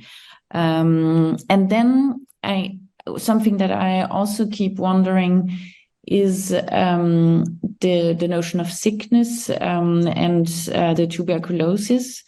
Because there are these drawings where Czełkowska is engaging, as far as I understand, with lungs and tuberculosis, and with her heart. In the heart, yeah, exactly. Sorry, and I do wonder if there is also possibly an interesting link to be made between this idea and these holes. Thank you, Charlotte. Yeah, maybe I can add something, because maybe about this gaze and looking at someone's body or face from the outside, I think what is really interesting in her art that she's always on a boundary between the outside and inside, and somehow we can also see some gaze from the inside of the body, and this is this self observation in a way, observation of your own, inner space. I don't know how to say it. And also in sculpture, it's always about that, right? Because this connection, and we are always on these boundaries between what is inside and what is on the outside, right? Yes, is the face showing or actually hiding the interiority? Mm-hmm. But I agree with you, Eva, that in some of Czełkowska's work, we actually see this play. That she makes visual, because as an artist she works with the form, between the inside and the outside, that she makes very explicit in some drawings. So these are the drawings that are on the canvas of the wall that was already mentioned, this big installation, but she produced, before making the actual work, she produced at least 30 drawings on the tracing paper, in which she studied different angles of trying to draw the wrapped head sculpture from Edinburgh. And what is interesting is that some of these drawings represent the head, which is just a very realistic representation of a wrapped head, and others actually reveal what's inside, which is this head with holes, this, very violated interior. So I think it's true that in her work, this, again, something where she tries to go beyond this binarity of inside and outside, but sometimes she hides and sometimes she reveals. And in the artist studio, there is also another drawing that I found intriguing, that finally we didn't reproduce in the book and we didn't show in the show, because as you know, every show is a selection of works, and we can never show everything that we find fascinating or meaningful. But there is a photograph from the probably more or less the same series than the wrapped head photograph, in which she represents herself also with the head covered with gauze, but half naked. So you see her naked chest, exactly like in this early sculpture self-portrait, and she performs in front of the camera different kinds of gestures, probably looking for the right position for a sculpture, and so there is this photograph, and then we found the estate found a drawing from the same time where she draws the contours from the photographs on the tracing paper. And actually she draws, like she fills the space of the body with very abstract curved lines that makes you think about muscles or tkanki. I don't know how you say it. Yes, tissues. And so again, revealing the inside of the body, hidden from the normally hidden from the viewer. So there is this play on these two notions that I also observed in her work. And also maybe to add also to Charlotte's thinking about the post-war context, is true that actually there are now not so many, or maybe even not, there is not any text today existing that clearly, like very clearly addresses this topic, because I think it's a very, sensitive topic to talk about Czełkowska's experience, especially that she was so wary of biography, and she didn't want actually to use, I think, her biography in the interpretation of her work. So I think it's the time probably is needed to find the right language to talk about it. But for sure, when I approached her work for the first time, I immediately had this visual connection with some other post-war European sculptors, for example, Germaine Richer in France, or, her kind of masculine binôme, Giacometti. And obviously I thought about this existentialist context that could also be the philosophical context for Czełkowska, of rebuilding the human identity, human being in after the catastrophe, which was the Second World War. Yes, but at that time I didn't feel ready to address this topic, for example. I think it was I judged it too difficult for me. I was not, I didn't have enough philosophical tools myself to do it right. So I would actually be also interested, Anya, about maybe the way you yourself, see that, to what extent Czełkowska can bring, new images to your afterface concept. Mm-hmm. Yeah, actually, I was very interested in what you said, linking it, for example, Eva, and linking it directly to the war, and Charlotte as well, actually. So I think indeed this is something that that played an important role as far as the form of the face, the head is concerned in the 20th century. This is not something that we think about so much, maybe because it is so obvious, and usually in such realms as philosophy, not anymore in the 20th century, but there is sometimes a tendency to seek further, instead of sometimes just looking head on at something that seems as banal as the fact that certain changes to the iconography of the face might have resulted in certain very literal experiences, and the changes in the way it looked to many people just because of after the war. I mean, the soldiers and so on. There was an amazing exhibition in Muzeum Sztuki in Łódź, MS Łódź, at some point about the war, showing actually a lot of photographs that I haven't ever seen before in films. So I think that this path is also very important, but it is not in contrast with what I said before. I mean, the way that we still use certain stereotypes and morphology of the face or morphology of the head was actually up until the 20th century a way to evaluate. And I think that this also has a big importance in Czełkowska's art because she's a woman. So the self-representation problem is even more important. So I don't know if that answers your question, Matylda. I think Eva wanted to add something. Yeah, I think about this philosophical perspective one can use in the interpretation of her works. I was talking to her also, like during working on my book, which is unpublished still, but I wanted her to really herself to address some philosophical traditions she was. and she didn't want to. And I felt that for me, it was of course, the closest to the existentialism. I'm sure she was like reading all of that stuff just after the war. But then I think that very useful was to think about it in the phenomenological terms.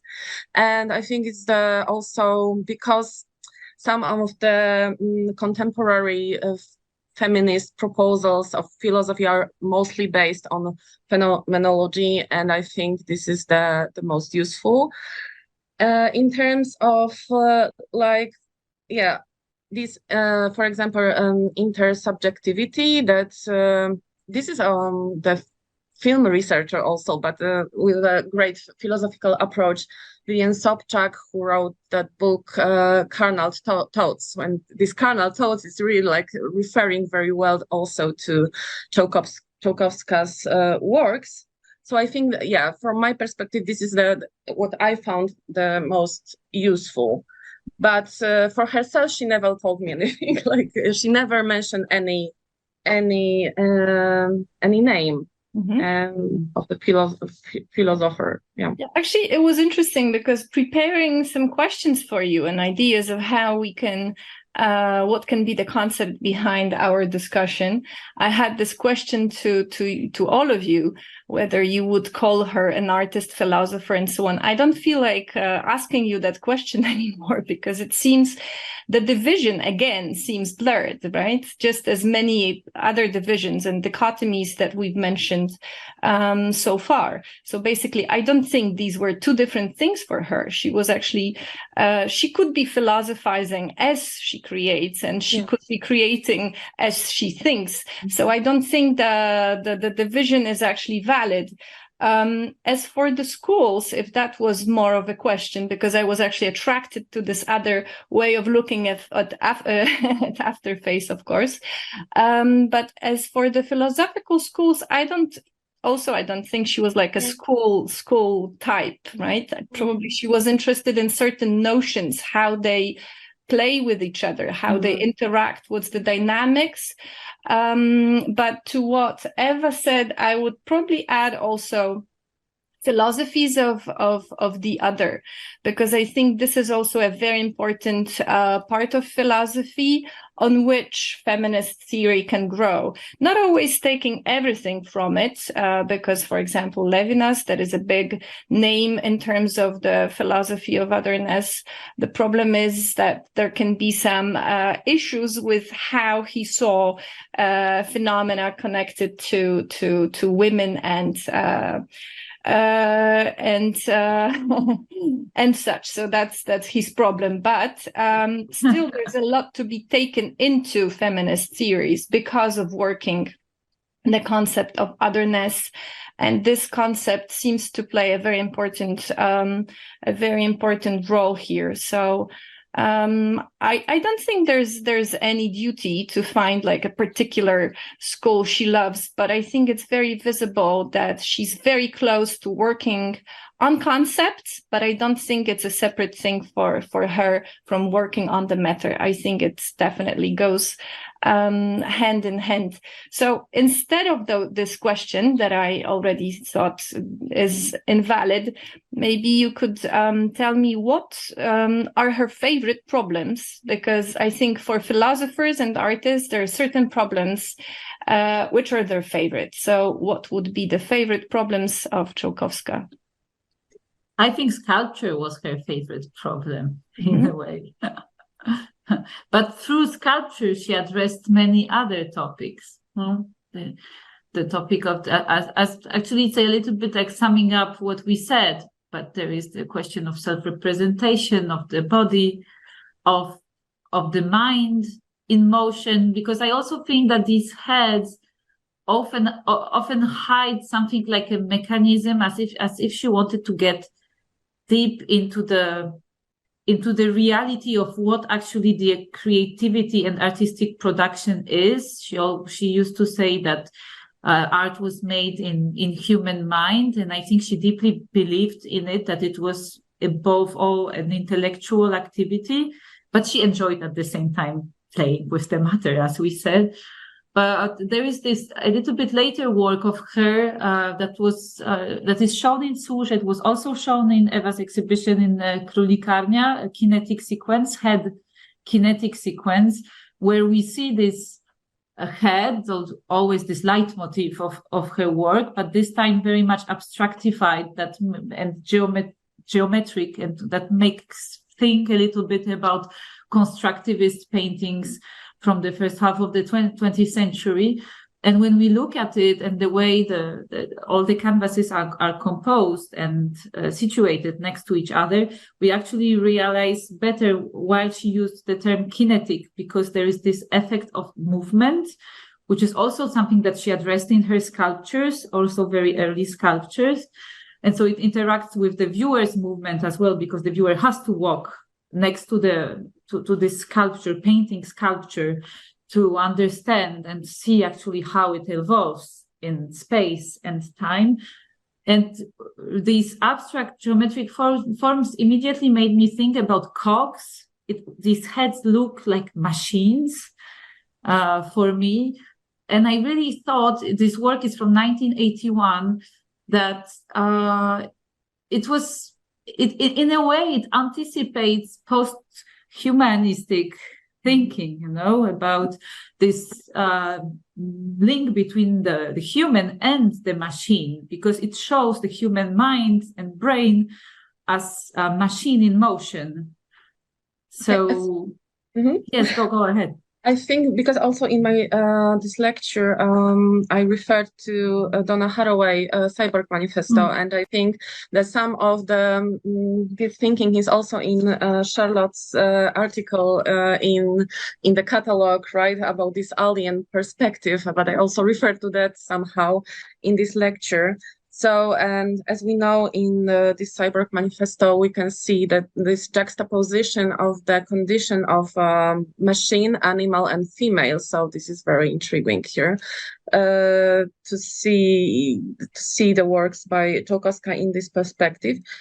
But answering on this question, what was the most important problem, of Czełkowska's works? I think this was all about this space as a relation still, and the space, I think, was the most important for her, and to change the viewers this what is the word, przyzwyczajenia, habits in seeing art, but also in seeing reality, like everything, to relate to reality. And she always tried to provoke somehow, not in the mean way, but to engage, right? To engage the viewer somehow. It's not, the viewer is not the best word. It's not about, the gaze and the visuality only, but also about this relation and affect, which is really important.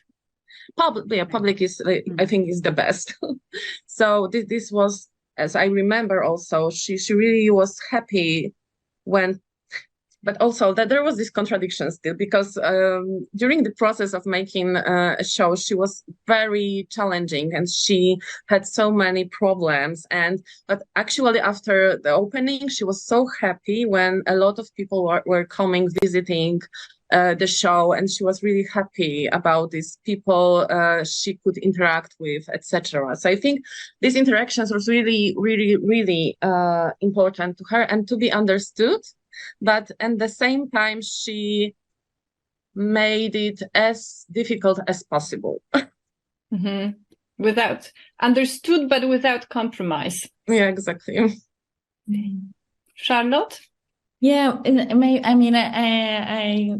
only agree with all that you said. Maybe a last problem that I would add is one that we have been discussing, this bringing together of the mind and body. And I think here she was possibly making a problem out of something that shouldn't really needn't really be. And here again, maybe due to conventions, to also a sexist tradition of dividing between the mind and the body, feminine and male. And I do wonder, maybe, because we have been speaking a lot about her idea of this third gender, but I also wonder whether maybe she was creating yet another category in proposing to think about a third gender. And I would be interested, if she were still alive, to bring her together with queer theorists and also think maybe more in terms of fluidity, like entirely overcoming this binary thinking and all these categories, and really radically expanding all these ideas in terms of a fluid spectrum. Because I really do believe, and that's why I so love that you were mentioning the affect, Eva, just before.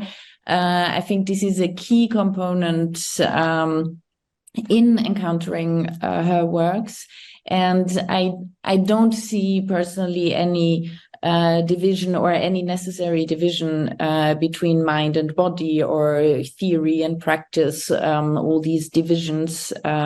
So I think there would have been actually a lot of interest and sense to bring actually the two together, which I think she is actually also doing in these heads that are also very bodily. So yeah, that. Right. Okay, thank you, Charlotte, for this actually beautiful conclusion to the discussion. Thank you, Matylda, Charlotte, and Eva for the enriching insights. And I think that's where we stop for today. Okay, thank you so much. Thank you. Yeah.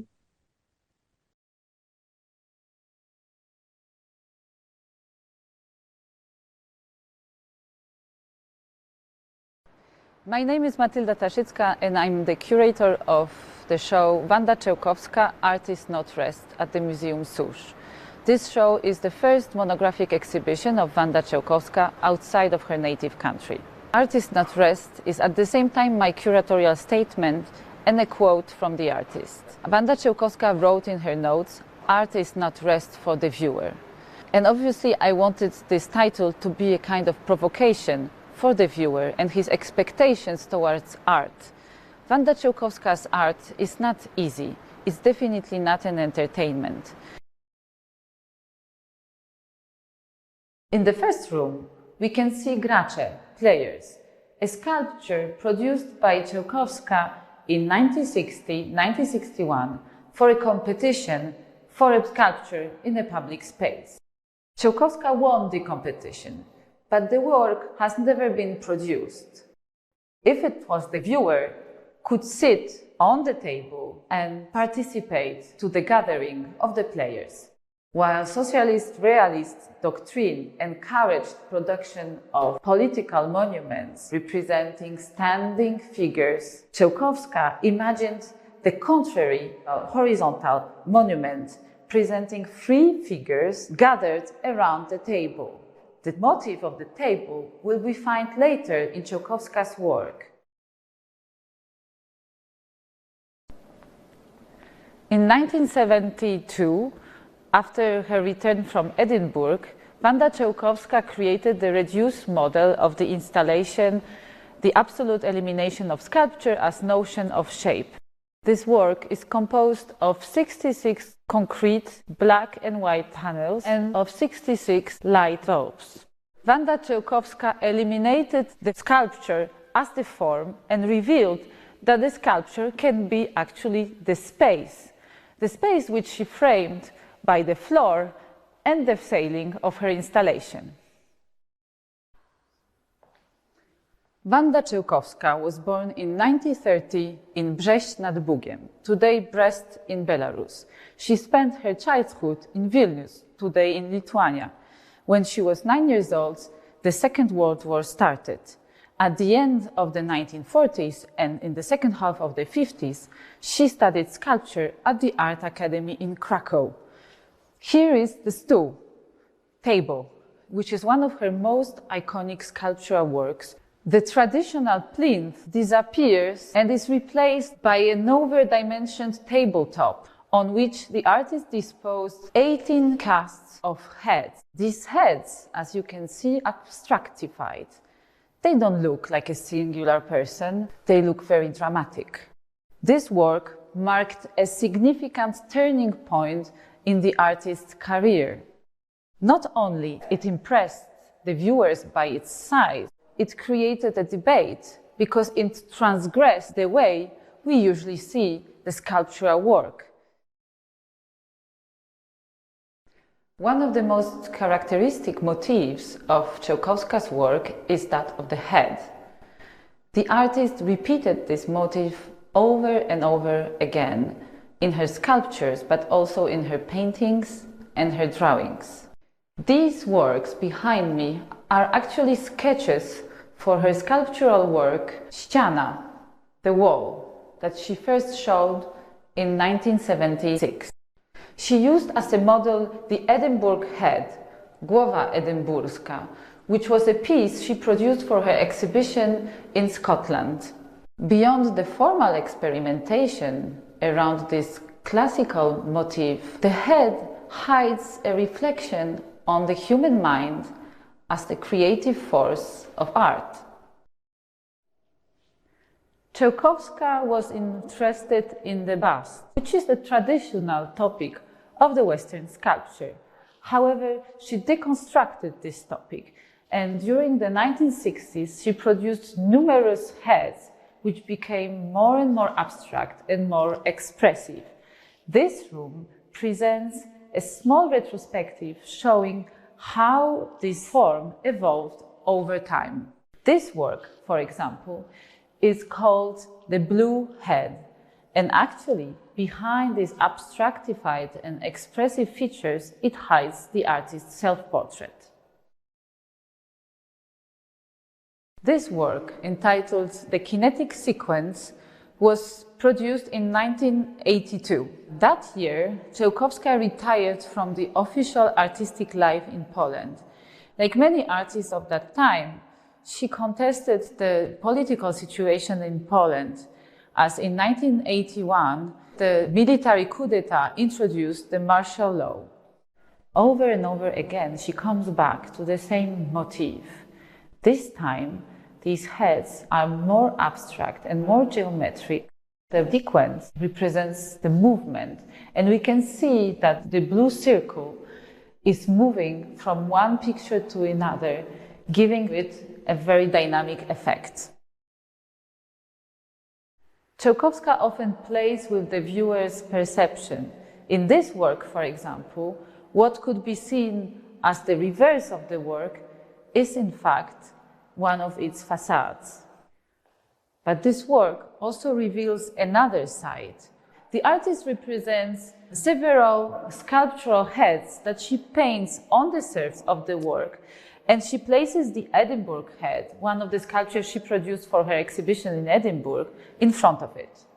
This work recalls the artist's iconic sculpture, The Table, but this time it was flipped on its side. Czełkowska produced many monumental works throughout her life. This work, entitled Elegia, can also impress the viewer by its size. It is a painting, but also a sculpture. The viewer can discover behind a monumental metallic structure. The surface of the canvas is covered with abstract forms, mostly circles and arches. Its form may recall the work's Kinetic Sequence from 1982. However, this work was produced later in 1990 for the artist's exhibition in Krakow at Galeria Zderzak.